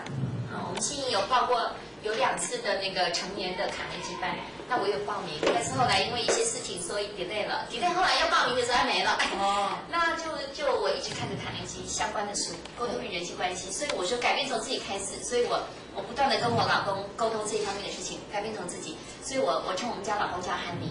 其实刚才我在楼上就很想分享，但是因为我很容易感动，所以我不敢开口，结果没想到还是在这里。那时候我们家孩子呢，我们是缺少时间沟通，我们一有时间沟通啊，大王很棒，他说妈你讲啊，你继续讲。然后他上这个课，他跟我讲说妈，我说你觉得怎么样啊？他说简直跟你说的一样啊，就是卡内基。就是沟通，就是人际关系这一方面。那因为孩子从小就是跟着我们家爸爸一样比较低，其实我知道他有很多话想讲，这样讲，所以我非常感谢 Wonderful 以及很多学长都很辛苦的这样带领孩子们。对，今天有这个机会来，也看到黑幼龙黑教授本尊，所以还是要非常感谢辛苦有这样的机会，给很多的孩子机会。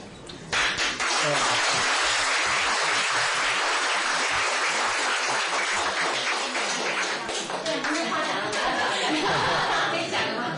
讲的你来。就是觉得我妈很厉害。OK， 谢谢。因为时间的关系，我们也非常难得有这个机会，我们关教授照一张相，尽快到前面来。我们等一下还要到操场照一张。不要再来，我们因为抢时间，等一下我们要到外面的话，OK，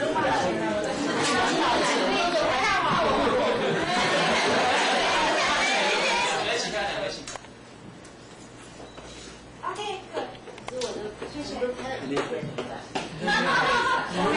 我的比较好有对，因为我刚刚去跑一个。好，可以，谢谢。好，我觉得你们的直升机放哪边了？凯欣姐不要再交了啊！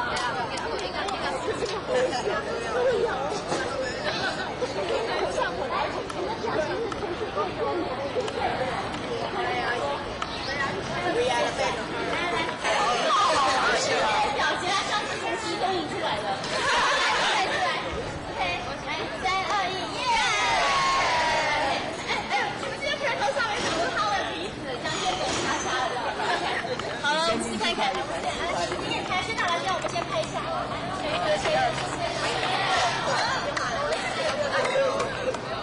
来，1、2、3。跟着拍照 ，Wonderful， 哎，朱同学，这样子不好看。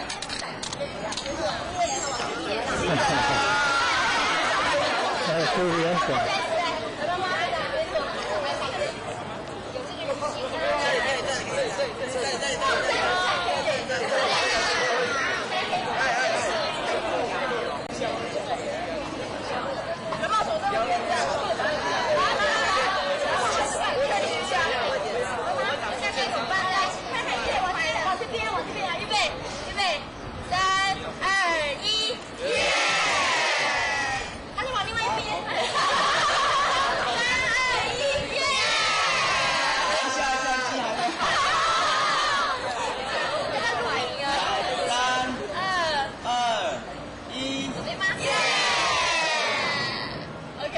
有照进去，有照进去。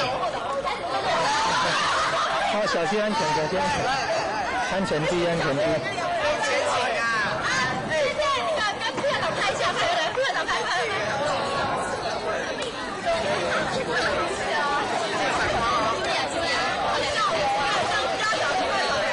哎，赵老师，这个是几分？没有。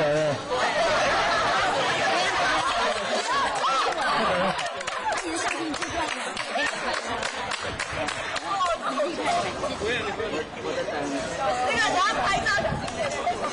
不要啊！不会反光。现在发展笑话。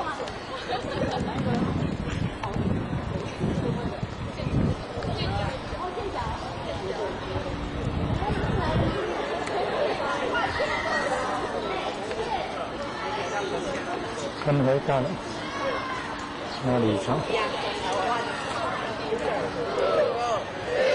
看真大了。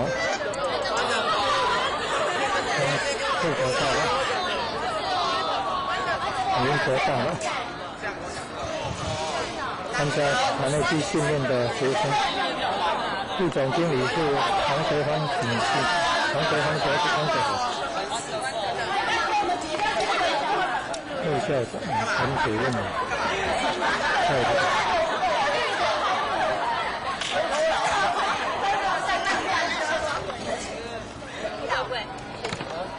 来，好了没有？各位喊3、2、1哦，3、2、1，耶！再来一次吧。好，向后倒。容易。向后倒。大家一起。何友仁先生莅临兴国高中。跟参加团内技训练的学生合照。好棒，好棒！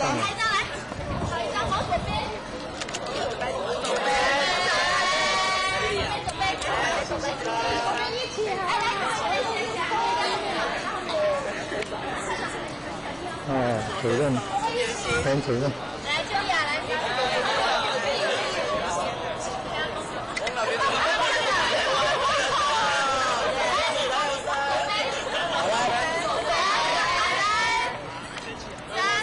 好了。3、2、1，耶！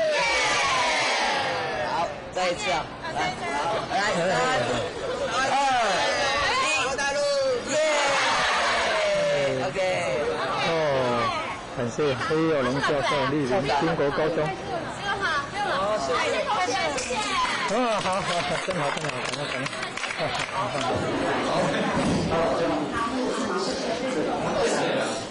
会像会军相会军，为什么有人右边到左边到右边？真好。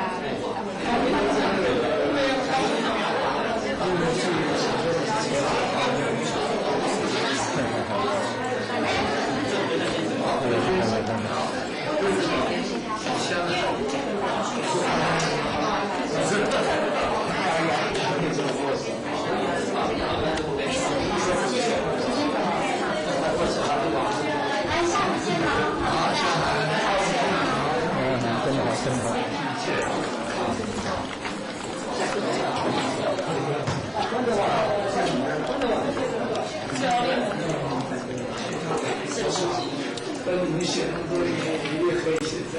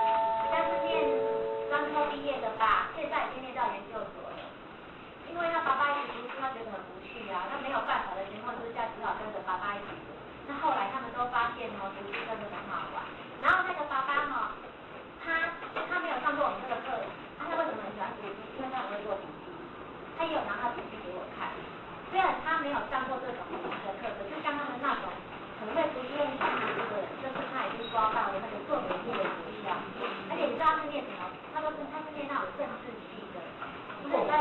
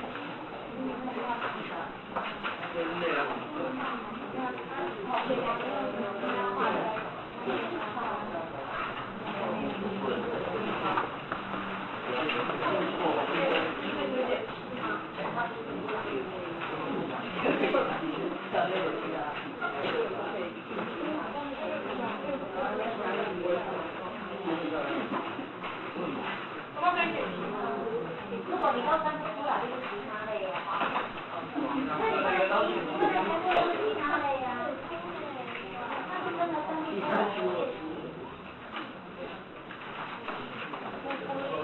对对，格子不够自己画，你自己想一想。那格子不够自己。啊，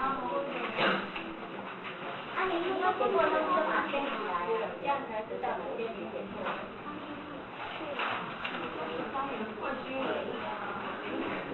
忘记本是那个店里的名字。是哦。电风扇。电风扇。再拿过来，电风扇。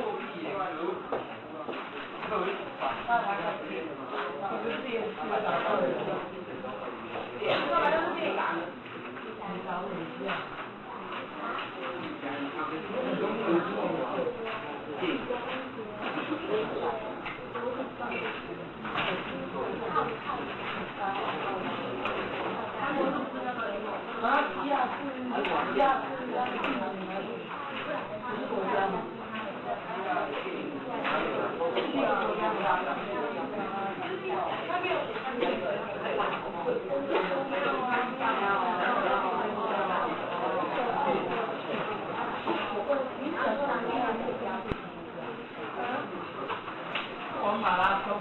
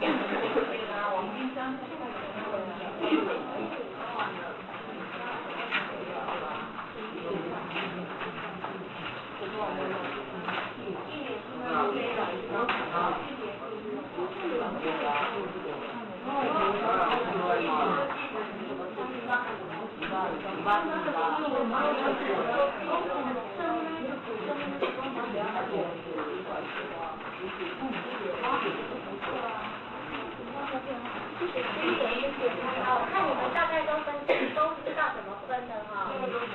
对，那其他的话你们就可以不加分哈。我知道，我已经知道你们做什么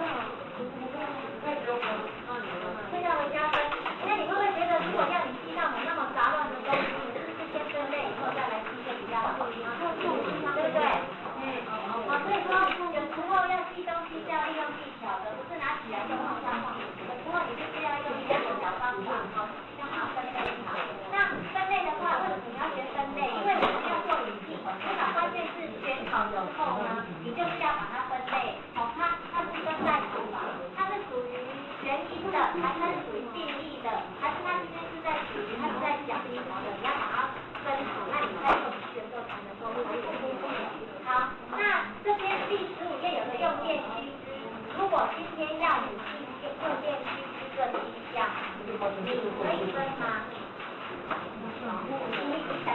分数哈。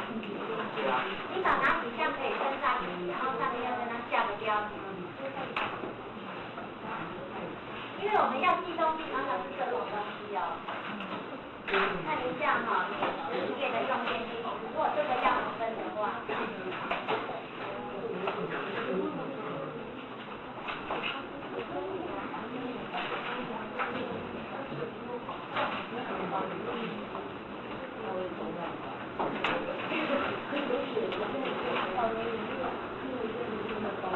看一下用电机制想要怎么分？有没有人想知道用什么方法可以分？啊？就是总共有7项，对不对？那你这里如果要你分类的话，你想要怎么分？然后你标题怎么下？可不可？可以什么？可以的是什么？你会分成哪里？不可以的是什么？你要分。这个不可以是说，如果不可以，我就说不可以。我主张这些意思不可以。那有没有人想到用什么方法？安全不安全？哦，安全不安全？那你觉得安全的哪几项不安全的哪几项？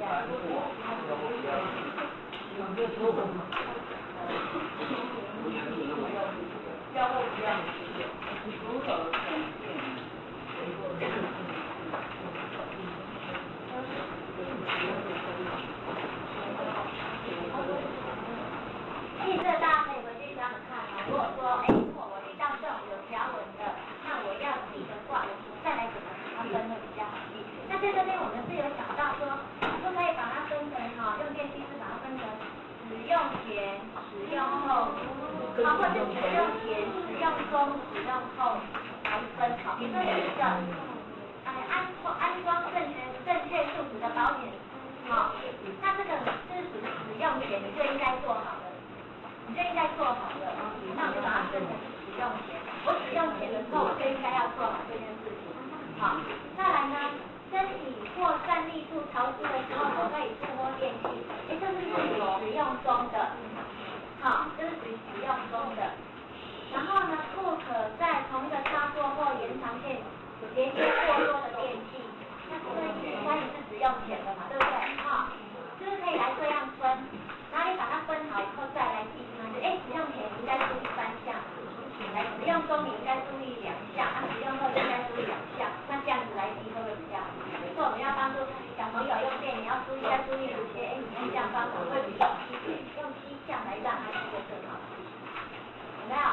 所以你在做笔记的时候，你有时候就是要这样，你要这样子先去做个分类来思考，再来做它，就是把原来的东西打散。就是把它原来写的东西打散，你再重新组合，用你自己的方法。下个问题，第4个，不可用拉扯电线的方式拔出电器的插头，这应该是属于使用中插座不可安装在靠近水源或热处，这应该是属于使用前的。电器长时间不使用要拔下插头，这应该是属于使用后的吧？第7个，没有人的时候要关，也是属于使用后的。像你这样分一分，会不会更好？对不对？好不好？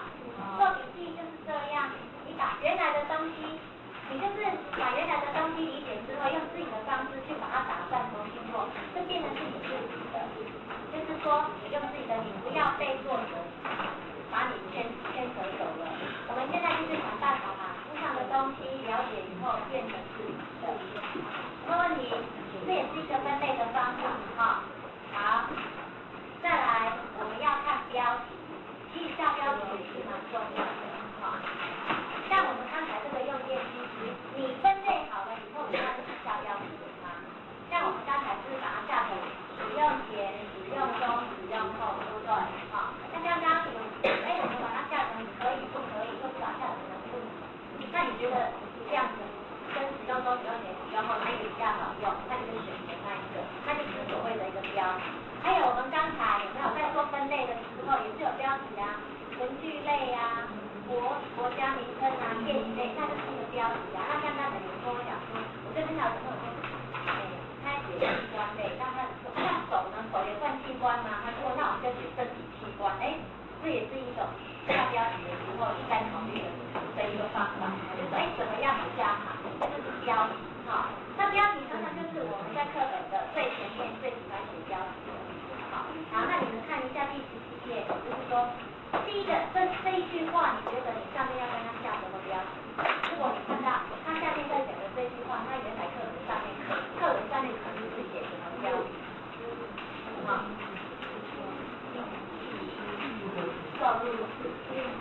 来第一个哈，通往西域的道路畅通以后，你们自己看下来，汉族跟西域更广还是西域的面页？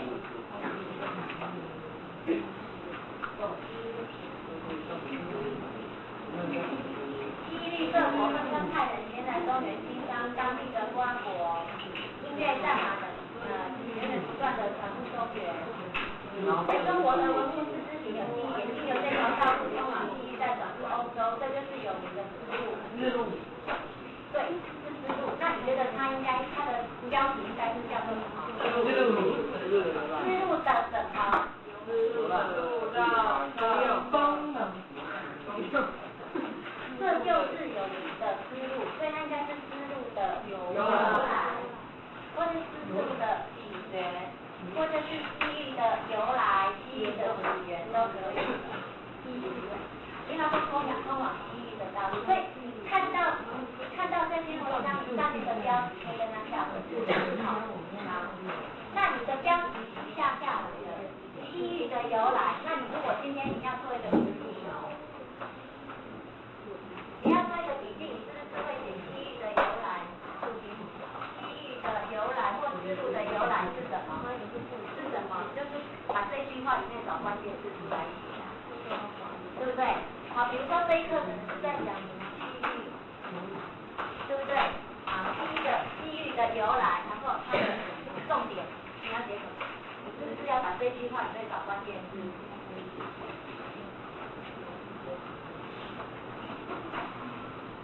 这句话里面的关键字是什么？那你就把它写在后面。也就是说，这一段话的关键字你已经找出来了，你上面要下一个标题叫做丝路的由来。标题是这样的。那丝路的由来可能是什么？可能好几点呢。它的标题都是西域的由来，就好像刚才那个用电器一样啊。使用前有3点，使用中有2点，使用后有2点，这样子的。就是这样很简单，像刚才的用电机就是这样分出来，就是一个实际的，好。再来第二个，宗族每年2月15日的团结日。宗族团结日的礼俗，好不好？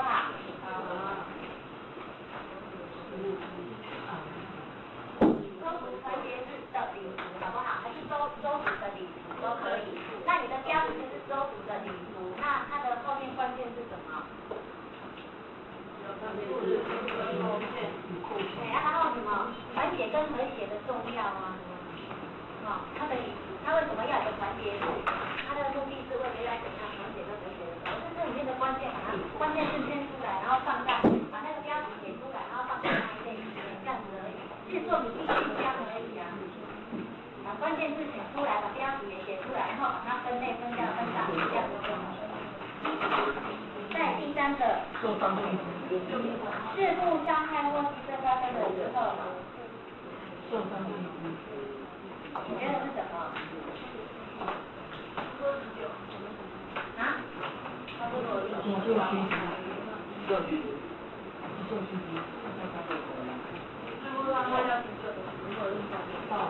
有人说是急救的重要性，可是我比较觉得它应该是搬动病患的方法，因为我们都知道要去急救它，但是你这个搬动病患的方法没有弄好的话，反而会使它更严重。如果会使它更严重，你还不如不要去碰它，有没有？因为它骨折了嘛。如果你搬的不好啊，结果它本来只是骨折嘛，你搬的不好，结果变穿出来了，更严重，有没有？或者是它是，譬如说那个内脏里面，譬如说我们的胸部的内部，会不会没弄好就刺到心脏？本来躺在那里会发出好就有不要，所以我觉得搬送，就是说搬送病患的方法也很重要，因为他这边好像就是在讲说你在运送的时候应该怎么样，要怎么样来处理，就近检查记录。这样哦，当然你也可以学急救的重要性嘛，那你是在讲急救的重要性。再来第4个。朋友能增长你的知识，沟通你的生活经验，所以朋友像是一本一本的好书，你觉得这一句话的标准要写很清楚。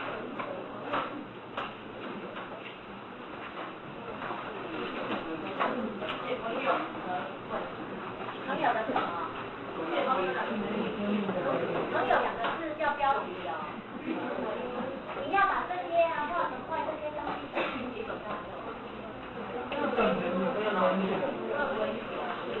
对呀，没错啊，朋友的好处，朋友的重要性。有没有？你们上不是前面都会常常写标题，把那些拿出来应用呢？朋友的重要性啊，有没有？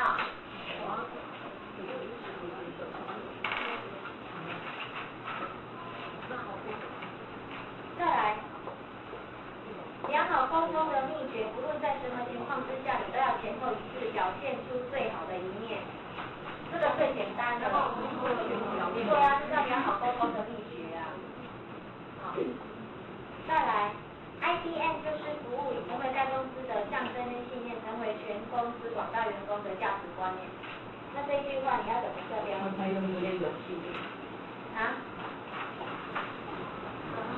？IBM 的信念。IBM 的信念，然后后面也要加个服务，因为他这边是要讲服务，你也可以说是服务的重要。好，他重点在讲服务的重要。那第七个，管理时间就像管理金钱，这句话是如何管理？如何管理？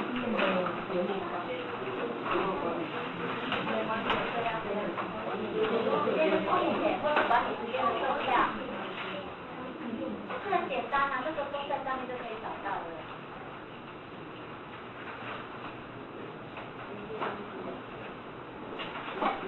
再来，背诵是第一支母，当人们年纪越大，记忆的能力就越差。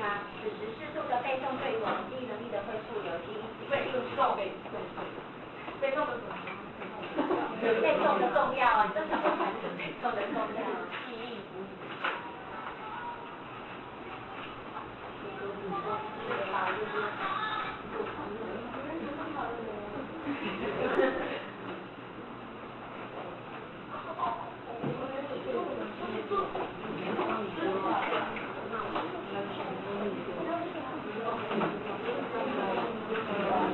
再来，一般人常说书到用时方恨少，尤其在今天所谓知识爆发的时代，更使人有深也书的重要性。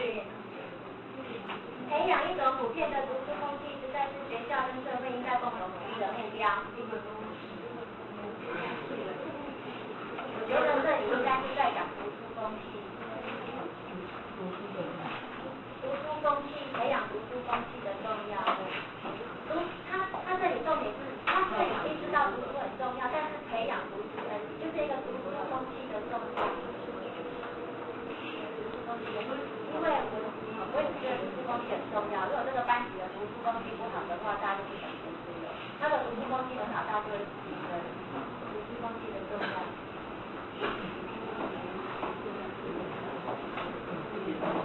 我觉得在家里也是一样啊，在家里如果说，朋友在读书的时候，妈妈也跟着他一起看，他就会比较看得下去。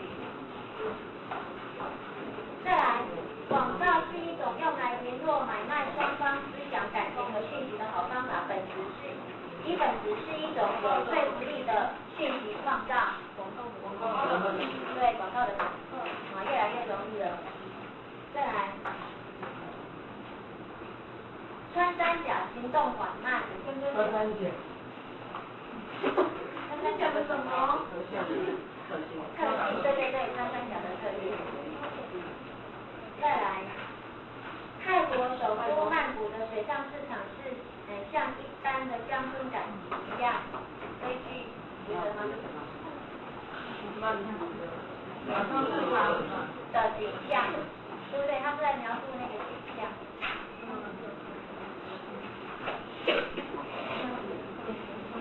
景象，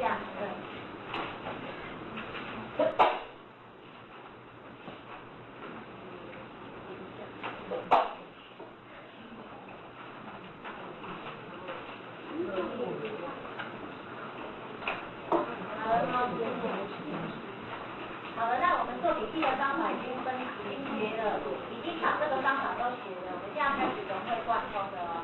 还记不记得那一天演讲的时候，做一个复兴大红点？记不记得那个复兴大红点？有没有？那个复兴的大红点，我们是不是先把关键字先出来？然后第一次我们是不是就把关键字写出来？写完以后，我们发现有一个很好的分类，就是变跟不变。所以我就把变跟不变写上去，然后会变的是什么？啊，不变的是什么？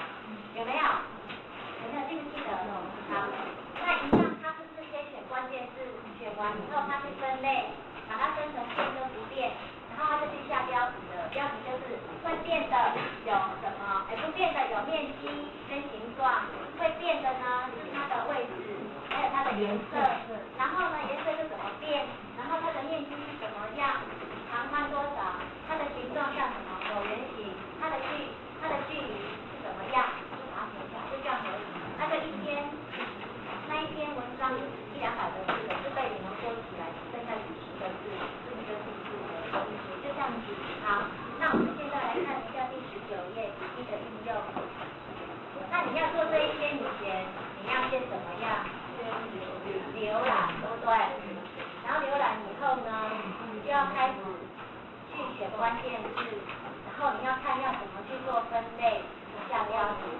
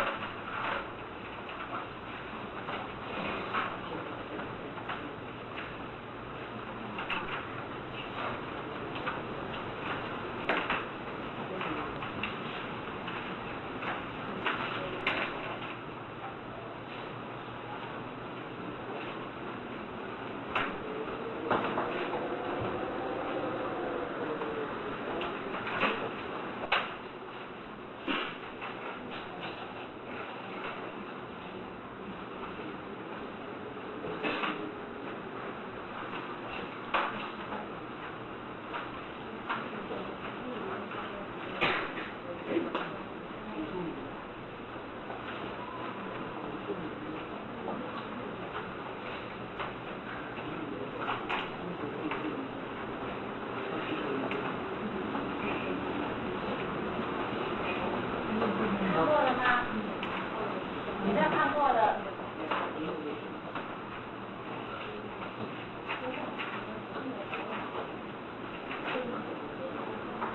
看过以后，你在想，你有没有一个架构，就是说你这一篇的笔记你想要怎么分？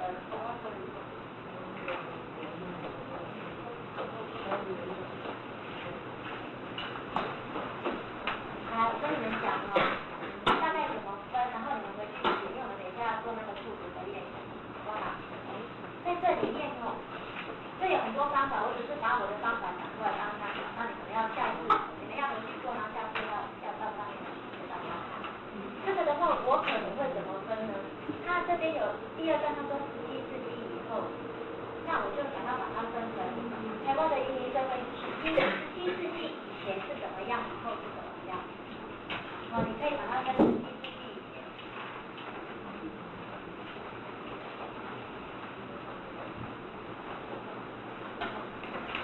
好，那这边我可能就是分17世纪以前呢，台湾它是怎么样？就17世纪啊，就分成平埔族跟高山族，有没有？然后平埔族呢又怎么样？高山族又怎么样？这是高山族现在就是什么阿美族啊，这边有写啊，然后后面又加一个少数，现在是土族的，好，那就是当地的原住民。然后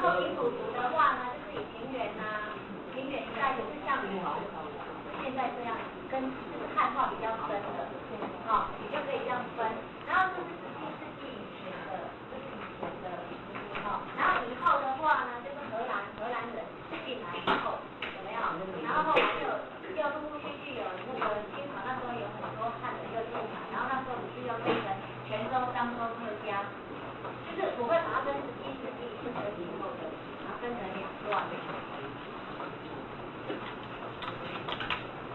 那你们回去写写看，好不好？这个是你们现在历史课程的，对，教过了，对不对？教过了，然后教过了你就会了啦，是不是教过吗？老师那时候是用什么方法做？也是在17世纪做的啊。对。那我觉得课都是很对啊。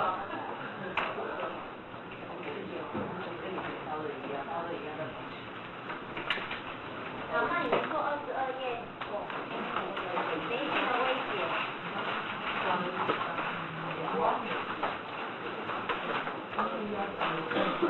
那媒体的威胁，你回去做做看哈。就是媒体对我们威胁会产生什么样的结果啊？然后呢，它要怎么预防啊？那如果发生的时候该怎么办？然后发生了。事情发生，它会造成后面有什么样的结果？就是说，你把这些东西都放进去。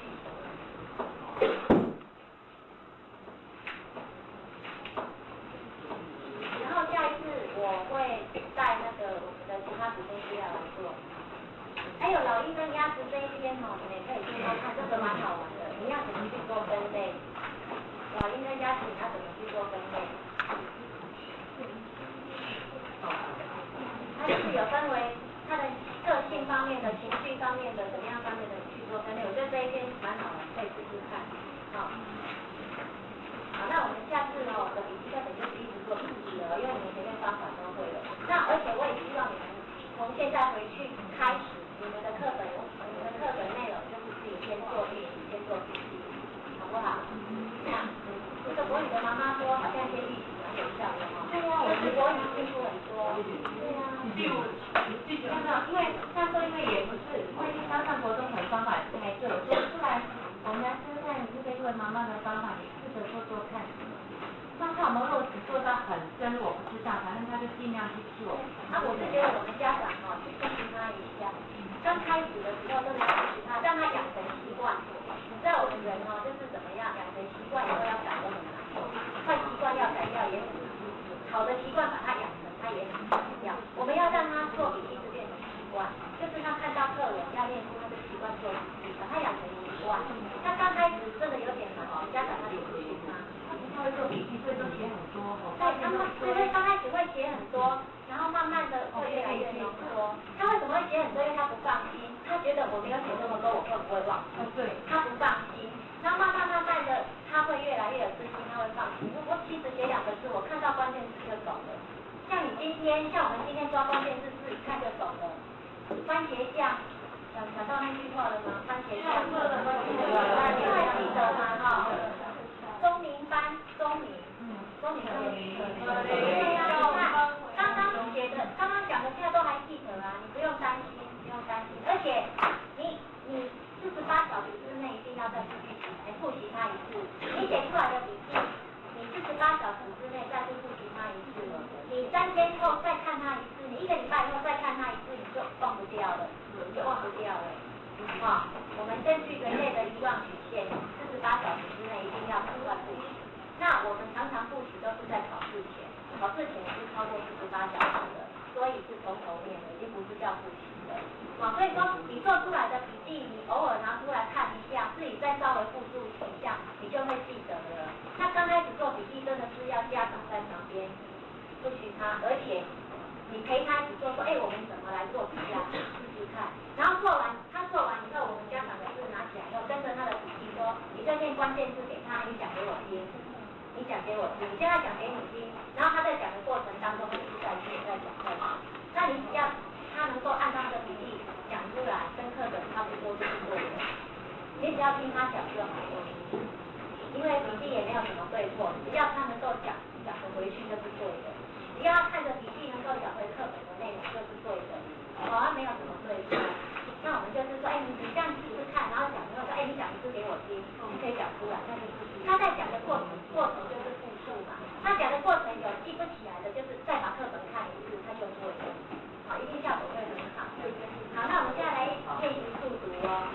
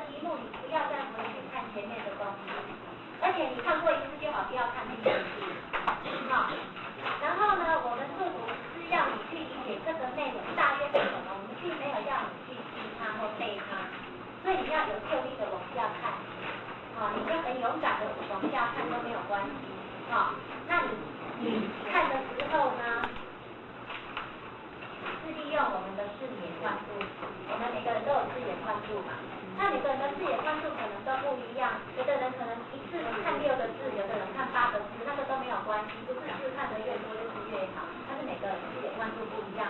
还有，你看书的时候，你会不会发现，你放得越近，你的视野宽度就越窄，而且不清楚。那你放远一点，视野宽度就越宽，对不对？所以看书要拿远一点，你的视野宽度就会比较宽，你就不会进去，就不要这样插着看，然后我们刚开始练习的时候呢，就是拿着摇杆，就是你的笔，然后你看你看第几画，充分阅读资讯，你一次可以看6个字，充分阅读资讯这6个字，你是不是一眼就可以看到这6个字，就是在告诉你充分阅读资讯这句话？可是你如果一次只看1个字，你是不是第1个字看充，第2个字在看分，是分还是分？不懂意思。充分阅不懂，充分阅读，阅读什么？你看你这样子用笔要点6次，你要花6倍的时间。可是其实我一句话6个字，我就知道它是什么意思了。因为我们中国字是一句话才有意思，1个字好像看不出它是什么意思。所以你为什么每次数组的时候，你不要看1句话，你要看1个字？很多小朋友都只看1个字，1个字这样看结果看到第3个字他就开始在想冰箱里面有什么东西，我等下看完书我要去吃，然后等到想到冰箱，那我还是要看书，再从第1个字开始看充分，所以他第1行要看好久。那你如果第1行一次6个字看懂意思，你就会想要知道，他接下来要讲什么，当我这句话看完，赶快再往下看，所以说呢，你的眼球就跟着你的摇杆这样点下来看，你一次就点这6个字有没有？充分阅读资讯，你就把你的摇杆点在月跟组的中间，这样点一下，这6个字就看完了。然后充实自我，你就点在10跟4的中间，点一下，你点2下就看完了这10个字了，你不用点10下。那你的眼球就跟着你的摇杆这样过，这样子过，一直看，你就会一直加你的速度，然后你就会专心要把它往下看。要懂我意思吗？是不是用我们这个叫做习惯性的阅读，就是视野宽度，我们要你养成看书的习惯是这样，我们就不要用机器，那以后你就会习惯一次就是看1个字就过去。那我们就是先6个字、8个字这样看，慢慢再练习那种一次看10行的，一次看叫做一目10行这样，可不可以？可以。为什么？我们看一下，翻过来，来。你先看这一页如果你的摇杆是放在 A 跟 L 的中间，你可以同时看到 A 跟 L 吗？可以嘛？两边的视野宽度有到这里，对不对？好，那你再翻过来，你再看隔壁这个R N C D I L， 对不对？你把你的摇杆放在 C 跟 D 的中间，你可以同时看到 R 跟 L 吗？有的人可能没办法，那没关系，你就看 N 跟 I 这样子就好了。我们就是要了解你视野宽度大概多大，你就是看这几项，你可以看8个字的，就一次看8个字；可以看6个字，就一次看6个字。好，那你再翻过来我们除了视野宽度，可以去看水，可以去高度你看，我如果跟你讲说，这里一格是不是有9个字？对不对？那我如果说好，这里总共1、2、3、4、5、6、7，有28个这样子的方块，那这些方块里面这些总共28个方块里面有几个3？那你是不是每一格看到有几个3？你一眼就可以看到几个3了？你会不会要一个一个去数看有几个3？不用吧？你应该这样一个就看到这一格有1个3嘛，第2个这里都没有3嘛，然后第3个就2个3嘛，你应该是一下就可以看到了。你需要一个一个去点吗？不用嘛，因为我们的视野是有宽度跟高度，所以说你说可不可以一目10行？可以的，但是我是不太建议这样子因为我们有时候你一目10行，对理解力可能会比较降低。好，那等一下我们在做测试的时候呢，作业这里有个基础篇跟进阶篇有没有？第一篇的时候呢，我等一下如果跟你说几秒，你把它记下来，我们会帮你算每分钟的阅读次数。然后呢，等一下会做题目，那题目你再看看你是总共几名对比，那就是你的理解力。好，那每分钟的阅读次数呢，如果很快的，但是你的理解力降低的话，那我们就不要你速度一直加快，我们要加强你的理解力。等到你的理解力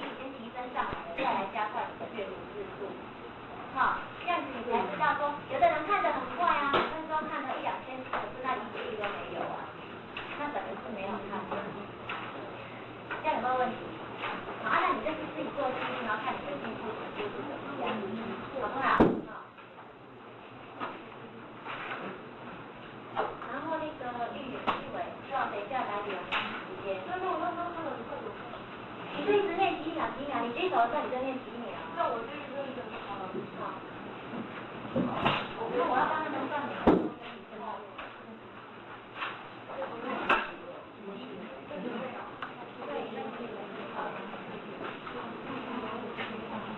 先不要看那个。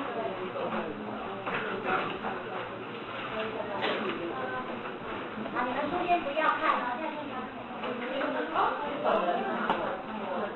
或者是他说的跟玉伟是有同台长，所以他只要听到声音马上报。对，但听到声音了，然后说几秒，这样好不好？好，因为你讲的谁嘛，对不对？然后你说开始大家开始看，你现在先不要先看，然后你们看完以后立刻就做题目。你们出声音他就讲秒数，就把那个秒数记下来，然后立刻做题目，这样好不好？好，然后你记得哦，你看的时候拿着摇杆，然后呢一次就是这样点。好，你的眼球就跟着你的摇杆这样点下来。我们就不要用那个，我们本来是有那种打开的那种机器，可是我觉得这样稍微影响到一下，因为每个人速度不一样。好，你们就是用摇杆这样的。好，然后眼睛就这样看过去哦，这样赶快看过去，不是这样一直点，但我觉得不错。他眼睛这样子看过去，好，是用这种方法看得过去。然后你说开始就开始。看第一天呢是4月4日的电学来源。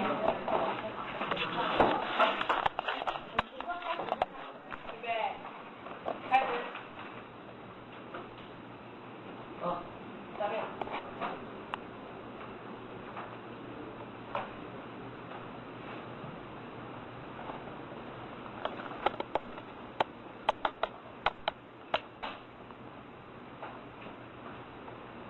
好，46，好，22，好，24，26，28，好，29，30，好，32，24，好，26 ，OK， 好，分析，好，39，42，那边。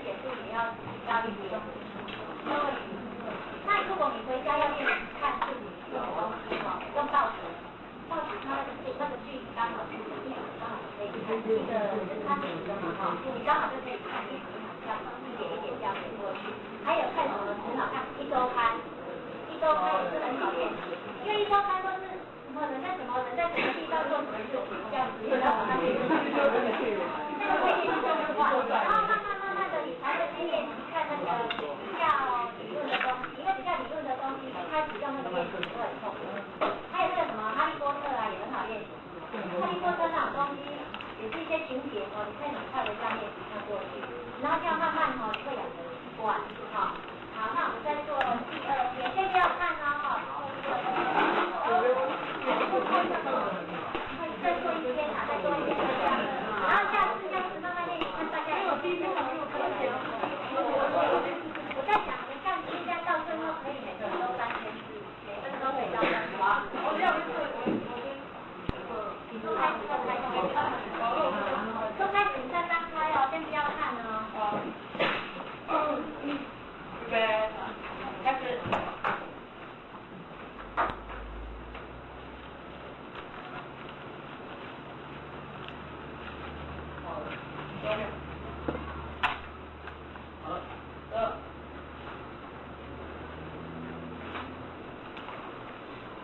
了，18，好了，20，好了，21，好了，22，24，27，好了，28，好了，33，35，好了，36，好了，42，好了，43，好了，44。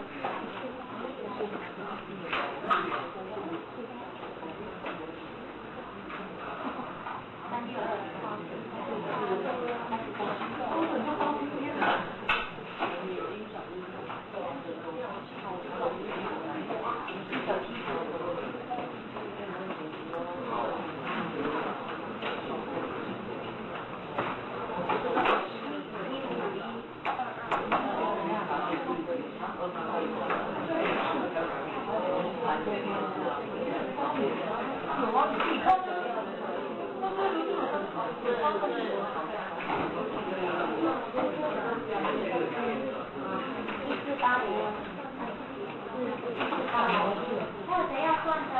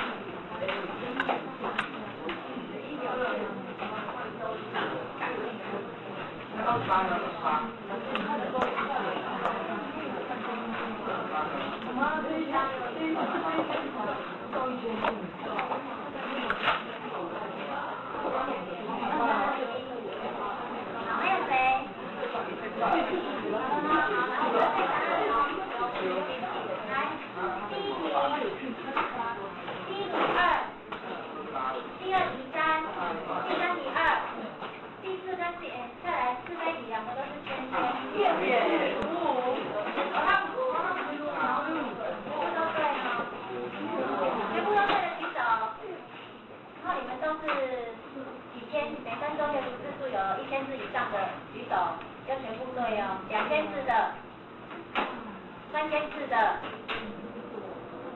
没有4000的嘛？那个7000多的，对啊，你是7000多，对。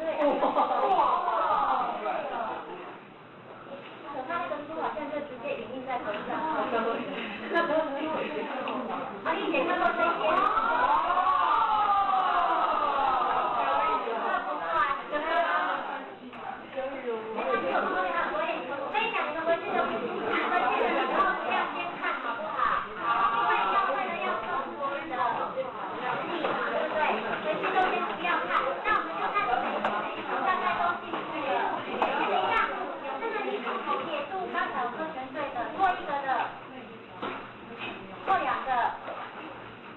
陌生的，应该不会，对，那你就不是陌生的，哎，好，那回去的时候就是做刚才那些没去的，然后看你们用什么方式做都没有关系，然后尽量就是学校的题目去做，好，我们先给回妈妈好不好？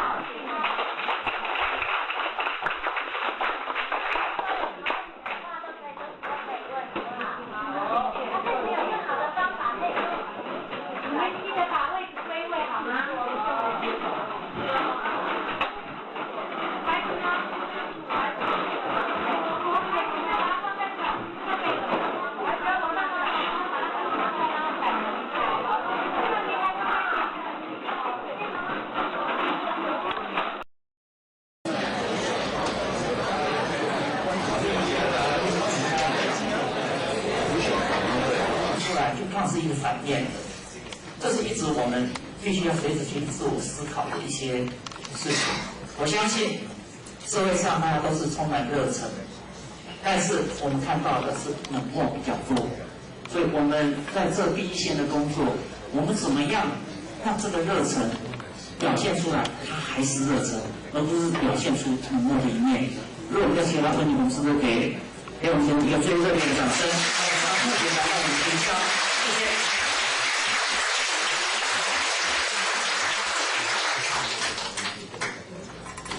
心理讲，那个第6讲是最强烈、最有震撼力的讲量。对啊，还有在上到第11讲的时候，就是最感人的一讲，因为要讲自己的情绪，所以不是说每一讲什么好坏，但是它都有它的特色。可是我们现在每个人都想一下，因为我记得讲这不知道跟你演讲，为什么去演讲？因为什么时候我在演讲？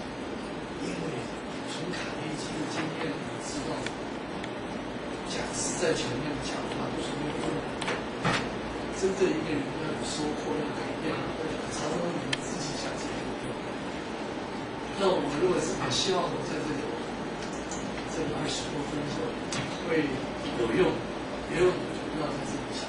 那我不讲，你们也不讲，当然不讲话不行啊，应该怎么办呢？对，你看，肯定是学的是大家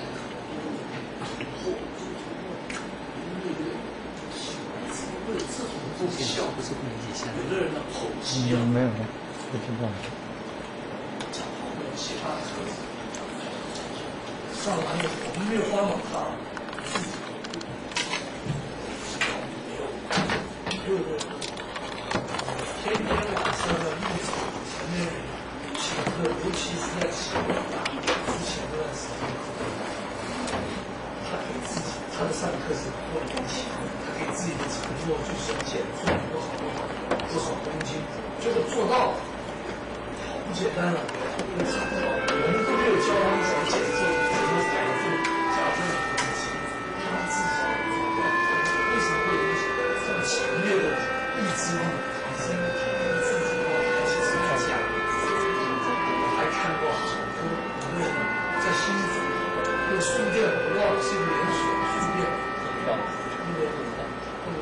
以前我在演讲时候提到他的故事，这个老板的弟弟吃槟榔，嚼槟榔，就是这个老板，这个骂也骂过，讲也讲过，中国有一个案子，多么影响我们的形象，多难看，而且我不知道那一阵子是不是钱贵，槟榔很贵，一个月要花多少钱吃槟榔？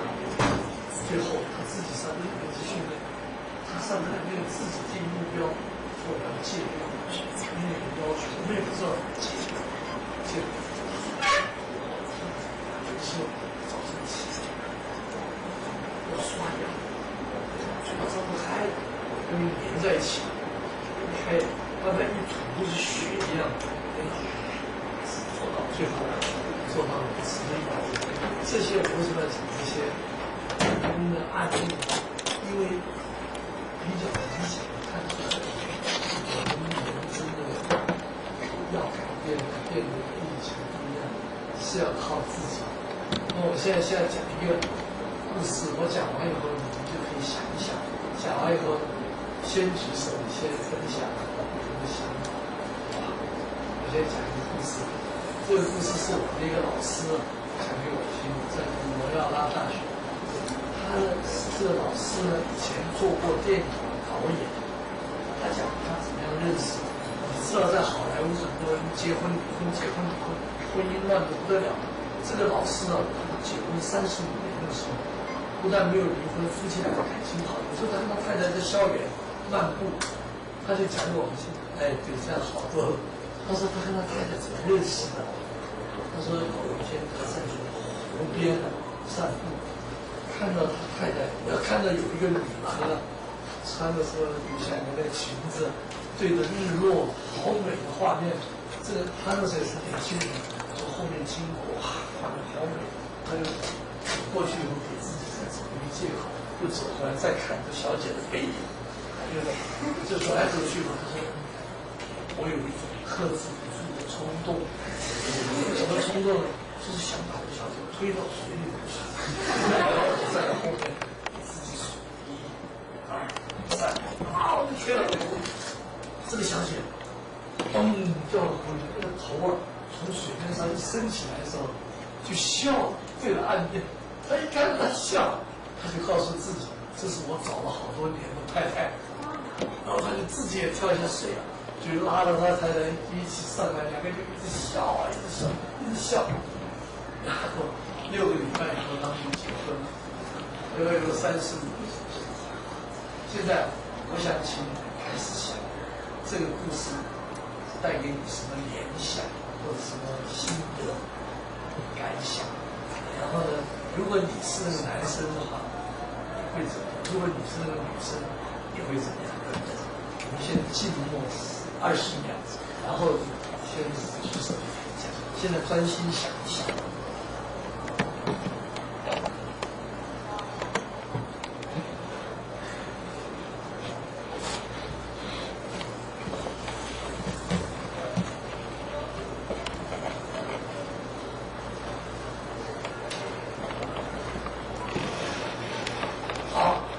现在就可以谈你的感想，好吗？谁要第一个跟我分享？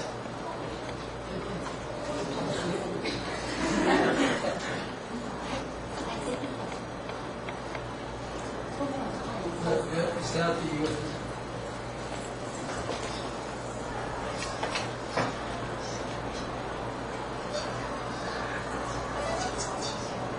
好，可以，你现在跟我们分享。没有，就是你不要回头，你刚才说。感谢，哎呦，太好了！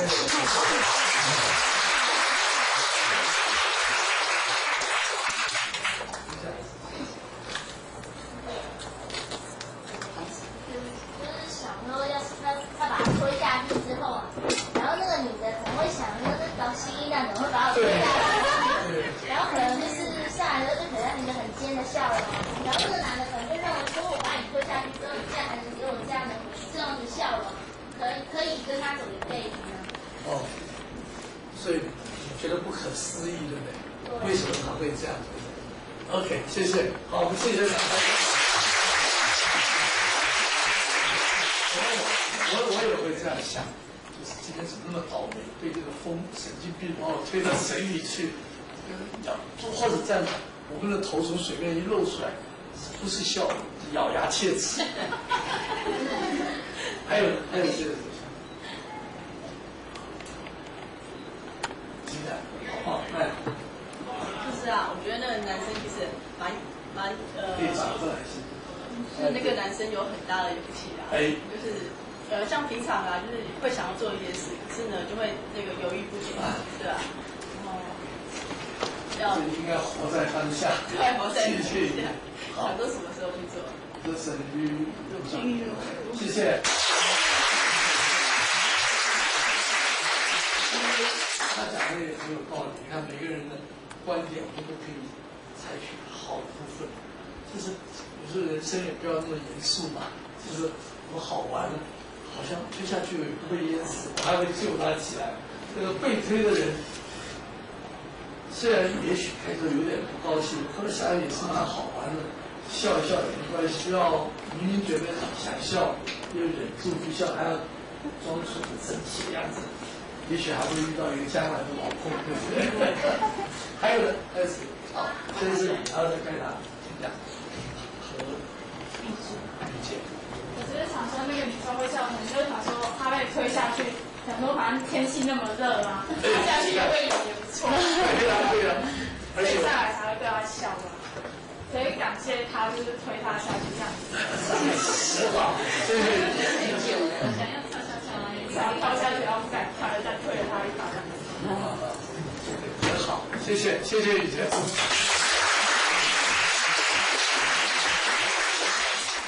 雨杰遇到事情不朝正向性。第一，天气很热，掉到水里更凉快一些；第二，很可能会游泳，对不对？如果冬天怎么办？没关系，那你OK， 看来是第三话。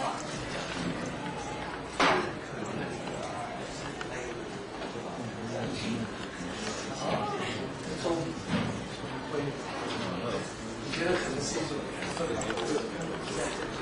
看这个未来的很好，可能是一种缘分，也是一个很好的看法。谢谢主持人。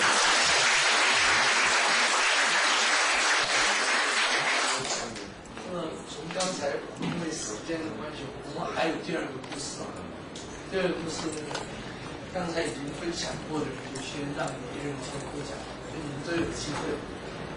刚才大概有4、5位同学讲，你可以感觉到刚才最大的收获是什么？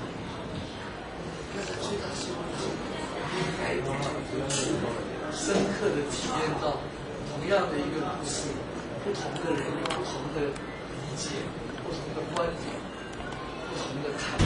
那我们要想未来更快乐、更成功，我们要包容、接纳人是不一样的。刚才我们在楼上跟老师们讲，还在讲这样，造成未来婚姻啊、家庭不幸福，我们常常把别人变得跟我完全一样，这种生活很紧张，压力很大。压力我们会包容别人。刚才这个故事，我如果继续经历分享的话，还会有不同的想法。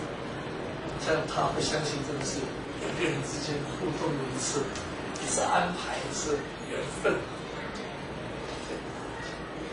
好，那我再讲一个故事，好不好？好。这个是一个不是真实的事情，就是东印度帝国，是古老的传说。说有一个年轻的男生，他看到一个女孩子好漂亮，就从后面一直跟到一个山坡上山了以后，这个女孩子一回头一问他说：“你为什么一直跟着我？”这男孩子说：“我告诉你，因为你是我所见过最美的女孩。”这个女孩子就笑了，说：“哪里？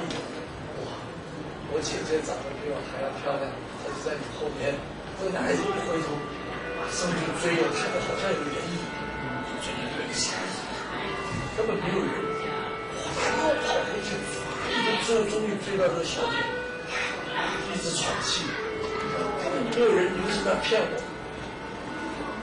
这个小姐就跟他讲说：“哎，你不是说我是世界上最漂亮的女儿吗？”他说：“对呀。”那我为什么说有人比我漂亮，你马上就掉头走掉了呢？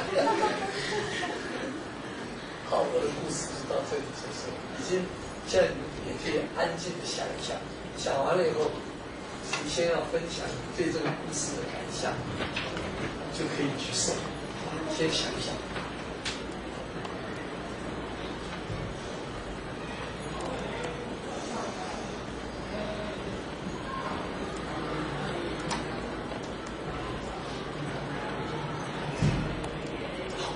这次我们跟上次采取一些改变，等一下我们请大家都起立，起立以后，第一排的向后走，第三排向右走。我们那边可能要，就比如说有一个是在，就是我们有一位伙伴，跟他分享你对这个故事的感想。每个人最多只有1分钟，1分钟我们会告诉你时间到，你就要停了。要换对方来跟你分享他对这个故事的感想。好，现在请大家都起立，把今年第一排向后走，第三排向后。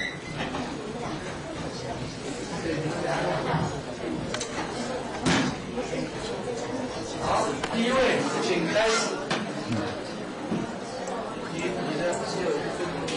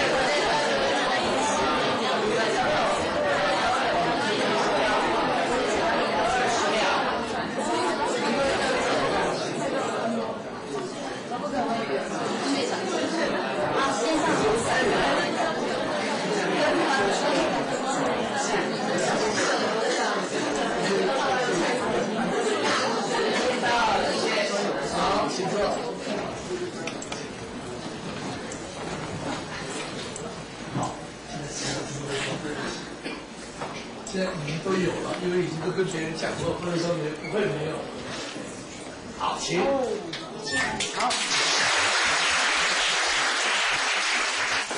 我是觉得说，如果你要称赞一个人的话，你要真诚。好。对，要不然你会失去一个机会。比如说那个男人就失去一个机会。就是你觉得男人可能不是真诚。对啊。好，谢谢。你记得卡内基说的，这个不是真诚的赞美，虚伪的赞美会是什么？在这本蓝的书里头，他说虚伪的赞美是一张伪钞。这个假钞票用出去以后，出来找你麻烦，这张是真的。他说这个，你们这本书，你们喜不喜欢看这本书？爸爸，你看一个，很多人今天希望你们可以翻到我也只记得这几页，不要以为我都记得，在这个133页，这个后面的几行，我刚好记得，他那位心理学家讲究人类心灵最深处、最强烈的需求，就是想要得到肯定。那如果我们会给别人真诚的赞美，就让他觉得很重要，你的人际关系一定很好，因为你满足了他心灵深处最强烈的需求。OK， 下一位对这个故事的感想。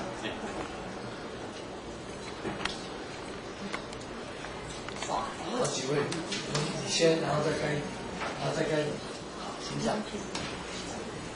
就是我觉得说有时候啊，人家会追求一件事情，然后就觉得很拼命，然后可是但是就是如果听到突然就是有人跟你讲说另外一件事情比这件事情更好的时候，你会去追求另外一件事情，然后反而有时候还是追不到这样子，是里面没有合适。所以对自己相信的事情应该坚持下去，而且继续有一点毅力上。好，谢谢。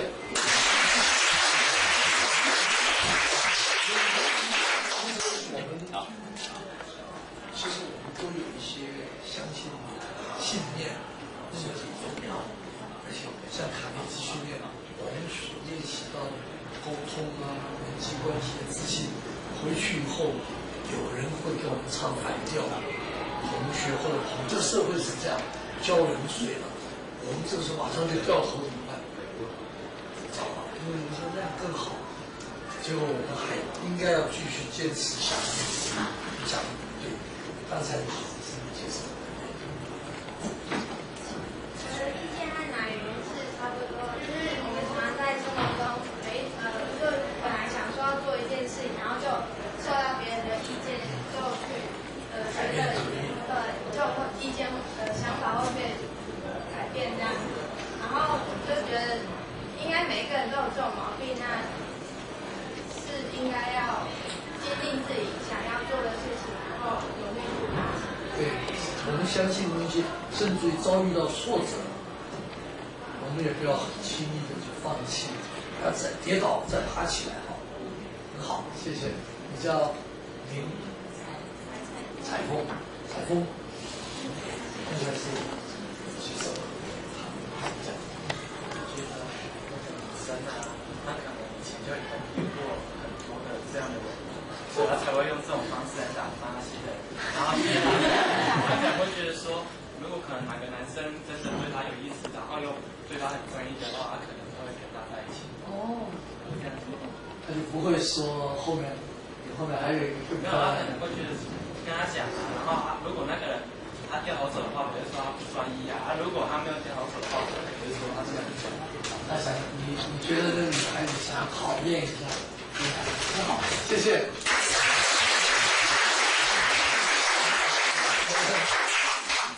这个错，他是站在一个女孩子的角度来看，真的是这样。我们在座有男同学有女同学，大概我们以前都会遇到类似的这个情况，你也可以把自己想象成那个男孩子。当你想要追求的女孩子时候，你要坚定的；你也可以把自己想象成那个女生啊。你觉得有时候他讲的很对，不一定要考验。为什么一定要考验那个男孩子？如果你很喜欢那个男孩子，你就说 yes， 对，我好高兴听到你在讲，漂亮。在我们那个年代，邀请女朋友去看电影，女孩子会拒绝3次。他们传说一定不要去看，为什么？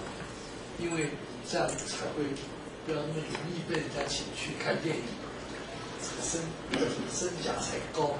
其实这个是不对，人家请你去看电影的时候，应该如果你觉得好看，你就应该要去，不要说哎呀我不能去，不要去。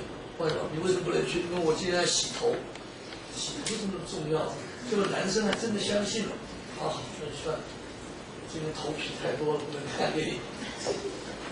其实如果你真正想看电影，又真的头皮多得不得了，痒得不得了的时候，那最好的方法就是说，哎呀，抱歉，我今天已经约好，非要洗头，下礼拜6可不可以？那个男生还是会昏倒，太棒了！你给了他一个肯定，他觉得答应他去看电影或者挑这项。不需要跟他讲说非要拒绝3次才能升降，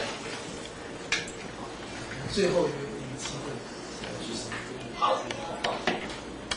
我是想说呢，你的是性情中的，男的女的都是，对吧？然后感觉就是走到上楼心血好漂亮，然后就这样子过去嘛。然后因为好奇心，然后是跑去追那个影子了，然后没有追到影子，然后好奇再回去看看，然后那个女生那可能就是也是好玩吧，然后骗她一下，就说你后面有人哦，然后因为存在好玩而已嘛。所以那你对这个好玩的这件事情有什么感想？就是随心就好了，你不要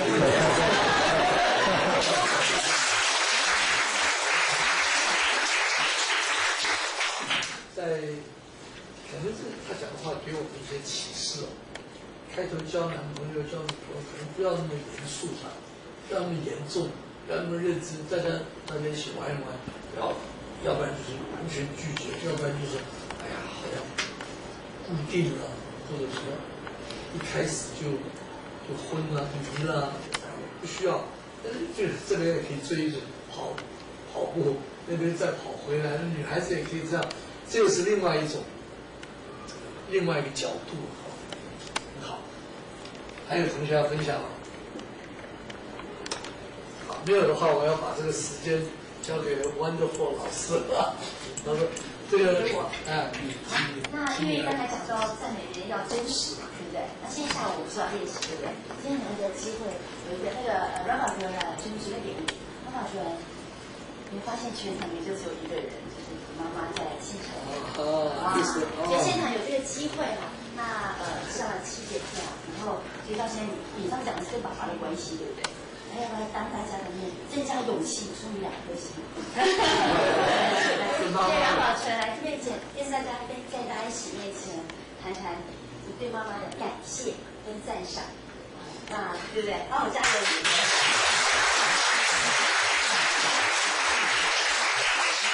为什么要讲？因为他妈妈2次都有来参加的活动，非常的在意哈。我想我妈妈跟大家的妈妈是一样的。好。那个他们关爱我的心是跟你们爸妈关爱你们是一样的。就是说，可能就是你爸妈对你比较安心，然后我爸妈对我比较会多关心一点。所以你对妈妈最感谢的是？有时候常常做错事情，然后我妈她就是会指导我，不只从一方面去指导，她会从多方面这样讲。虽然说那些话都是一直在讲，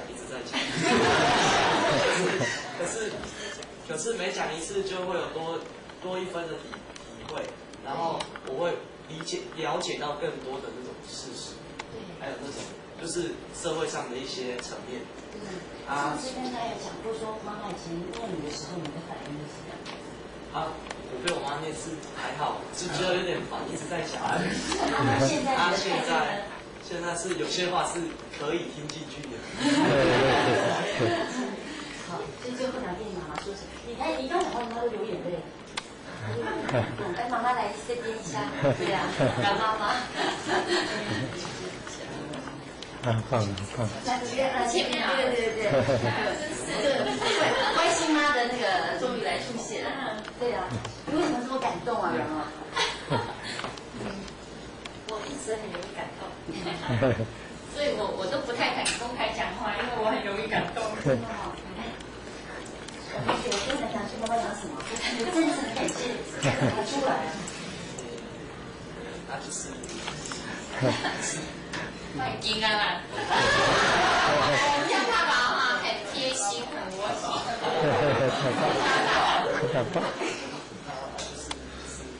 新年了让我跟大家来掌声一下，我来。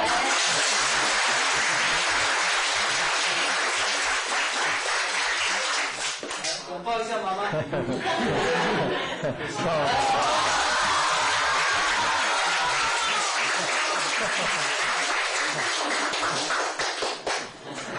去死。其实我们常常这样拥抱，我们家大宝真的很窝心，好棒，好棒。糟糕呢，我很爱哭。所以讲一句话，觉得大宝最近有改变，给他简单点。那天爸爸说：“哎，袂歹哟，我咧切西瓜，过来给我道歉。”真好。因为我跟爸爸哈，我们家有一个很严肃的爸爸。其实刚刚在楼上的时候，有一个老师还是家长有分享，就是说他们家有一个，明明受过卡内基训练的爸爸，怎么还是一样，小孩看了会掉眼泪的那种爸爸。那我们家爸爸大概不至于啦哈，但是呢，就是很硬。我们家爸爸就是很硬。那我后来我说我是看着卡内基成长，我们新营有报过。有2次的那个成年的卡内基班，那我有报名，但是后来因为一些事情所以 delay 了 ，delay 后来要报名的时候还没了。那就我一直看着卡内基相关的书，沟通与人际关系，所以我说改变从自己开始，所以我不断的跟我老公沟通这一方面的事情，改变从自己，所以我称我们家老公叫汉尼。其实刚才我在楼上就很想分享，但是因为我很容易感动，所以我不敢开口，结果没想到还是在这里。那时候我们家孩子呢，我们是缺少时间沟通。我们一有时间沟通啊，大宝很棒。他说：“妈，你讲啊，你继续讲。”然后他上这个课，他跟我讲说：“妈，我说你觉得怎么样啊？”他说：“简直跟你说的一样啊，就是卡内基，就是沟通，就是人际关系这一方面。那因为孩子从小就是跟着我们家爸爸一样比较低，其实我知道他有很多话想讲，这样讲，所以我非常感谢 Wonderful 以及很多学长都很辛苦的这样带领孩子们。”对，今天有这个机会来，也看到黑幼龙黑教授本尊，所以还是要非常感谢辛苦，是我有这样的机会给很多的孩子机会。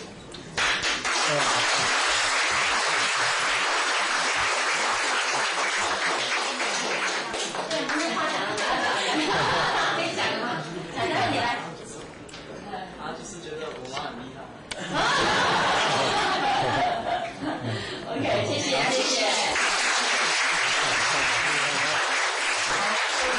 时间的关系，我们也非常难得有这个机会，我们关教授赵一章校尽快到前面来。我们等一下还要到操场，赵一章，不要再来了。我们因为抢时间，等一下我们要到外面没有到文化学了。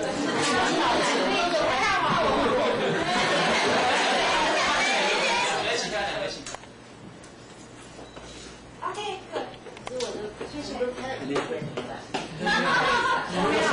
的比较好用。对，因为我刚刚去跑一个。好，可以，谢谢。好，我们你们的支持先放哪边呢？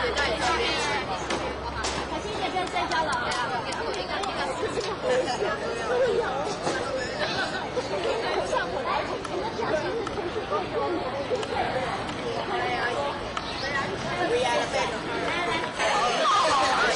表情啊，上次从集中引出来的。再来 ，OK， 来，3、2、1，耶！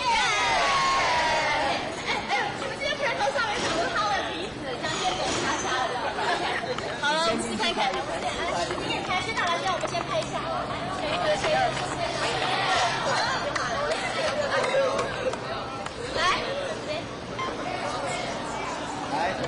来，1、2、3，耶！好，跟着拍照。Wonderful， 哎，朱同学，这样子不好看。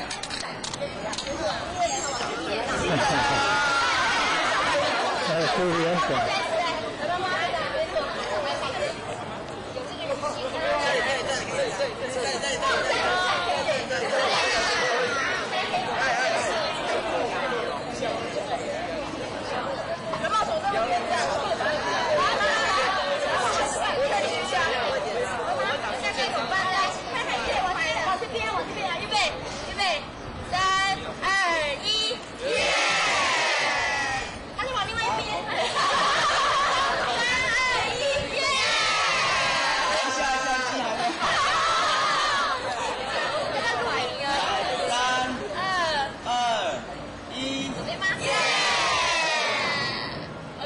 有照进去，有照进去。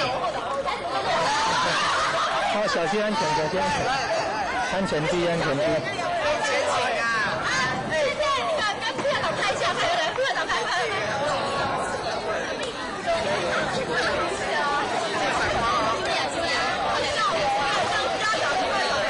哎，赵老师，这个是几位？没有了。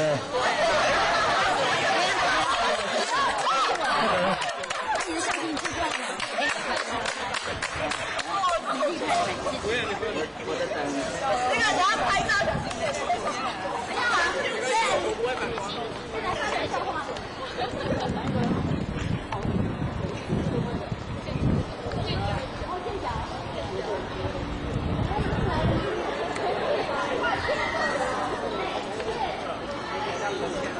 他们来到了，哪里长？看真到了，这个到了，云泽到了，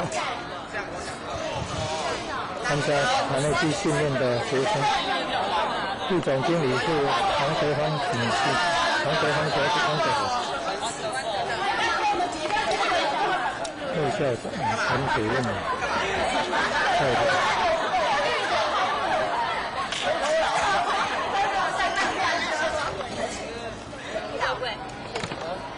来，好了没有？各位喊3、2、1哦，3、2、1，耶！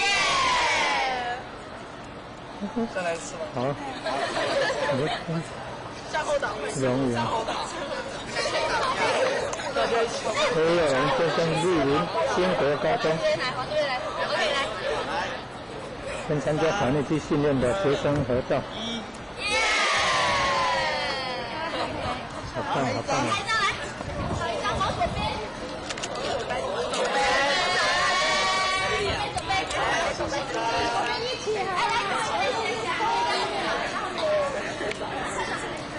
啊，主任，陈主任。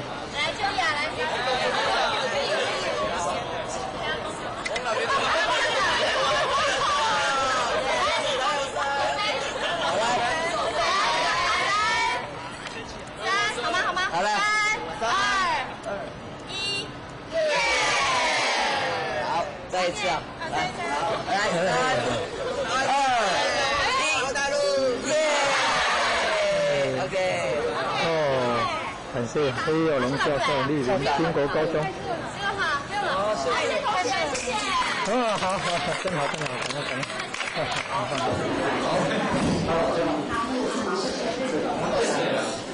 会将会军将会军，为什么有人右边到左边到右边？真好。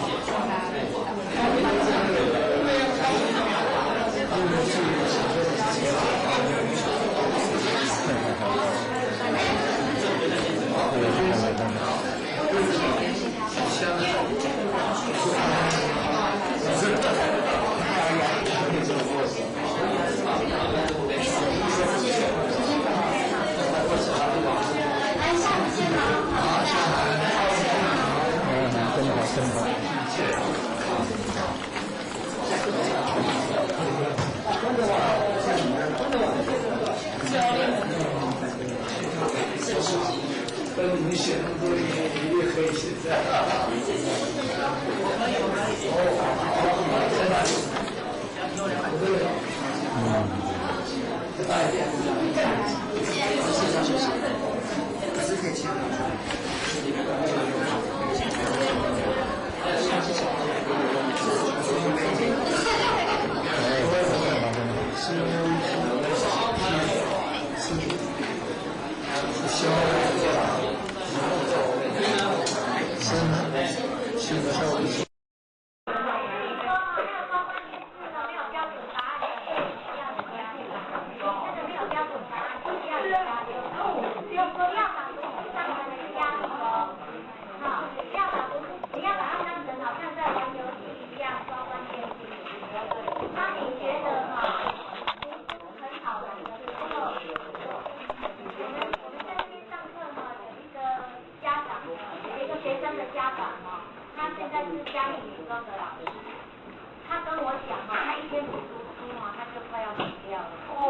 他说哈，让他这样说。结果他是爸爸哈，然后因为我跟他妈妈也，他妈妈哈就，他妈妈刚开始就没跟我承认说哈，爸爸哈，在第一次上课期间，请各位同学赶快进入教室。那考到最后是怎样，你知道吗？在走廊外面走动的同学，请你赶快离开，然后回到教室。因为那个妈妈她原来是，应该是念专科毕业的吧，现在已经念到研究所了。因为他爸爸一直读书，他觉得很无趣啊，他没有办法的情况之下，只好跟着爸爸一起读。那后来他们都发现读书真的很好玩。然后那个爸爸他没有上过我们这个课，他为什么很喜欢读书？因为他很会做笔记，他也有拿他笔记给我看。虽然他没有上过这种笔记的课，可是像他们那种很会读书、很喜欢读书的人，就是他已经抓到了那个做笔记的诀窍。而且你知道他是念什么？他是念那种政治系的，实在是很枯燥乏味。我看他那种书真的很可怕。他是念政治系的，然后那种书那种书怎么讲呢？每一个国字我都看得懂，但是全部凑了起来，我完全不懂他在写什么。他就很有兴趣，然后他会做笔记，然后他就很喜欢念，他觉得念书真的很好玩。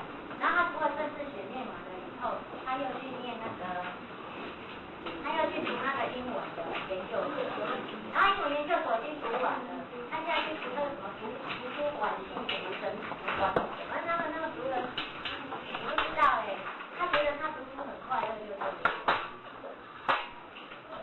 如果你能够把读书当成这样很快乐的事情，好，你们现在开始做分配哦，做看。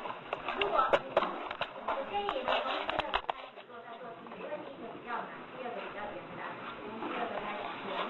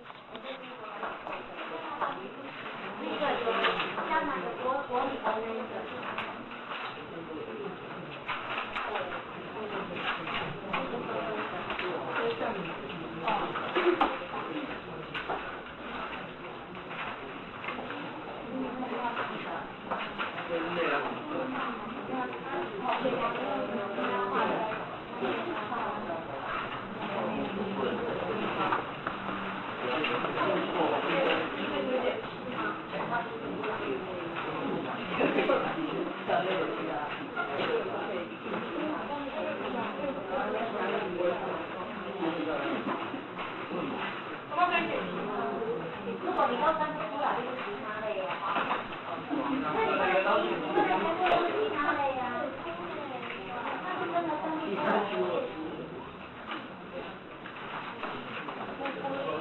对，格子不够的话，你自己小心哦。那格子不够自己。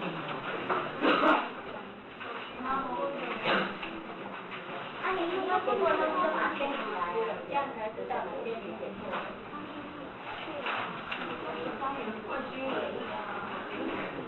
忘记审视那个店里的名字。是哦。电风扇。电风扇。再拿过来，电风扇。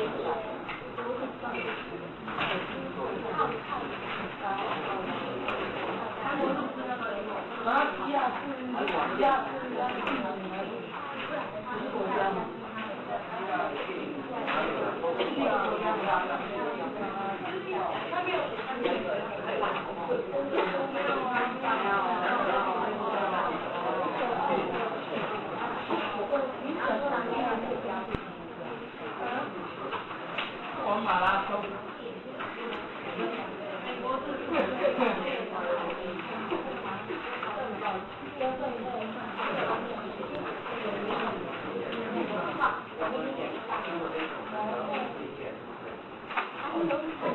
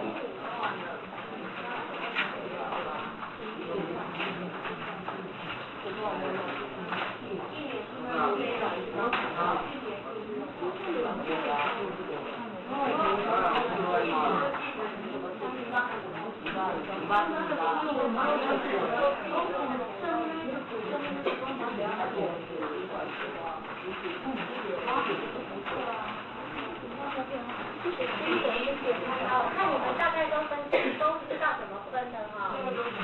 对，那其他的话你们就可以不加分哈。我已经知道你们会要加分。那你会不会觉得，如果要你记到那么杂乱的东西，你是不是先分类以后再来记就比较好？对不对？所以说有时候要记东西是要利用技巧的，不是拿起来就放下放。有时候你就是要用一些小方法，让它分类好。那分类的话，为什么你要学分类？因为我们要做笔记，你把关键字选好之后呢，你就是要把它分类。它是分类法，它是属于原因的，还是它是属于定义的，还是它今天是在属于它是在讲什么的？你要把它分好，那你在做笔记的时候才能够会好，那这边第15页有个用电须知，如果今天要你记用电须知这7项，你可以分吗？你想要怎么分？你把哪几项可以分上去，然后上面要跟它下个标题。因为我们要记东西，常常是这种东西哦。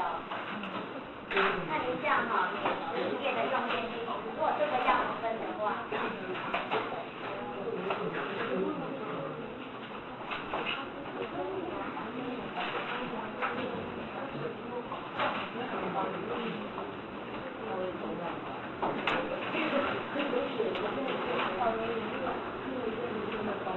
看一下用电须知想要怎么分，有没有人想下用什么方法可以分？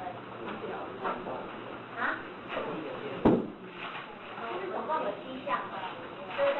那您这里如果要你分类的话，你想要怎么分？然后你标题是什么下？可不可？可以什么？可以的是什么？你会分成哪里？不可以的是什么？你要分。这个不可以就是说，我手中的话呢，我就是说，我手中就写1全不可以。你有没有想到用什么方法？安全不安全？安全不安全？那你觉得安全的哪几项不安全的哪几项？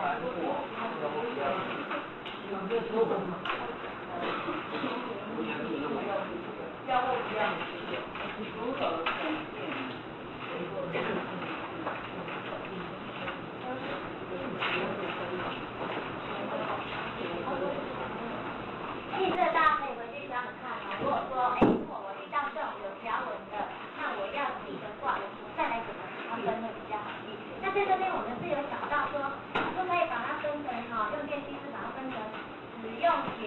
使用后，或者使用前、使用中、使用后来分。好，比如说有一个安装正确数值的保险，好，那这个是属于使用前你就应该做好的，那我就把它分成使用前。我使用前的时候，我就应该要做好这件事情。好，再来呢，身体或站立处潮湿的时候，不可以触摸电器，也就是属于使用中的。好，这是属于使用中的。然后呢，不可在同一个插座或延长线连接过多的电器。那所以应该也是使用前的嘛，对不对？哈，就是可以来这样分，然后你把它分好以后再来记它，就使用前应该注意3项，来使用中你应该注意2项，使用后应该注意2项，那这样子来记会不会比较好？比如说我们要帮助小朋友用电，你要注意哪些？你用这样方法会比较用7项来让他记得更好，有没有？所以你在做笔记的时候，你有时候就是要这样子。你要这样子先去做个分类来思考，再来做它，就是把原来的东西打散，好，就是把它原来写的东西打散，你再重新组合，用你自己的方法。第4个问题，第4个，不可用拉扯电线的方式拔出电器的插头，这应该是属于使用中的哈。插座不可安装在靠近水源或热处，这应该是属于使用前的。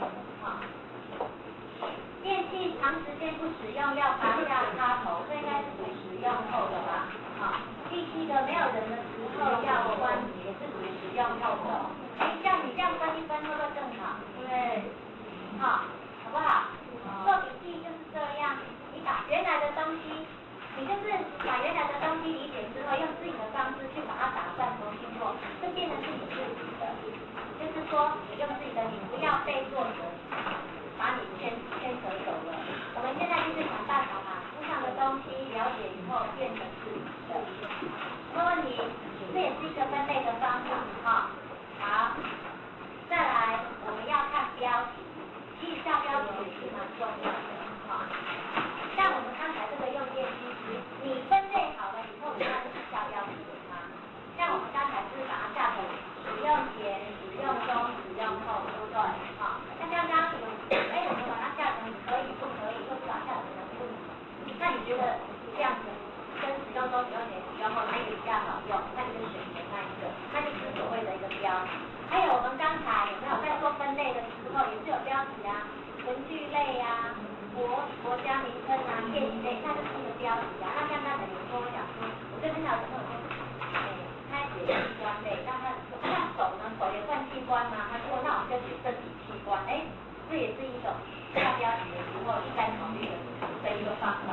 就说怎么样比较好？这就是标题哈。那标题常常就是我们在课本的最前面最喜欢写标题的。好，那你们看一下第17页，就是说。第一个，这一句话，你觉得你上面要跟他下什么标题？如果你看到他下面在讲的这句话，那原来课文上面可能是写什么标题？好，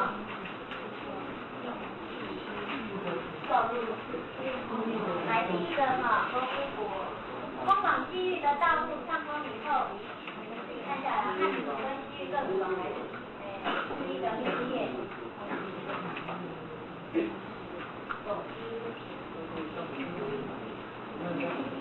西域各国纷纷派人前来中原经商，当地的瓜国、音乐、战马等原本不断的传入中原。在中国的文物丝织品有经沿经由这条道路通往西域，再转入欧洲，这就是有名的丝路。对，是丝路。那你觉得它的标题应该是叫做什么？丝路的什么？功能，这就是有名的丝路，所以它应该是丝路的由来，或是丝路的起源，或者是西域的由来、西域的起源都可以。因为它是通往西域的道路，所以你看到这篇文章上面的标题可以跟它下文字，好，那你的标题下来了。西域的由来，那你如果今天你要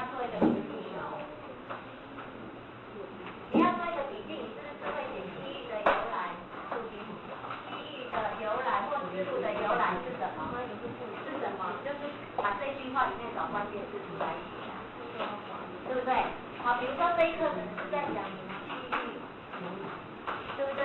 好，第一个机遇的由来，然后它的重点你要写什么？你是不是要把这句话里面找关键字？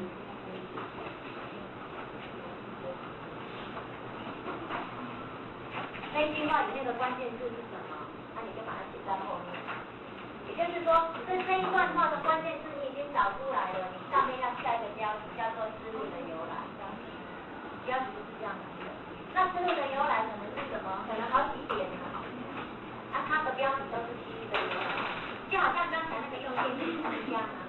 使用前有3点，使用中有2点，使用后有2点，这样子。就是这样很简单，像刚才的用电机制就是这样分出来，就是一个一个的，好。再来第二个，周族每年2月15日的团结日。周族团结日的礼俗，好不好？好。周族团结日的礼俗，好不好？还是周族的礼俗都可以。那你的标题就是周族的礼俗，那它的后面关键是什么？对，然后什么？团结跟和谐的重要啊。它的礼俗，它为什么要有个团结日？它的目的是为了要怎样团结跟和谐的时候，这里面的关键把它关键字圈出来，然后放大，把那个标题写出来，然后放大那一类这样子而已。制作笔记就是这样而已啊。把关键字写出来，把标题也写出来，然后把它分类分掉分档，这样就好了。再第3个，事故伤害或牺牲发生的时候，你觉得是什么？啊？急救需求。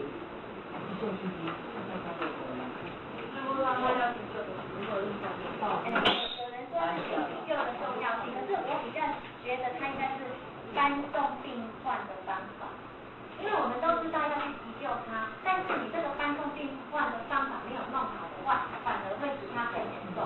如果会使它更严重，你还不如不要去碰它，有没有？因为它骨折了嘛。如果你搬得不好啊，结果它本来只是骨折嘛，你搬得不好，结果变穿出来了，更严重，有没有？对。或者是它是，譬如说那个内脏里面，譬如说我们的胸部的内脏，会不会没弄好就刺到心脏？本来藏在那里会搬不好就有急了，所以我觉得搬送，就是说搬送病患的方法是很重要，因为它这边好像就是在讲说你在运送的时候应该怎么样，要怎么样来处理，就地检查这样哦。当然你也可以学急救的重要性嘛，那也是在讲急救的重要性。再来第4个，朋友能增长你的知识，扩充你的生活经验。所以朋友像是一本一本的好书，你觉得这一句话的标准要写很清楚。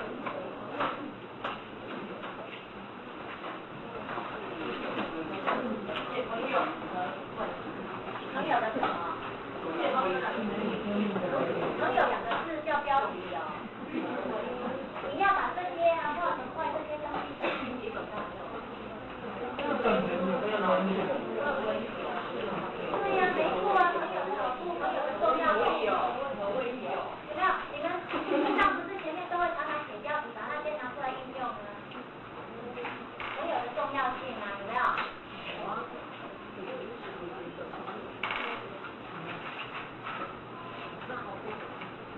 再来，良好沟通的秘诀，不论在什么情况之下，你都要前后一致，表现出最好的一面。这个最简单的，对啊，这叫良好沟通的秘诀啊。好，再来 ，IBM 就是服务已成为该公司的象征跟信念，成为全公司广大员工的价值观念。那这一句话你要怎么设标？啊？的训练吧。IBM 的训练，然后后面也要加个服务，因为他这边是在讲服务，你也可以说是服务的重要。好，他重点在讲服务的重要。那第七个，管理时间就像管理金钱，这句话写得很好。如何管理？如何管理？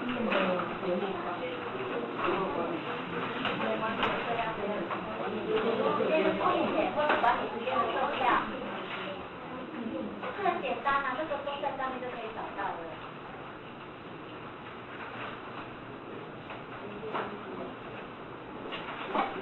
再来，背诵是第一字母，当人们年纪越大，记忆的能力就越差。此时适度的背诵对于我们记忆能力的恢复有益。背诵的什么？背诵的重要啊！你这小朋友才是背诵的重要。记忆不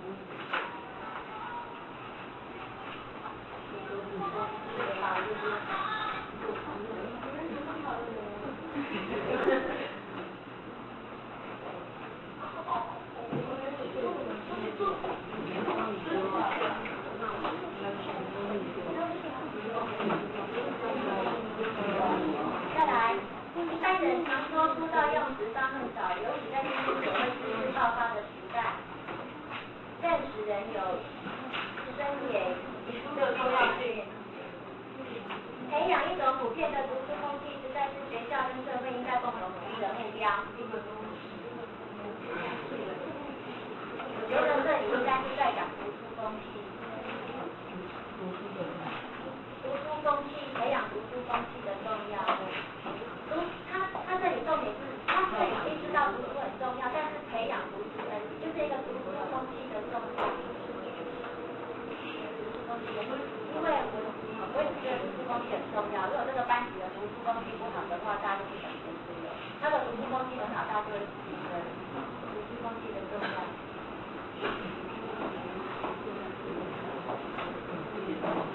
我觉得在家里也是一样，在家里如果说，小朋友在读书的时候，妈妈也跟着他一起看，他就比较看得下去。再来，广告是一种用来联络买卖双方思想、感情和讯息的好方法，本质是一种有说服力的讯息创造。对，广告的越来越容易了。再来。穿山甲行动缓慢，穿山甲是什么？特性，对，穿山甲的特性。再来，泰国首都曼谷的水上市场是像一般的乡村赶集一样，这一句觉得吗？曼谷市场的景象，对不对？他是在描述那个景象。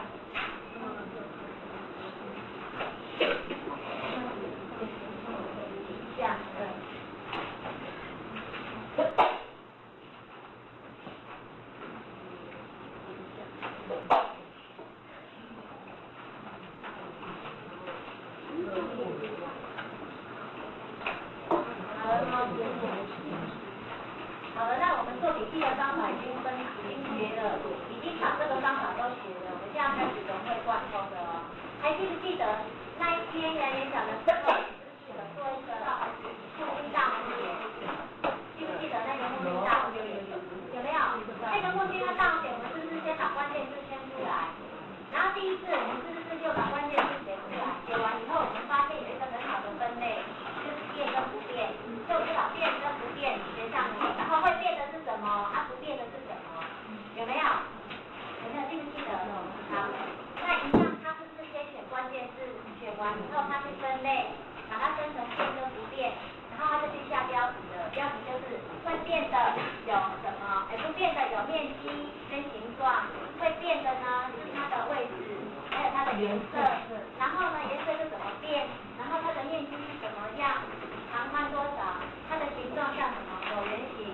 它的距离是怎么样？就把它写下，就这样而已。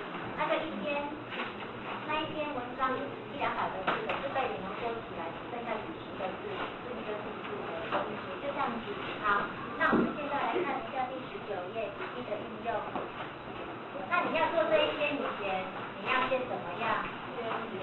浏览，对不对？然后浏览以后呢，你就要开始去选关键字，然后你要看要怎么去做分类，下标题。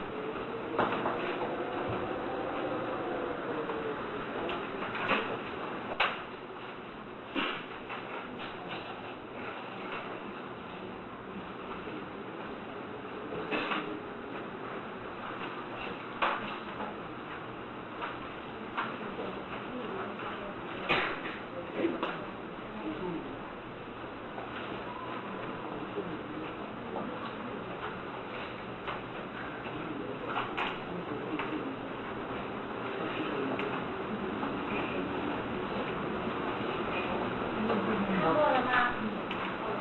你这看过了。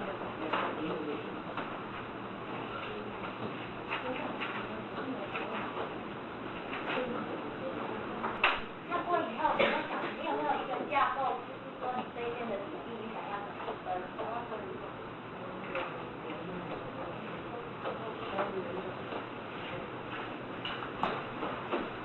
好，我跟你们讲哦。大概怎么分，然后你们回去写，因为我们等一下要做那个数值的练习，好不好？在这里面哦，这有很多方法，我只是把我的方法讲出来当参考，那你们要下次，你们要回去做，然后下次要到上面去写到看。这个的话，我可能会怎么分呢？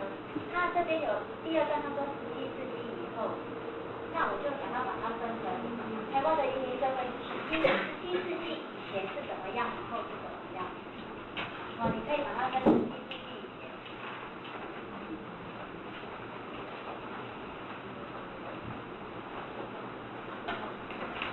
好，那这边我可能就是分17世纪以前呢，台湾它是怎么样？就17世纪啊，它就分成平埔族跟高山族，有没有？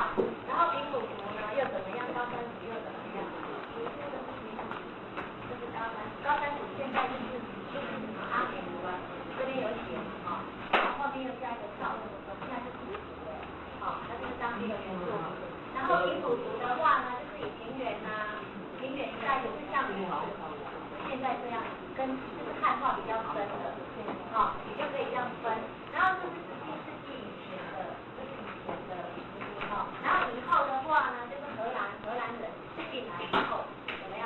然后后来又陆陆续续有那个清朝那时候有很多汉人又进来，然后那时候不是又变成泉州、漳州、客家，就是我会把它分17世纪以前以后的，然后分成2段。那你们回去写写看，好不好？这个是你们现在历史课的，对，教过了，对不对？教过了，然后教过了你们就会了啦，就过我。老师那时候是用什么方法做？也都是在17世纪以前17世纪以后啦。对，那后面的课都是文字啊。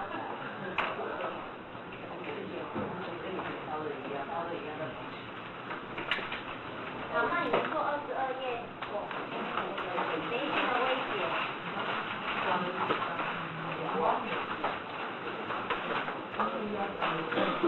那媒介的威胁，你们回去做做看哈。就是媒介对我们威胁会产生什么样的结果啊？然后呢，它要怎么预防啊？那如果发生的时候该怎么办？然后发生了。就是你发生它会造成后面有什么样的结果？就是说你把这些东西都放进去。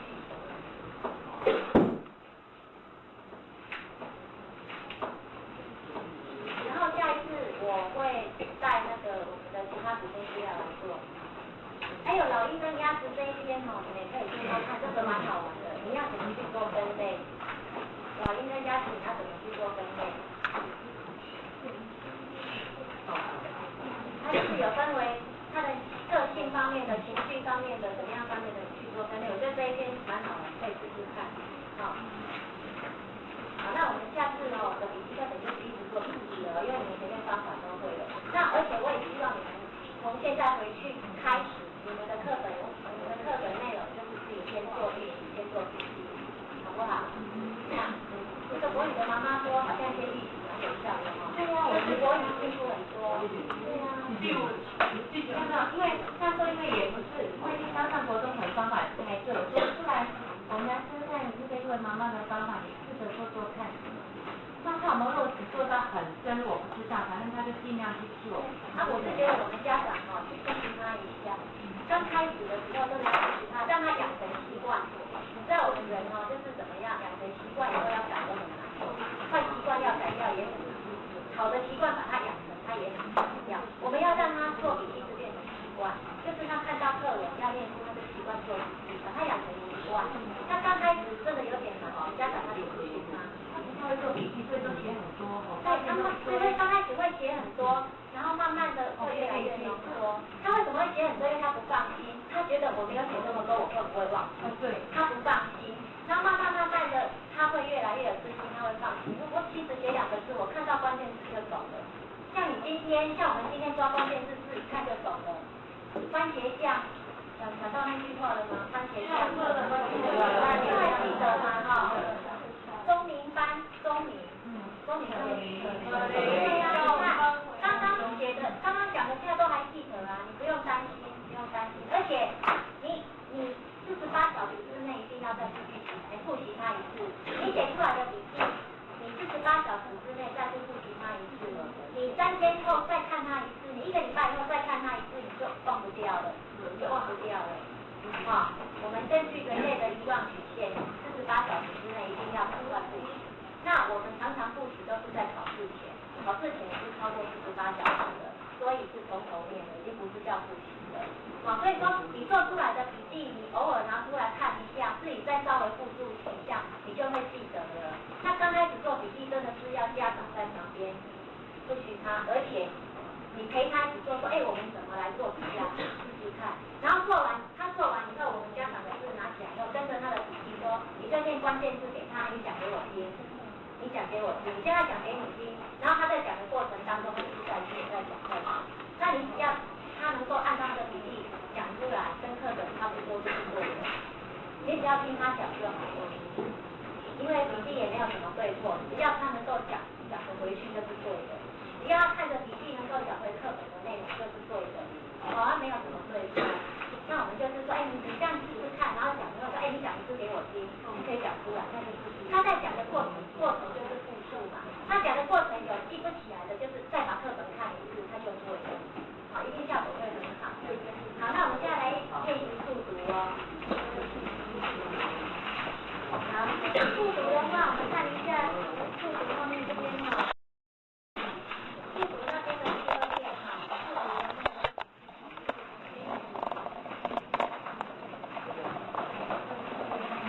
最后一个，刚才已经讲过了哦。速读只是让你大约的理解，不是让你记内容。然后你看的时候一定怎么样？你看过，你等一下我们做练习的时候就是这样，你看过以后，你就举手，然后就跟你讲题目，你就把题目记下来，然后就开始做后面的题目。然后你在做后面的题目，你不要再回去看前面的东西，而且你看过一次就好，不要看第2次。好，然后呢，我们速读是要你去理解这个内容大约是什么，我们并没有要你去记它或背它，所以你要有特力的往下看。你就很勇敢的往下看都没有关系。那你看的时候呢，是利用我们的视野宽度，我们每个人都有视野宽度嘛。那每个人的视野宽度可能都不一样，有的人可能一次看6个字，有的人看8个字，那个都没有关系，不是字看得越多就是越好，但是每个人视野宽度不一样。还有你看书的时候，你会不会发现，你放得越近，你的视野宽度就越窄，而且不清楚；那你放远一点，视野宽度就越宽，对不对？所以看书要拿远一点，你的视野宽度就会比较宽，你就不会进去，就不要这样插着看，然后。我们刚开始练习的时候呢，你就是拿着摇杆，就是你的笔，然后你看哦，你看第几画，充分阅读资讯，你一次可不可以看6个字？充分阅读资讯这6个字，你是不是一眼就可以看到这6个字，就是在告诉你充分阅读资讯这句话？可是你如果一次只看1个字，你是不是第1个字看充，第2个字在看分，是分还是分？哦，不懂意思。充分阅不懂，充分阅读，阅读什么？你看你这样子用笔要点6次，你要花6倍的时间。可是我其实我一句话6个字，我就知道它是什么意思了。因为我们中国字是1句话才有意思，1个字好像看不出它是什么意思。所以你为什么每次数组的时候，你不要看1句话，你要看1个字？很多小朋友都只看1个字，1个字这样看哦。结果看到第3个字哦，他就开始在想冰箱里面有什么东西，我等下看完书我要去吃。然后等到想，然后心想，那我还是要看书，再从第1个字开始看充分。所以他第1行要看好久。那你如果第1行一次6个字看懂意思，你就会想要知道，哎，他接下来要讲什么？当我这句话看完，赶快再往下看。啊，所以说呢，你的眼球就跟着你的摇杆这样点，这样点下来看，你一次就点这6个字有没有？充分阅读资讯，你就把你的摇杆点在月跟组的中间，这样点一下，这6个字就看完了。然后充实自我，你就点在10跟4的中间，点一下，你点2下就看完了这10个字了，你不用点10下。那你的眼球就跟着你的摇杆这样过，这样子过，一直看，你就会一直加你的速度，然后你就会专心要把它往下看。要懂我意思吗？是不是用我们这个叫做习惯性的阅读，就是自己看书，我们要你养成看书的习惯是这样，我们就不要用机器，那以后你就会习惯一次就是看1个字就过去。那我们就是先6个字、8个字这样看，慢慢再练习那种一次看10行的，一次看叫做一目10行这样。好，可不可以？可以。为什么？我们看一下，翻过来。来，你先看这一页哈。如果你的摇杆是放在 A 跟 L 的中间，你可以同时看到 A 跟 L 吗？可以嘛？两边的视野宽度有到这里嘛，对不对？好，那你再翻过来，你再看隔壁这个哈 ，R N C D I L， 对不对？你把你的摇杆放在 C 跟 D 的中间，你可以同时看到 R 跟 L 吗？有的人可能没办法，那没关系，你就看 N 跟 I 这样子就好了。我们就是要了解你视野宽度大概多大，你就是看这这样，你可以看8个字的，你就一次看8个字；可以看6个字，就一次看6个字。好，那你再翻过来哦。我们除了视野宽度，可以是宽水，可以是高度哦。你看，我如果跟你讲说，这里一格是不是有9个字？对不对？那我如果说好，这里总共1、2、3、4、5、6、7，其实有28个这样子的方块。那这些方块里面哈，这些总共28个方块里面有几个3？那你是不是每一格看到有几个3？你一眼就可以看到几个3了？你会不会要一个一个去看有几个3？不用吧？你应该这样一个就看到这一格有1个3嘛，第2个这里都没有3嘛，然后第3个就2个3嘛，你应该是一下就可以看到了。你需要一个一个去点吗？不用嘛，因为我们的视野是有宽度跟高度，所以说你说可不可以一目10行？可以啊，但是我是不太建议这样子啊，因为我们有时候你一目10行，对理解力可能会比较降低。好，那等一下我们在做测试的时候呢，后面这里哈有个基础篇跟进阶篇有没有？第一篇的时候呢，我等一下如果跟你说几秒，你把它记下来，我们会帮你算每分钟的阅读次数。然后呢，等一下会做题目，那题目你再看看就是，总共几题对比，那就是你的理解力。好，那每分钟的阅读次数呢，如果很快的，但是你的理解力降低的话，那我们就不要你速度去加快，我们要加强你的理解力。等到你的理解力已经提升上来了，再来加快你的阅读次数。好，这样子你才知道说，有的人看得很快啊，5分钟看了1、2千字，可是他理解力都没有啊，那等于是没有看的。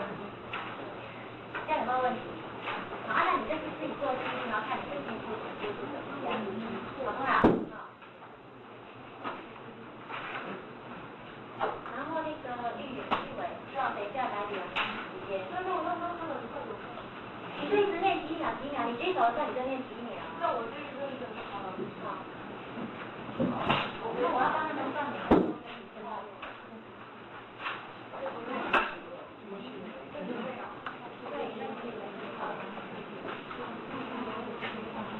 先不要看那个。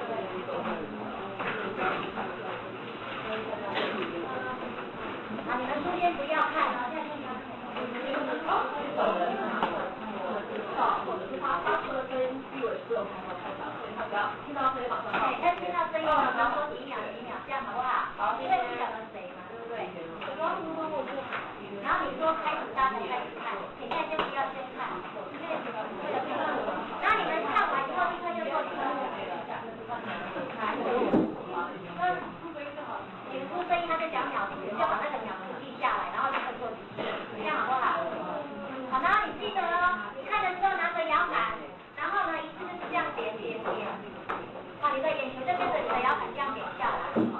我们就不要用那个，我们本来是有那种打拍子那种机器，可是我觉得这样稍微有点高因为你的速度不一样。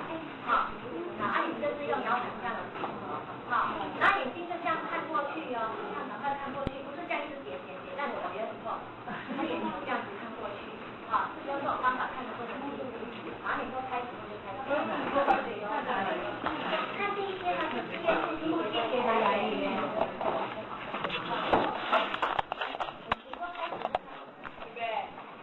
开始。好，3秒。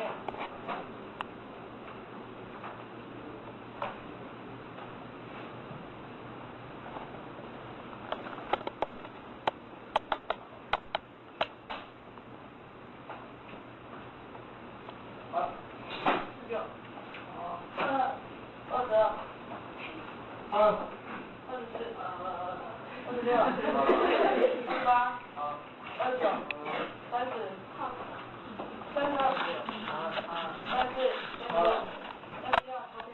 好，更新，好，39，42，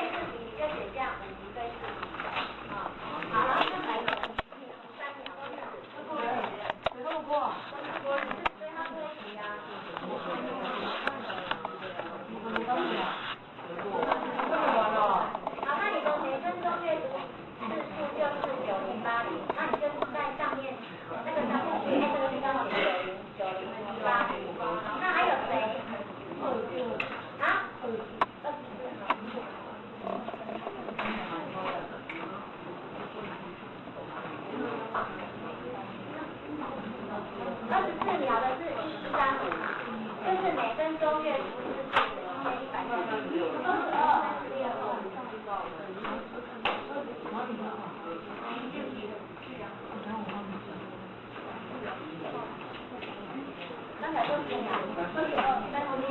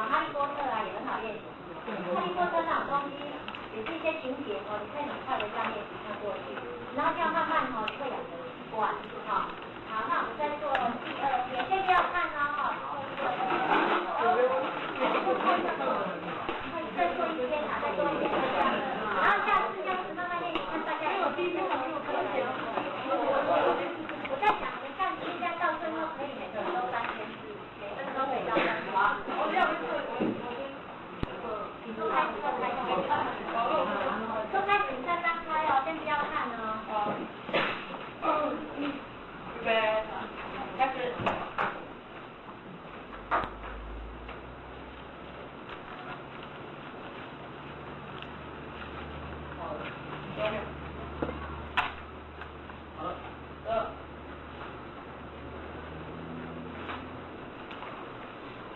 好了，18，好了，20，好了，21，好了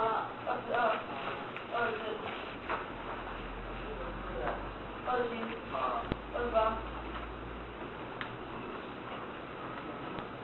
好了28，好了，33，35，好了，36，好了，42，好了，43，好了，44。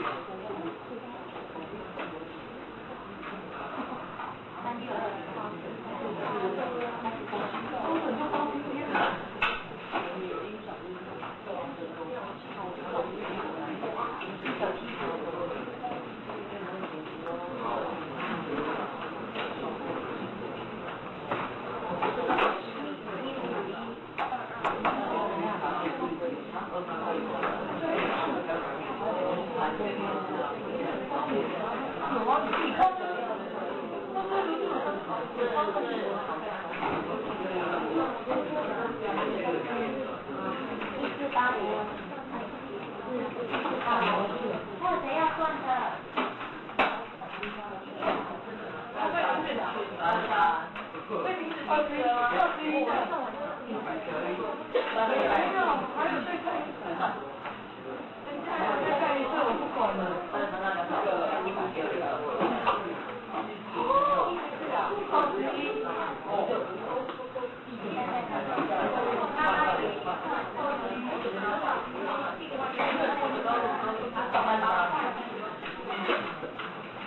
？21的是3102，33呢？33的是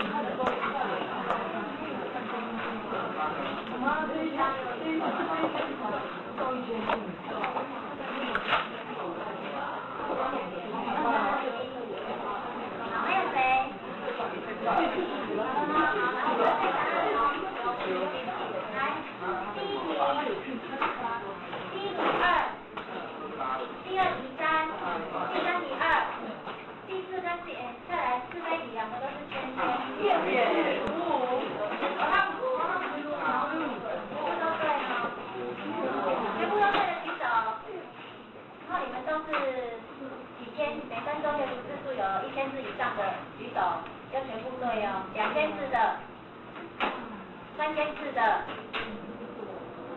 没有4000的嘛？你是7000多的，刚谁啊？你是7000多，对。可他那个书好像就直接影印在头上。啊，你写看过这些？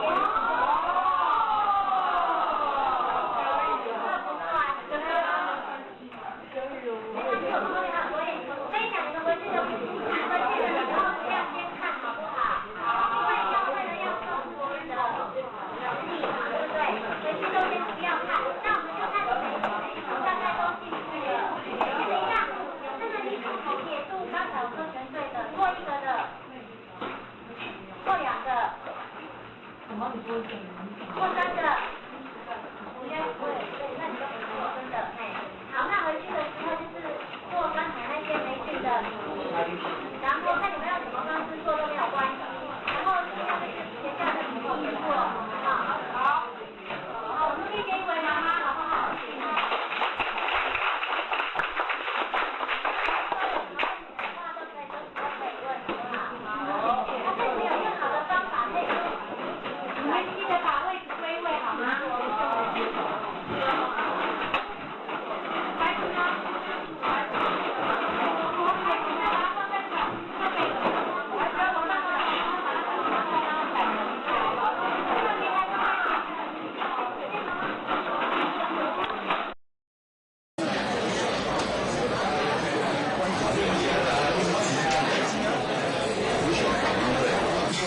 是一个反面的，这是一直我们必须要随时去自我思考的一些事情。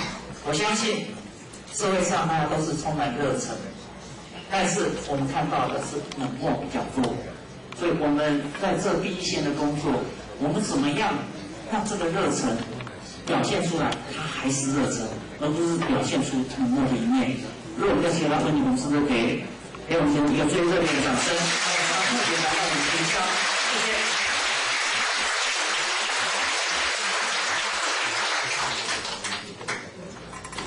心理讲，那个第6讲是最强烈、最有震撼力的讲量。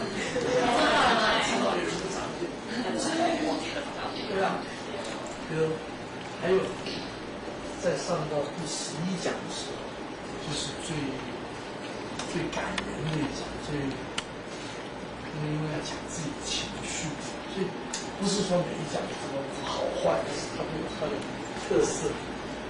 可是我们现在每个人都想一下，因为我记得讲这里不知道跟你演讲，为什么去演讲？因为知道为什么在演讲？因为从卡内基的经验你知道，讲师在前面讲话都是没有用的。真正一个人要有收获、要改变，常常你们自己讲这个。那我认为是很希望我在这个20多分钟会有用，也有你要在这里讲。那我不讲，你们也不讲，大家不讲话不行啊，应该怎么办呢？对，你看，肯定继续的是大家突破，对不对？为了这种奏效，不是不能理解。有的人的口气啊，没有，不听到。讲话没有其他特色。上完了，我们没有帮忙他，没有天天晚上的立场前面请客，尤其是在请大之前那段时间，他给自己，他的上课是多年前，他给自己的承诺就是要减重多少公斤，结果做到了，好不简单了。我们都没有教他们怎么减重，怎么改正，加重的东西，他自己为什么会有这么强烈的意志力？是因为他们自己的话，其实看下，我还看过好多无论在新竹那个书店，我忘了是一个连锁书店，因为以前我在演讲时候提到他的故事，这个老板的弟弟吃槟榔，嚼槟榔，就是老也讲过，音乐有很暗示，多么影响我们的想象多来看，而且我们知道那阵子是钱不槟榔的贵，一个月要花多少钱吃槟榔？最后他自己上那个集训练，他上面那个自己定目标，我要戒掉，那个要求我们也不知道怎么戒，戒。是早上起来要刷牙，嘴巴张不开，跟你连在一起，一开，刚才一吐都是血一样，做到最后，做到了直接把这些我为什么要讲这些案例？因为比较明显看出来，我们人真的要改变的以前不一样，是要靠自己。那我现在讲一个故事，我讲完以后，你们就可以想一想。讲完以后，先举手，先分享你们的想法。我先讲一个故事，这个故事是我的一个老师讲给我听，在罗亚拉大学。这个老师呢，以前做过电影导演，他讲他怎么样认识。你知道，在好莱坞很多人结婚离婚，婚姻乱得不得了。这个老师呢，结婚35年的时候，不但没有离婚，夫妻俩的感情好。有时候他跟他太太在校园漫步，他就讲给我们听，哎，对，这样好多了。他说他跟他太太怎么认识的？他说有一天他在湖边散步，看到他太太，看到有一个女的穿的说下面那裙子，对着日落，好美的画面。这个他那时候也是年轻人，从后面经过，哇，画面好美。他就过去以后给自己再找一个借口，又走回来再看这小姐的背影，就走来走去嘛。他说我有一种克制不住的冲动，什么冲动呢？就是想把这小姐推到水里面去，然后在后面自己数1、2、3，推了这个小姐嘣掉到湖里，那个头从水面上一升起来的时候就笑了，对着岸边。他一看到他笑，他就告诉自己，这是我找了好多年的太太。然后他就自己也跳下水了，就拉着他太太一起上来，两个人就一直笑啊，一直笑，一直笑。然后6个礼拜以后，他们就结婚了，有35年。现在我想请你开始想这个故事带给你什么联想，或者什么心得感想。然后呢，如果你是那个男生的话，你会怎么样？如果你是那个女生，你会怎么样？我们先静默20秒，然后先举手讲。现在专心想一想。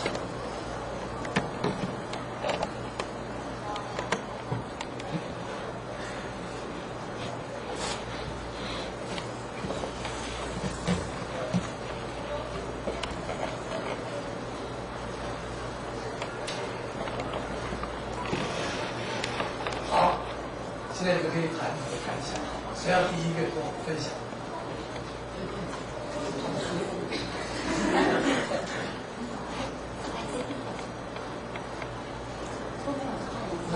谁要第一个分享？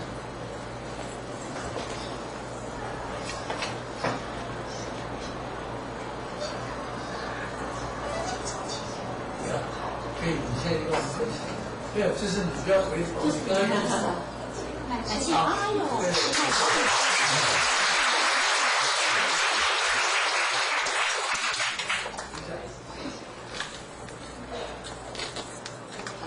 就是想说，要是他把他推下去之后啊，然后那个女的可能会想说，这搞西医那怎么会把我推下去？然后可能就是下来之后就可能一个很尖的笑容，然后这个男的可能就认为说，我把你推下去之后，你现在还能给我这样的笑容。可以跟他走一辈子呢。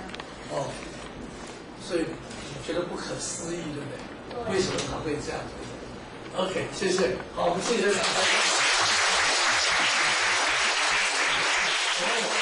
我也会这样想，就是今天怎么那么倒霉，被这个风神经病把我推到水里去，或者这样，我们的头从水面一露出来，不是笑，是咬牙切齿。还有这个。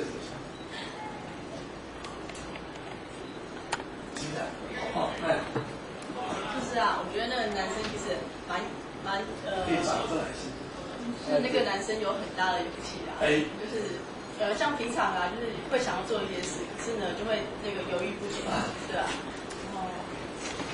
然后应该活在当下，对，活在当下，想都什么时候去做？这省于谢谢。他讲的也很有道理，你看每个人的观点，我们都可以采取好的部分。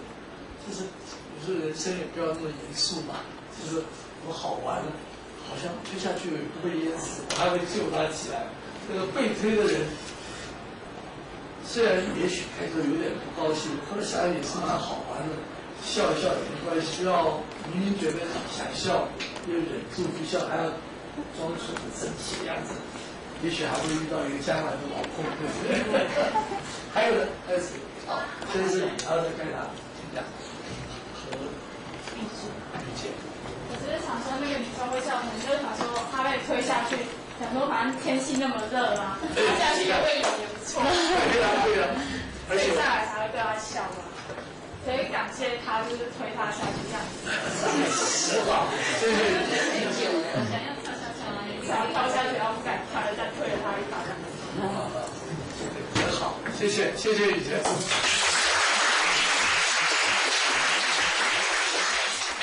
雨杰遇到事情不朝正向想。第一，天气很热，掉到水里可以凉快一些；第二，很可能会游泳，对不对？如果冬天怎么办？没关系，那你OK， 看来是第三话。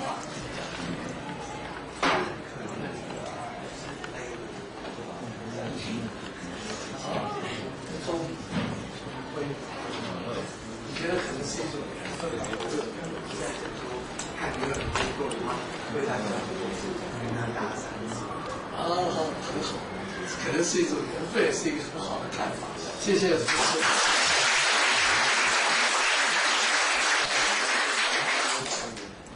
从刚才因为时间的关系，我们还有第二个故事啊。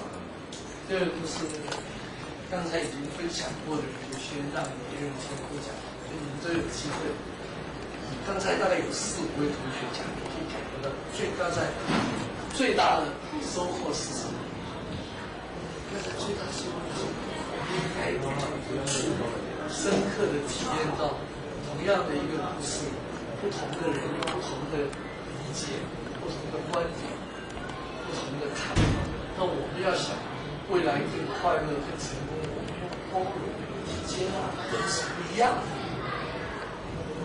刚才我们在楼上跟老师们讲，还在讲这样，造成未来婚姻啊、家庭不幸福，我们常常把别人变得跟我完全一样，这种生活很紧张，压力很大，压力不会包容别人。刚才这个故事，我如果继续经历分享，还会有不同的想法。这样他会相信这个是人跟人之间互动的一次安排，是缘分。好，那我再讲一个故事，好不好？好。这个是一个不是真实的事情，就是东印度帝国是古老的传说。说有一个年轻的男生，他看到一个女孩子好漂亮，就从后面一直跟到一个山坡上山了以后，这个女孩子一回头一问他说：“你为什么一直跟着我？”这男孩子，我告诉你，因为你是我所见过最美的女孩子。这个女孩子就笑了，她在哪里？哇，我姐姐长得比我还要漂亮，她就在你后面。这个男孩子一回头，马上就追了，看到好像有涟漪，追了对象，根本没有人，跑回去，终于追到这个小姐，一直喘气，根本没有人，你为什么要骗我？这个小姐就跟他讲说：“哎，你不是说我是世界上最漂亮的女儿吗？”他说：“对呀。”那我为什么说有人比我漂亮，你马上就掉头走掉了？好，我的故事就到这里结束。现在你也可以安静的想一想，想完了以后，你先要分享对这个故事的感想，就可以举手，先想一想。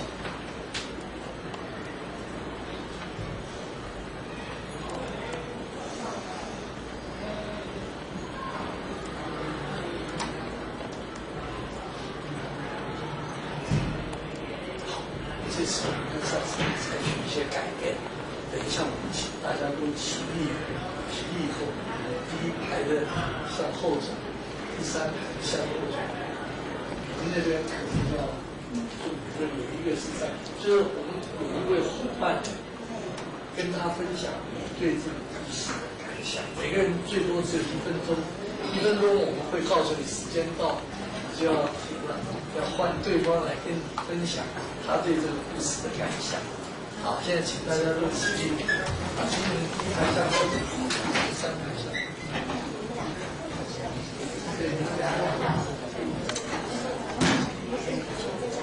好，第1位，请开始。你的只有1分钟。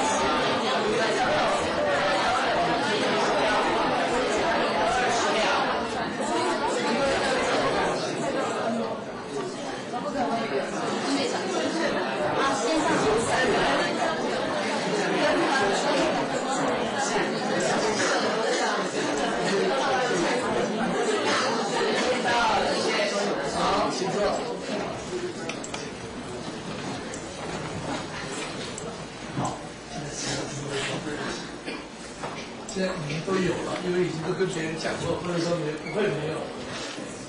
好，请。好。我是觉得说，如果你要称赞一个人的话，你要真诚。好。对，要不然你会失去一个机会。比如说那个男人就失去一个机会。就是你觉得男人可能不是真诚。对啊。好，谢谢。你记得卡内基说的，这个不是真诚的赞美，虚伪的赞美会是什么？在这本蓝的书里头，他说虚伪的赞美是一张伪钞。这个假钞票用出去以后，出来找你麻烦，这张是真的。他说这个，你们这本书，你们喜不喜欢看这本书？爸爸，你看一个，很多人今天希望你们可以翻到我也只记得这几页，不要以为我都记得，在这个133页，这个后面的几行，我刚好记得，他那位心理学家讲究人类心灵最深处、最强烈的需求，就是想要得到肯定。那如果我们会给别人真诚的赞美，就让他觉得很重要，你的人际关系一定很好，因为你满足了他心灵深处最强烈的需求。OK， 下一位对这个故事的感想。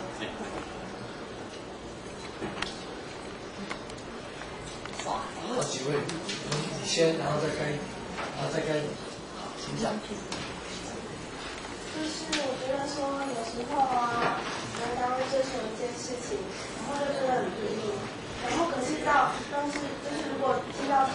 是有人跟你讲说另外一件事情比这件事情更好的时候，你会去追求另外一件事情，然后感觉是还是追不到这样子，是不是里面没有核心？所以对自己相信的事情应该坚持下去，而且继续有一点毅力上来。好，谢谢。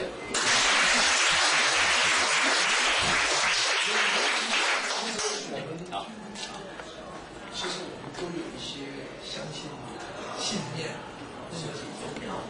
而且像卡内基训练，我们所练习到的沟通啊、人际关系的自信，回去以后有人会给我们唱反调，同学或者这个社会是这样，教人嘴了，我们这个时候马上就掉头怎么办？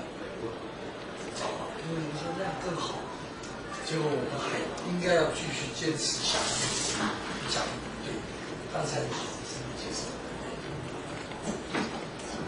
意见和乃云是差不多，就是我们常常在生活中，就本来想说要做一件事情，然后就受到别人的意见，就去觉得就意见想法会被改变这样子，然后就觉得应该每一个人都有这种毛病，那是应该要坚定自己想要做的事情，然后努力去达成。对，我们相信东西，甚至于遭遇到挫折，我们也不要很轻易的就放弃，要再跌倒再爬起来。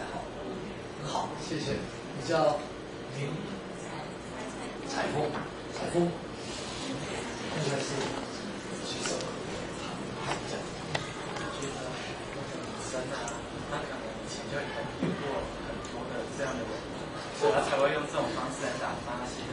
然后他可能会觉得说，如果可能哪个男生真的对他有意思，然后又对他很专一的话，他可能会跟他在一起。哦，这样子，他就不会说后面还有一个更没有，他可能会觉得跟他讲啊，然后如果那个人他掉头走的话，我就说他不专一啊；如果他没有掉头走的话，我就说他是很专一。那想你觉得这个女孩子想考验一下，很好，谢谢。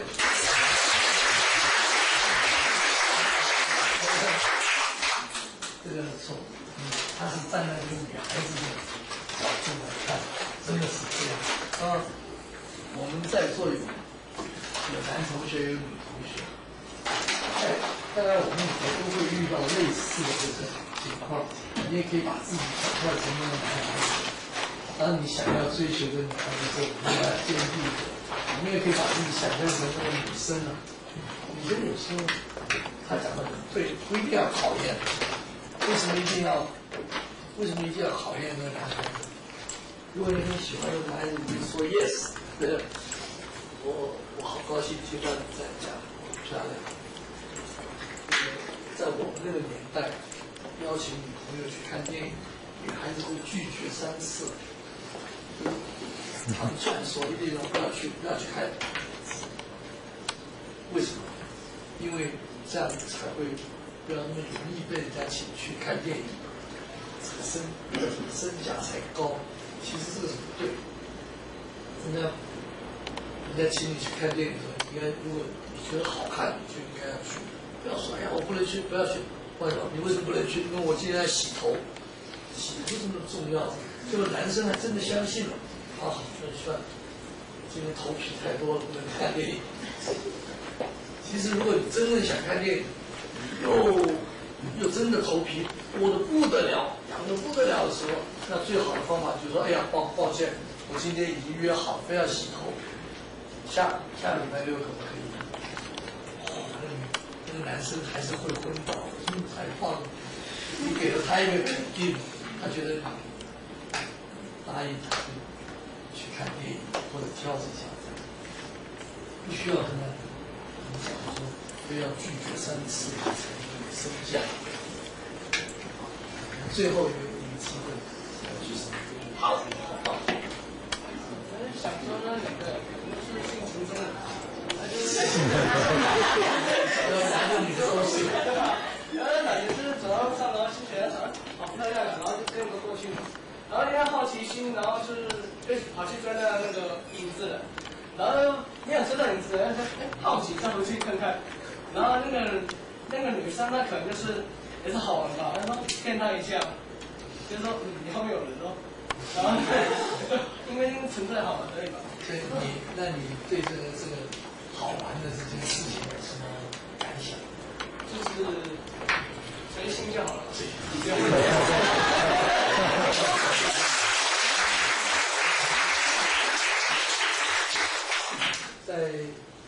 可能是他讲的话给我们一些启示哦。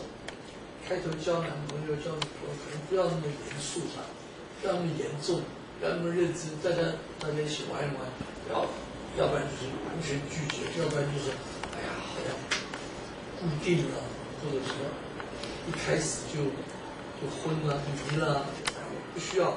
但是这个也可以追着跑步，那边再跑回来，女孩子也可以这样，这又是另外一个角度，很好。还有同学要分享吗？好，没有的话，我要把这个时间交给 Wonderful 老师了。他说这个那因为刚才讲到赞美人要真实嘛，对不对？那今天下午我们是要练习，对不对？今天难得机会有一个软宝学员来举个典礼，软宝学员，你发现全场里就只有一个人，就是妈妈在现场。所以现场有这个机会哈，那上了7节课，然后所以到现在你上讲的是跟爸爸的关系，对不对？还要不要当大家的面增加勇气，说明2颗星。对，让宝全来面前跟大家在大家一起面前谈谈你对妈妈的感谢跟赞赏，对不对？帮我加油！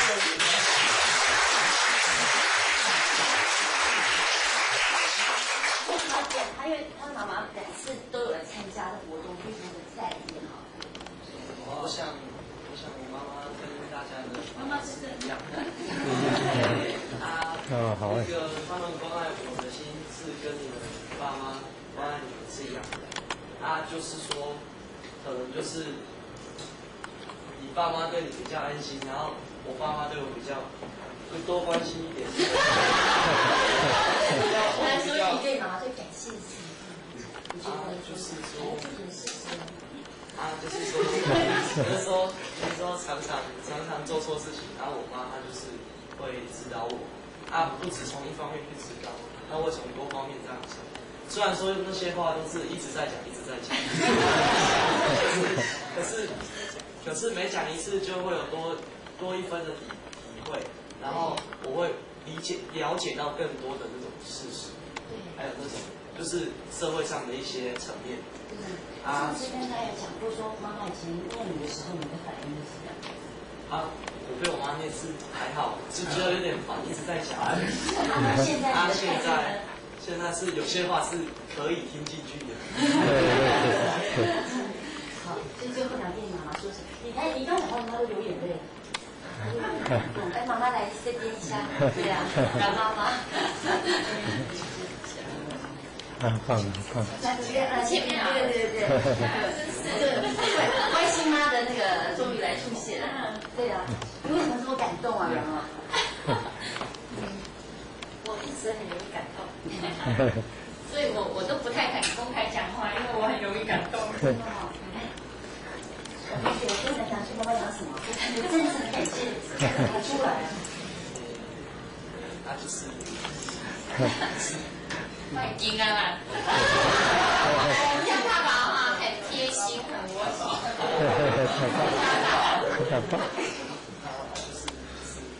今年大家来掌声一下，我来。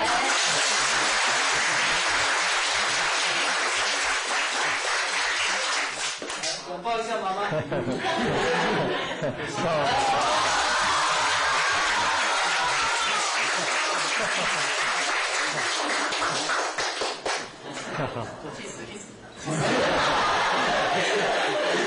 我们常常这样拥抱。我们家大宝真的很窝心。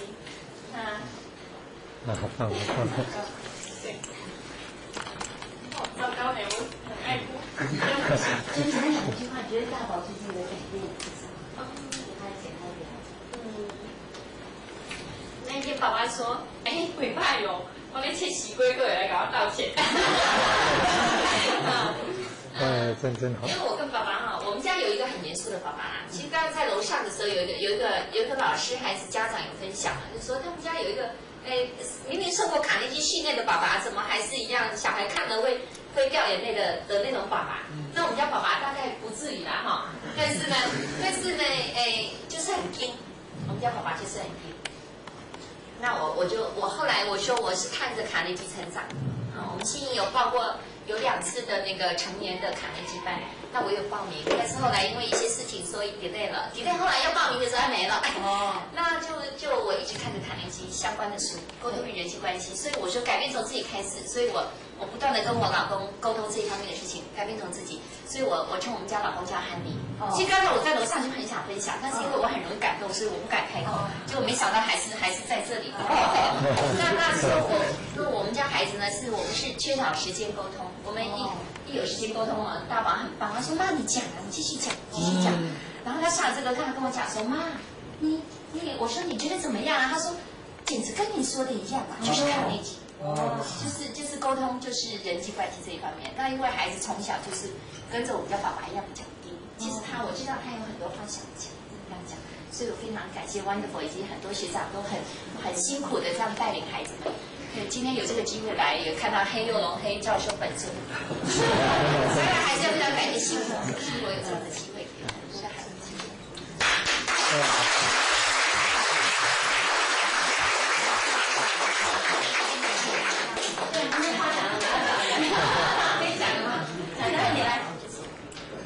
就是觉得我妈很厉害。OK， 谢谢。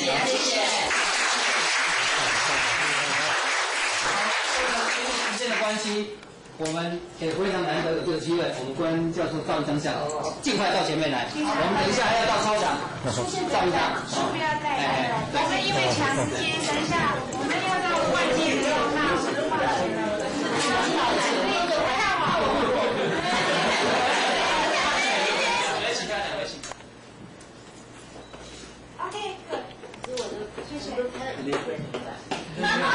我的比较好聊话。我忘了带你出来。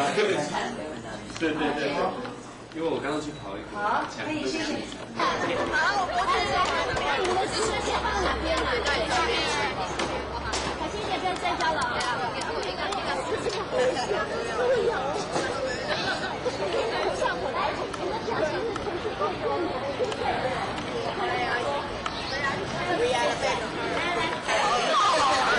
表情啊，上次从集中营出来的。再出来 ，OK， 来，3、2、1，耶！你们今天不是都上面想说他们彼此将先走叉叉的？好了，我们试看看。先打来电，我们先拍一下。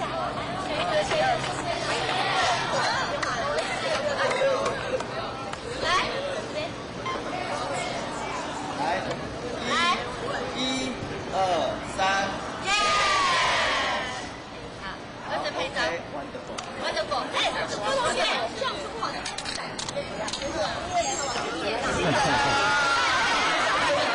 注意安全。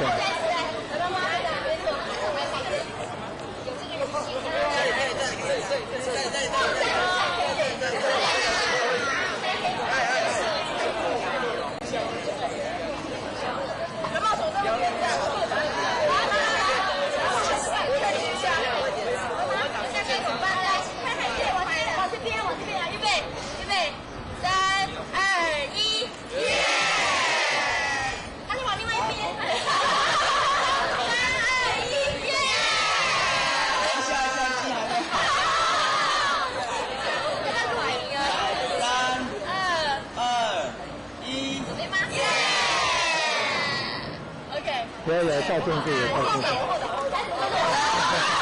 好，小心安全，小心安全，安全第一，安全第一。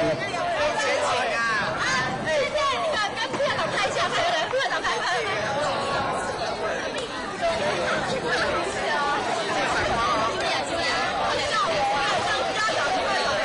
哎，赵老师，这个是几位？没有了。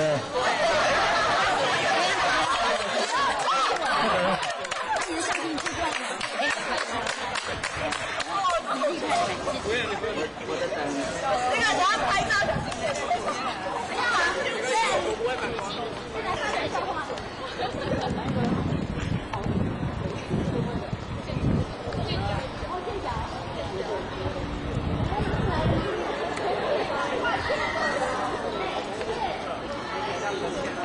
分回到了那里场，分针到了，复活到了，原则到了。参加团内技训练的学生，副总经理是黄德芳女士，黄德芳小姐公主。副校长陈主任，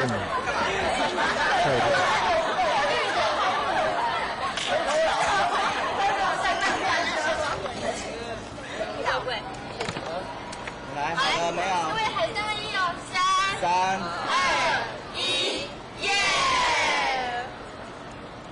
再来一次吧。好，向后倒。容易啊。何友龙先生莅临新国高中，跟参加团内技训练的学生合照。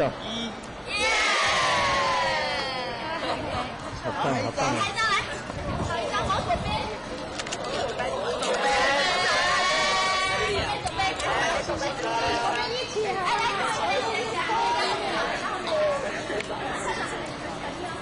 主任，陈主任。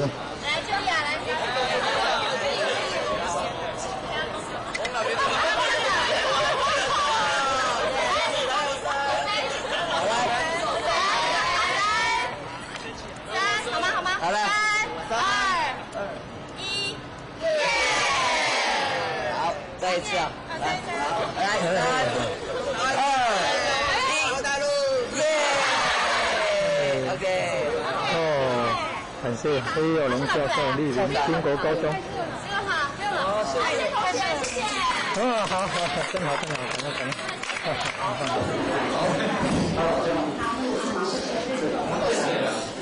会像会军将会军，为什么有人右边到左边到右边？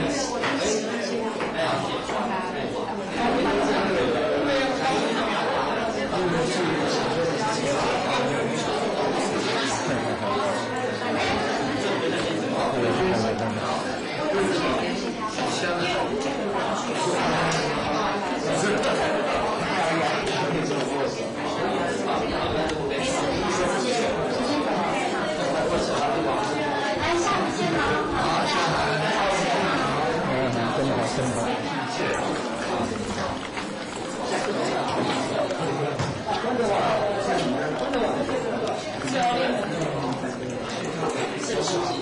跟你们选那么多一定可以写在。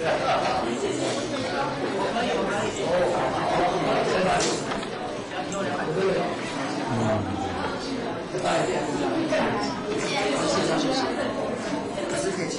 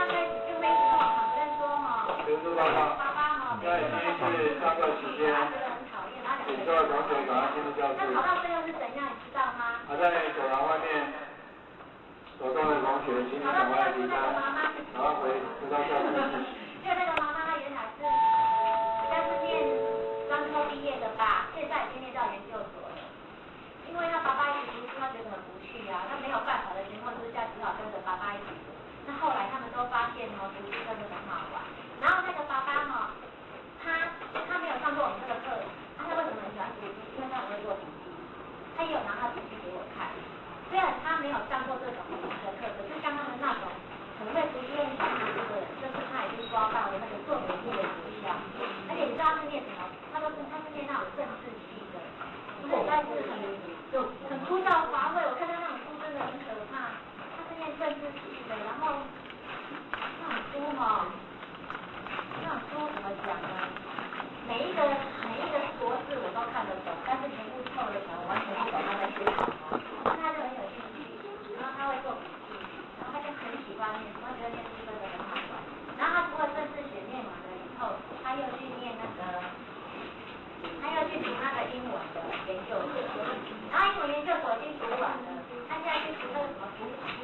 去读生关系，而他们那个族人，我不知道哎，他觉得他读书很快乐，对不对？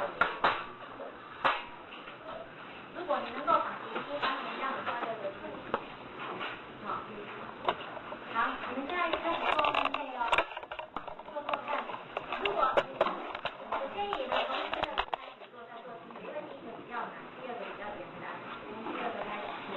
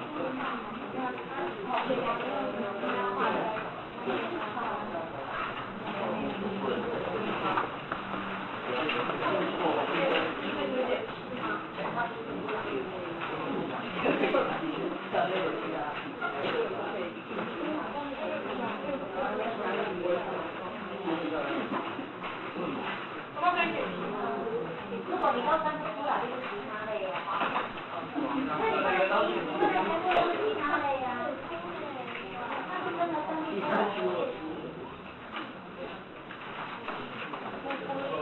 对对，格子不够自己画，你自己想一想。那格子不够自己。啊，你如果写错东西就把它圈起来，这样才知道哪边你写错了。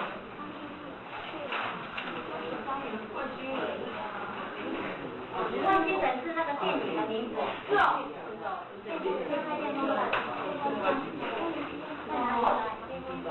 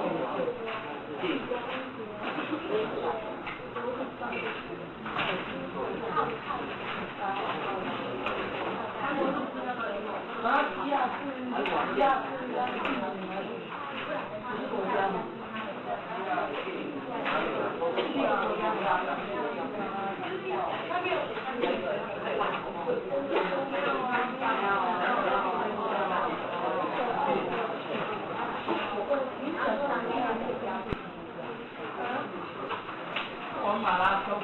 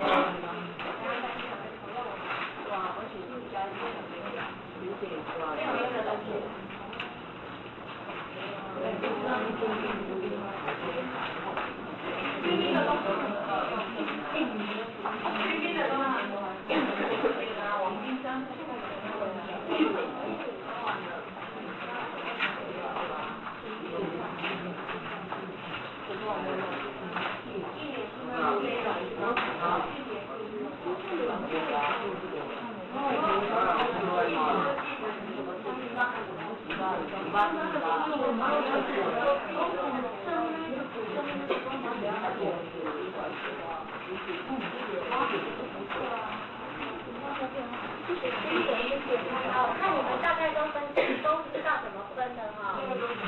对，那其他的话你们就可以不加分哈。我知道，我已经知道你们做什么会让我加分。那你会不会觉得，如果要你记到那么杂乱的东西，是不是先分类以后再来记就比较好？对不对？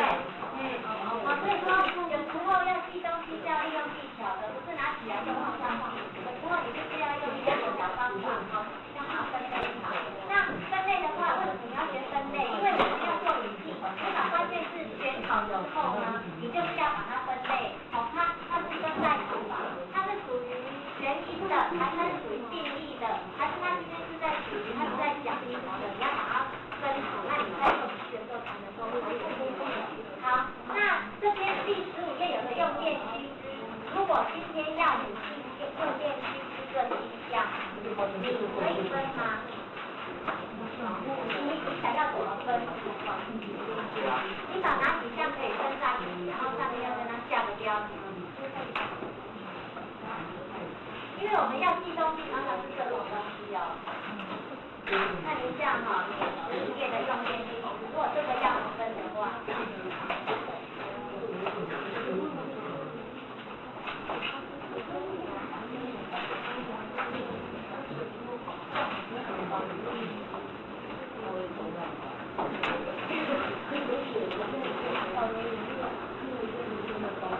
看一下用电须知想要怎么分？有没有人想知道用什么方法可以分？啊？是总共有7项，对不对？那你这里如果要你分类的话，你想要怎么分？然后你标题怎么下？可不可？可以什么？可以的是什么？你会分成哪里？不可以的是什么？你要分。这个不可以是说不可以不可以，我就说不可以。我主张就写1全不可以。那有没有人想到用什么方法？安全不安全？安全不安全？那你觉得安全的哪几项不安全的哪几项？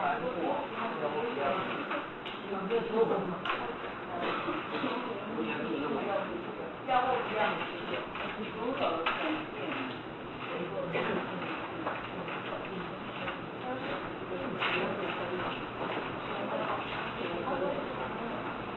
这大家可以回去想想看哦。如果说，如果我遇到这种有条文的，那我要记的话，我再来怎么分会比较好记。那在这边我们是有想到说，就可以把它分成用电须知把它分成使用前、使用后，或者使用前、使用中、使用后来分好。比如说有一个，安装正确数值的保险，那这个是属于使用前你就应该做好的。你就应该做好的，那我就把它分成使用前。我使用前的时候，我就应该要做好这件事情。好，再来呢，身体或站立处潮湿的时候，不可以触摸电器，这是属于使用中的。好，这是属于使用中的。然后呢，不可在同一个插座或延长线连接过多的电器，那所以应该是使用前的嘛，对不对？就是可以来这样分。然后你把它分好以后再来记它，使用前应该注意3项，使用中你应该注意2项，使用后应该注意2项，那这样子来记会不会比较好？比如说我们要帮助小朋友用电，你要注意哪些？你用这样方法会比较用7项来让他记得更好，有没有？所以你在做笔记的时候，你有时候就是要这样，你要这样子先去做个分类来思考，再来做它，就是把原来的东西打散。就是把它原来写的东西打散，你再重新组合，用你自己的方法。这样的问题，第4个，不可用拉扯电线的方式拔出电器的插头，这应该是属于使用中插座不可安装在靠近水源或热处，这应该是属于使用前的。电器长时间不使用要拔下插头，这应该是属于使用后的吧？第7个，没有人的时候要后的。像你这样分一分，会不会更好？对，好，好不好？做笔记就是这样，你把原来的东西，你就是把原来的东西理解之后，用自己的方式去把它打算重新做，就变成是你自己的。就是说，你用自己的，你不要被作者把你牵扯走了。我们现在就是想办法把书上的东西了解以后变成自己的。没问题，这也是一个分类的方法哈。好，再来我们要看标题，记一下标题也是蛮重要的哈。像我们刚才这个用电机制，你分类好了以后，你要就是下标题给它。像我们刚才是把它下成使用前、使用中、使用后，对不对？好，那刚刚我们把它下成可以不可以，或是把它下成不能。那你觉得这样子跟使用中、使用前、使用后哪一个比较好用？那你就选择那一个，那就是所谓的一个标题。还有我们刚才有没有在做分类的时候，也是有标题啊，文具类啊。国家名称啊，电影类，那就是一个标题啊。那刚刚有人跟我讲说，我这边还有朋友说，开始器官类，那手呢？手也算器官吗？他说，那我们就举身体器官，这也是一种下标题的时候应该考虑的一个方法。就是怎么样比较好？这就是标题哈。那标题常常就是我们在课本的最前面最喜欢写标题的。好，那你们看一下第17页，就是说。第一个，这一句话，你觉得你上面要跟它下什么标题？如果你看到它下面在讲的这句话，它原来课文上面可能是写什么标题？好，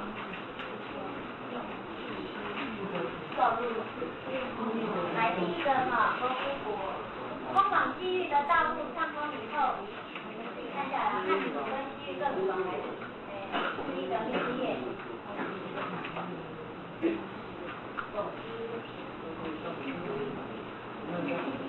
西域各国纷纷派人前来中原经商，当地的瓜国因为战马的源源不断的传入中原，中国的文物是知行有经，也经由这条道路通往西域，再转入欧洲，这就是有名的丝路。对，是丝路。那你觉得它的标题应该是叫做什么？丝路的什么？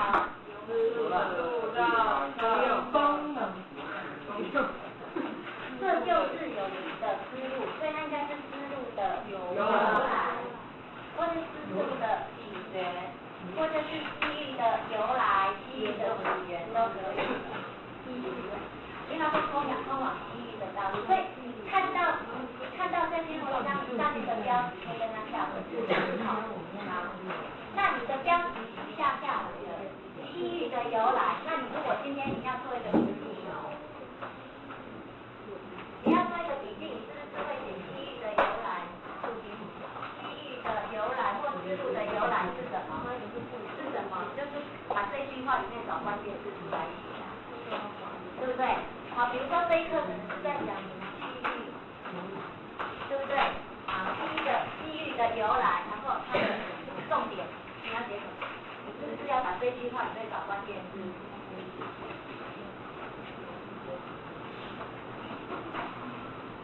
这句话里面的关键字是什么？那你就把它写在后面。也就是说，这一段话的关键字你已经找出来了，你上面要下一个标题叫做丝路的由来。标题就是这样来的。那丝路的由来可能是什么？可能好几点啊。它的标题都是西域的由来，就好像刚才那个用电机一样啊。使用前有3点，使用中有2点，使用后有2点，这样子的。就是这样很简单。像刚才的用电机制就是这样分出来，就是一个实际的，就是一个实际的。好，再来第二个，宗族每年2月15日的团结日。宗族团结日。的礼俗，好不好？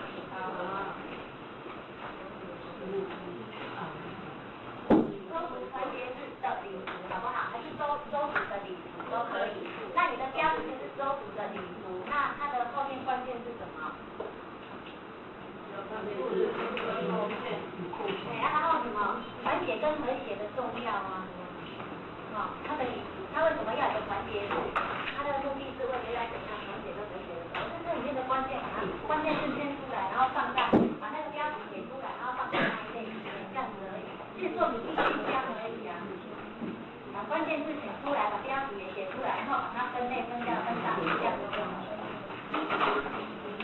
3个，事故伤害或牺牲发生的时候，你觉得是什么？啊？急救需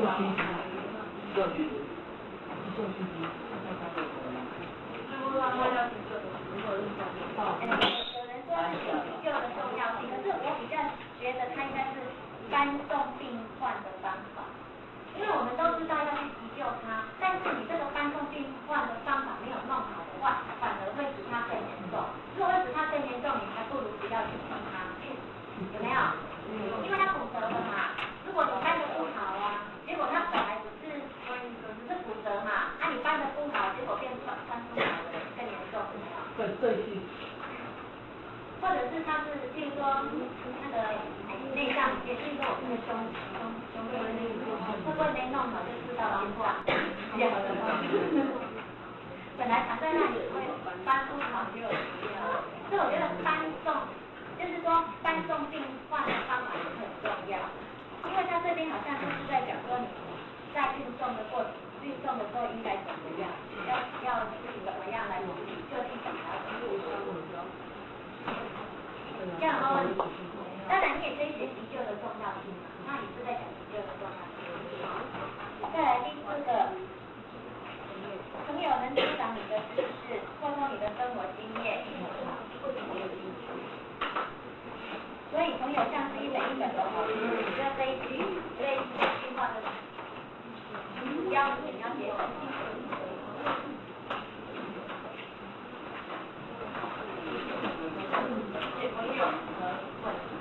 朋友的什么？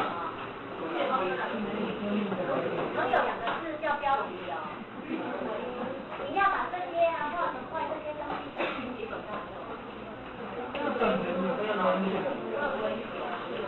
对呀，没错啊，朋友的好处，朋友的重要性。有没有？你们平常不是前面都会常常写标题，把那些拿出来应用呢？朋友的重要性啊，有没有？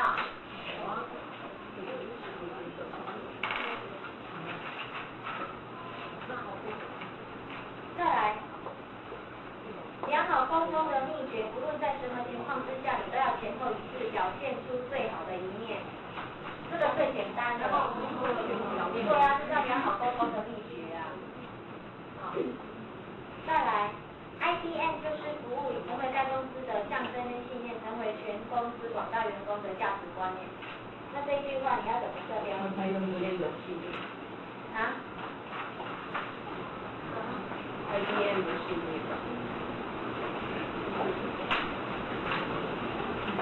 IBM 的系列，然后后面也要加个服务，因为它这边是要讲服务，你也可以说是服务的重要。好，它重点在讲服务的重要。那第七个，管理时间就像管理金钱，这句话是什么？如何管理？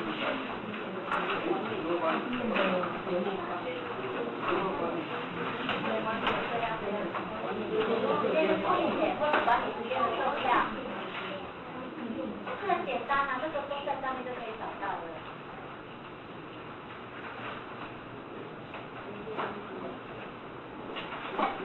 再来，背诵是第一支母，人们年纪越大，记忆的能力就越差。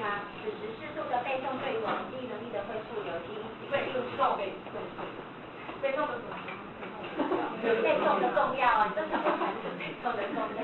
记忆不是。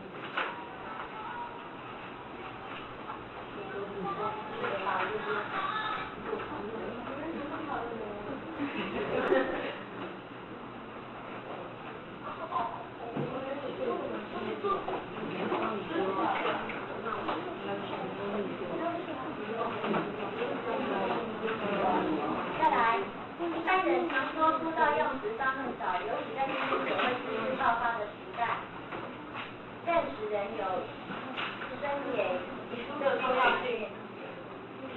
培养一种普遍的读书风气，实在是学校跟社会应该共同努力的目标。我觉得这里应该是在讲读书风气。读书风气，培养读书风气的重要。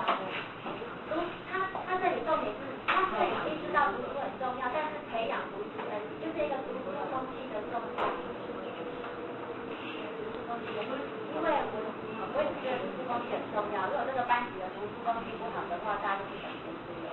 他的读书风气很好，大家就会提升读书风气的重要。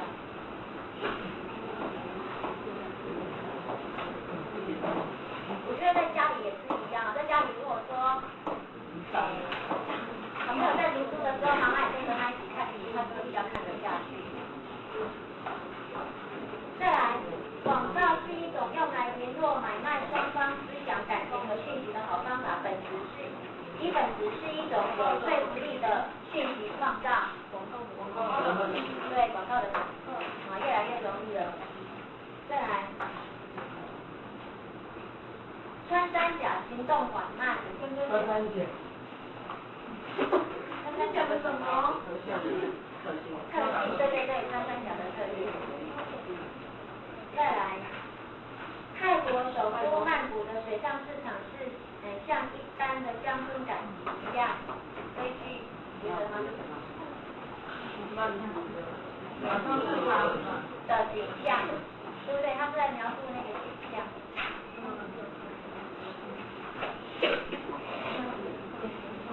景象，对。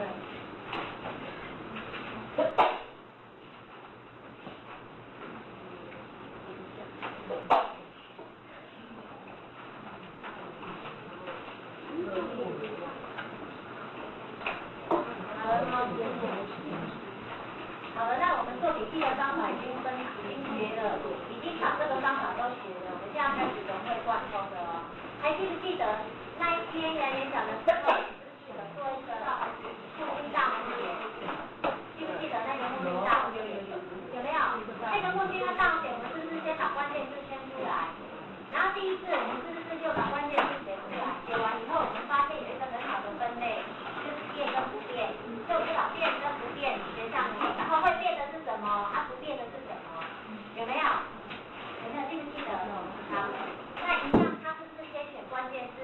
选完以后，它去分类，把它分成变跟不变，然后它就去下标题了。标题就是会变的有什么？不变的有面积跟形状，会变的呢是它的位置，还有它的颜色。然后呢，颜色是怎么变？然后它的面积是怎么样？长宽多少？它的形状像什么？椭圆形。它的距离是怎么样？就把它写下来，就这样而已。那一篇文章100-200个字的，就被你们收起来，只剩下90个字，是一个数字的意思，就这样子。好，那我们现在来看一下第19页笔记的应用。那你要做这一篇以前，你要先怎么样？浏览，对不对？然后浏览以后呢，你就要开始去选关键字，然后你要看要怎么去做分类、下标题。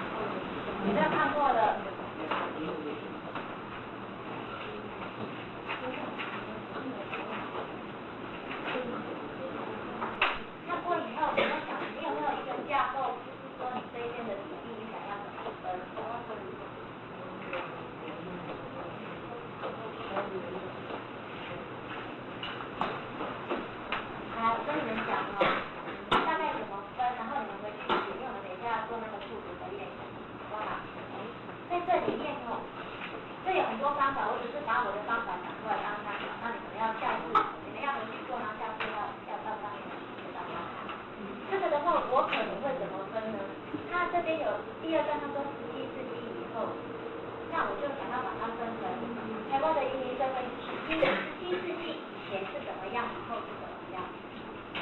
你可以把它分17世纪以前。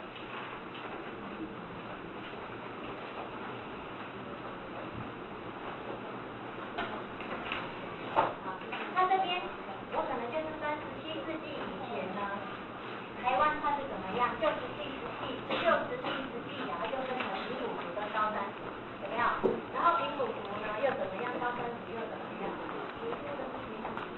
这是高山族现在就是阿美族啊，这边有写啊，然后后面又加一个少数族，现在是土族了，那就是当地的原住民。然后平埔族的话呢，就是以平原一带就是像现在这样，跟就是汉化比较深的，你就可以这样分。然后这是17世纪以前的，这是以前的，然后以后的话呢，就是荷兰人进来以后，有没有？然后后来又陆陆续续有那个清朝那时候有很多汉人又进来，然后那时候不是又变成泉州、漳州、客家，就是我会把它分17世纪以前的以后的，然后分成2段。那你们回去写写看，好不好？这个是你们现在历史课程的，对，教过了，对不对？教过了，然后教过了你就会了吗？这个教过吗？这那时候是用什么方式做？也是在17世纪以前17世纪以后啊。对。后面的课都是很对啊。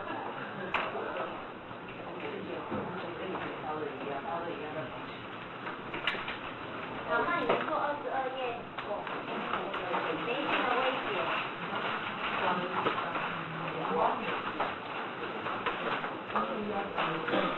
那媒介的威胁，你回去做做看哈。就是媒介对我们威胁会产生什么样的结果啊？然后呢，它要怎么预防啊？那如果发生的时候该怎么办？然后发生了。就是你发生它会造成后面有什么样的结果？就是说你把这些东西都放进去。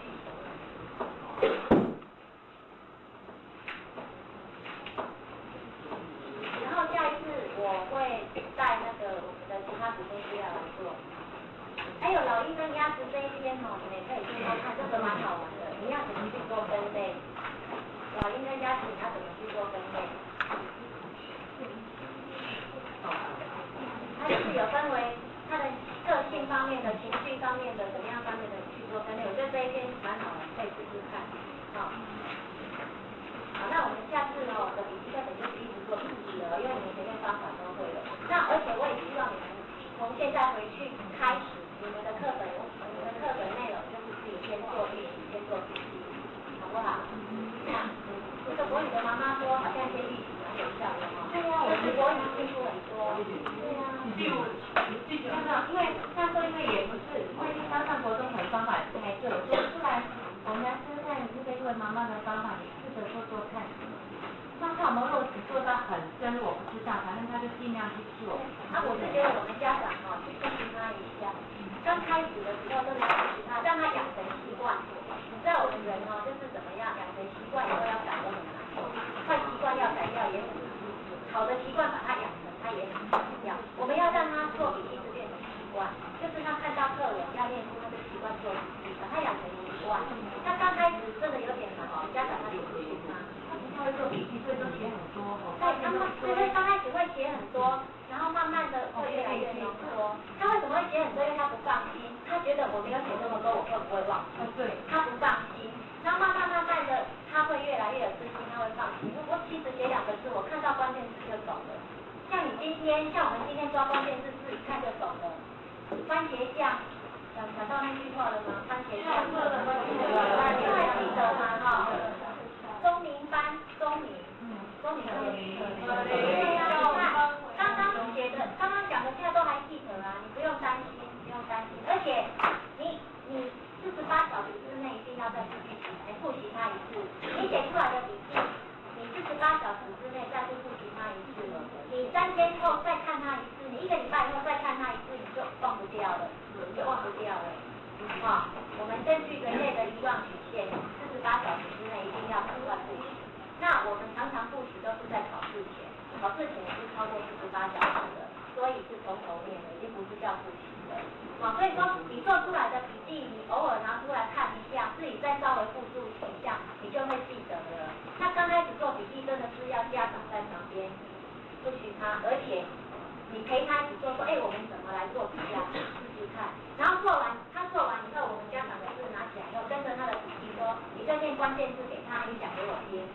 你讲给我听，你叫他讲给你听，然后他在讲的过程当中，他就是在听，在讲。那你只要他能够按照他的笔记讲出来，跟课本差不多就是对的。你只要听他讲就好了，因为笔记也没有什么对错，只要他能够讲得回去就是对的。只要他看着笔记能够讲回课本的内容就是对的，没有什么对错。那我们就是说，你这样试试看，然后讲的时候说，你讲一次给我听，你可以讲出来，那就是他在讲的过程就是复述嘛。他讲的过程有记不起来的，就是再把课本看一次，他就会了。一定效果会很好。好，那我们现在来练习速读哦。好，速读的话，我们看一下速读后面这边哈。速读那边的第二遍哈，速读的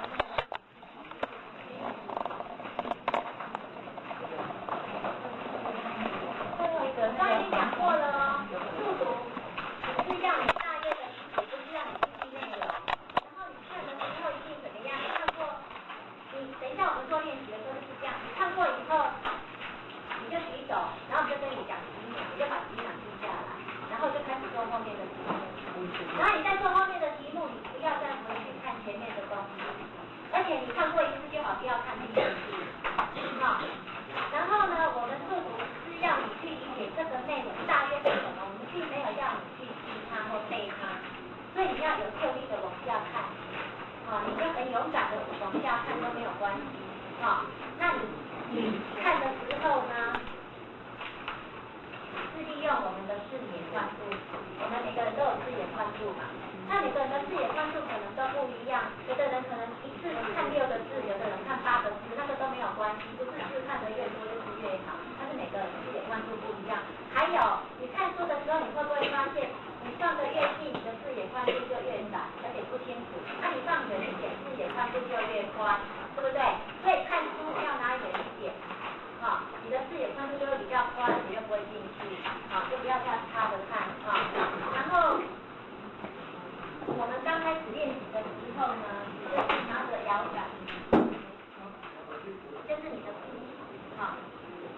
然后你看第一句话，充分阅读资讯，你一次可不可以看6个字？充分阅读资讯这6个字，你是不是一眼就可以看到这6个字？就是在告诉你充分阅读资讯这句话。可是你如果一次只看1个字，你是不是第一个字看充，第二个字在看分？是分还是分？不懂意思。充分阅不懂，充分阅读什么？你看你这样子用笔要点6次，你要花6倍的时间。可是其实我一句话6个字，我就知道它是什么意思了。因为我们中国字一句话才有意思，1个字好像看不出它是什么意思。所以你为什么每次速读的时候，你不要看1句话，你要看1个字呢？很多小朋友都只看1个字这样看结果看到第3个字他就开始在想冰箱里面有什么东西，我等下看完书我要去吃。然后等到想到第1行，那我还是要看书，再从第1个字开始看充分，所以他第1行要看好久。那你如果第1行一次6个字看懂意思，你就会很快知道，他接下来要讲什么。当我这句话看完，赶快再往下看。所以说呢，你的眼球就跟着你的摇杆这样点下来看，你一次就点这6个字有没有？充分阅读资讯，你就把你的摇杆点在阅跟读的中间，这样点一下，这6个字就看完了。然后充实自我，你就点在10跟4的中间，点一下，你点2下就看完了这10个字了，你不用点10下。那你的眼球就跟着你的摇杆这样子过，一直看，你就会一直加你的速度，然后你就会专心要把它往下看。要懂我意思吗？速读是用我们这个叫做习惯性的阅读，就是视野宽度，我们要你养成看书的习惯是这样，我们就不要用机器，那以后你就会习惯一次就是看1个字就1个字去。那我们就是先6个字、8个字这样看，慢慢再练习那一种一次看10行的，一次看叫做1目10行，有没有？可不可以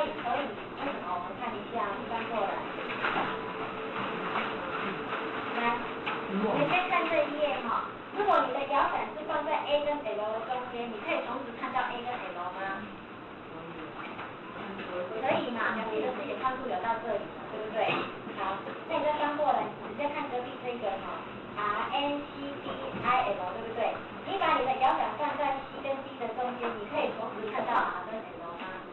有的人可能没办法，那没关系，你就看 N 跟 I 这样子就好了。我们就是要了解你视野关系大概多大，就是看顺序这样。你可以看8个字的，就一次看8个字；可以看6个字，就一次看6个字。好，好，那你再翻过来哦。我们除了视野参数，可以去看水，可以去高度哦。你看，我如果跟你讲说，这里一格是不是有9个字？对不对？那我如果说好，这里总共1、2、3、4、5、6、7，有28个这样子的方块。那这些方块里面哈，这些总共28个方块里面有几个3？那你是不是每一格看到有几个3？你也就可以看到几个3了。以后不会要一个一个去数，看有几个3？不用吧？你应该这样一格就看到这一个有1个3嘛，第2个这里都没有3嘛，然后第3个就2个3嘛，你应该是一下就可以看到了嘛。你需要一个一个去点吗？不用嘛，因为我们的视野是有宽度跟高度，所以说你说可不可以荧幕10行？可以啊，但是我是不太建议这样子的，因为我们有时候你荧幕10行对理解力可能会比较降低。好，那等一下我们在做测试的时候呢，后面这里哈有个基础篇跟进阶篇有没有？第一篇的时候呢，我等一下如果跟你说几秒，你把它记下来，我们会帮你算每分钟的阅读次数。然后呢，等一下会做题目，那题目你再看看你是总共几题对比，那就是你的理解力。好，那每分钟的阅读次数呢，如果很快了，但是你的理解力降低的话，那我们就不要你次数一直加快，我们要加强你的理解力。等到你的理解力已经提升上来了，再来加快你的阅读次数。好，这样子你才知道说，有的人看得很快啊，每分钟看了1、2千字，可是他理解力都没有啊，那等于是没有看。这样有没有问题？好，那你就是自己做记录，然后看你的进步程度是怎么样，好不好？好。然后那个玉伟，希望等一下来聊时间。你就一直练几秒，你举手的时候你就练几秒。那我这个一个好。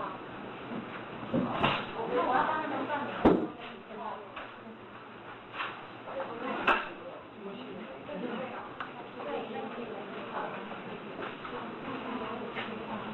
先不要看那个。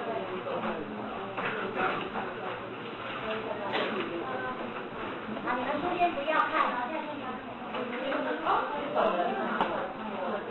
或者是他发出的声音，地位是有开到开档，所以他只要听到声音马上。对，他听到声音马上说几秒，这样好不好？好，因为你讲了谁嘛，对不对？然后你说开始，大家开始看，你现在就不要先看，然后你们看完以后立刻就做题目。你们出声音，他就讲秒数，你就把那个秒数记下来，然后就会做题目，这样好不好？好，然后你记得哦，你看的时候拿着摇杆，然后呢一次就是这样点。好，你的眼球就跟着你的摇杆这样点下来。我们就不要用那个，我们本来是有那种打开的那种机器，可是我觉得这样稍微影响到一下，因为每个速度不一样。好，你们就是用摇杆这样的。好，然后眼睛就这样看过去哦，赶快看过去，不是这样一直点，但我觉得不错。他眼球这样子看过去，好，是用这种方法看得过去。然后你说开始就开始。看第一篇呢，是第一篇来源。你说开始就开始，预备，开始。下面。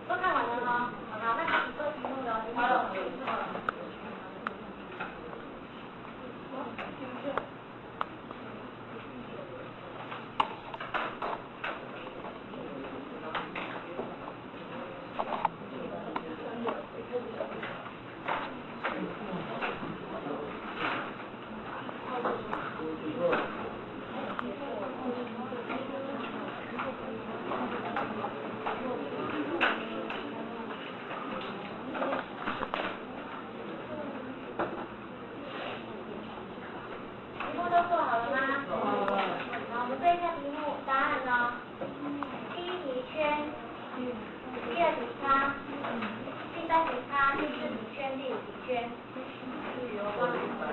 好，那你们就在那个理解力的地方，总共是5题。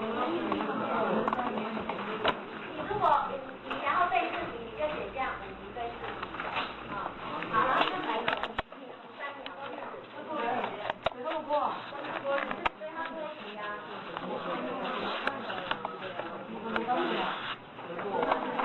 好，那你的每分钟阅读次数就是9080，那你就是在上面那个上面写这个地方写9080。那还有谁？啊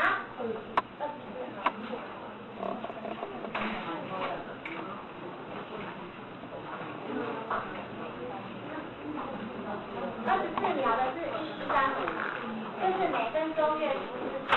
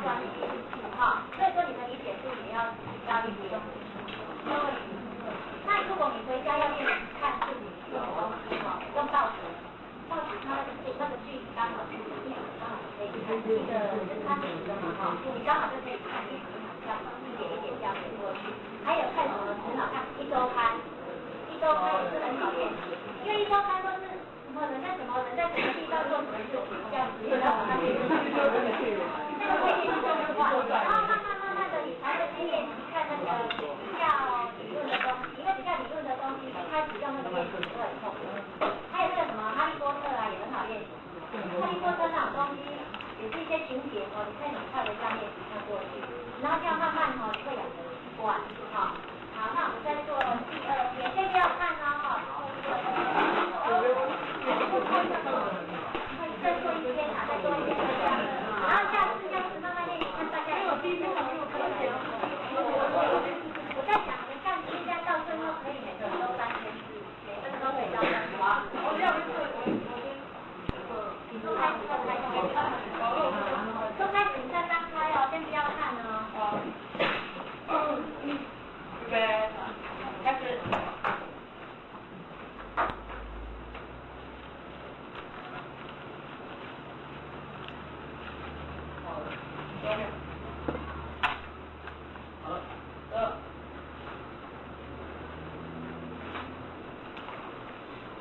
好了，20，好了，21，好了，22，24，27，28，好了，33。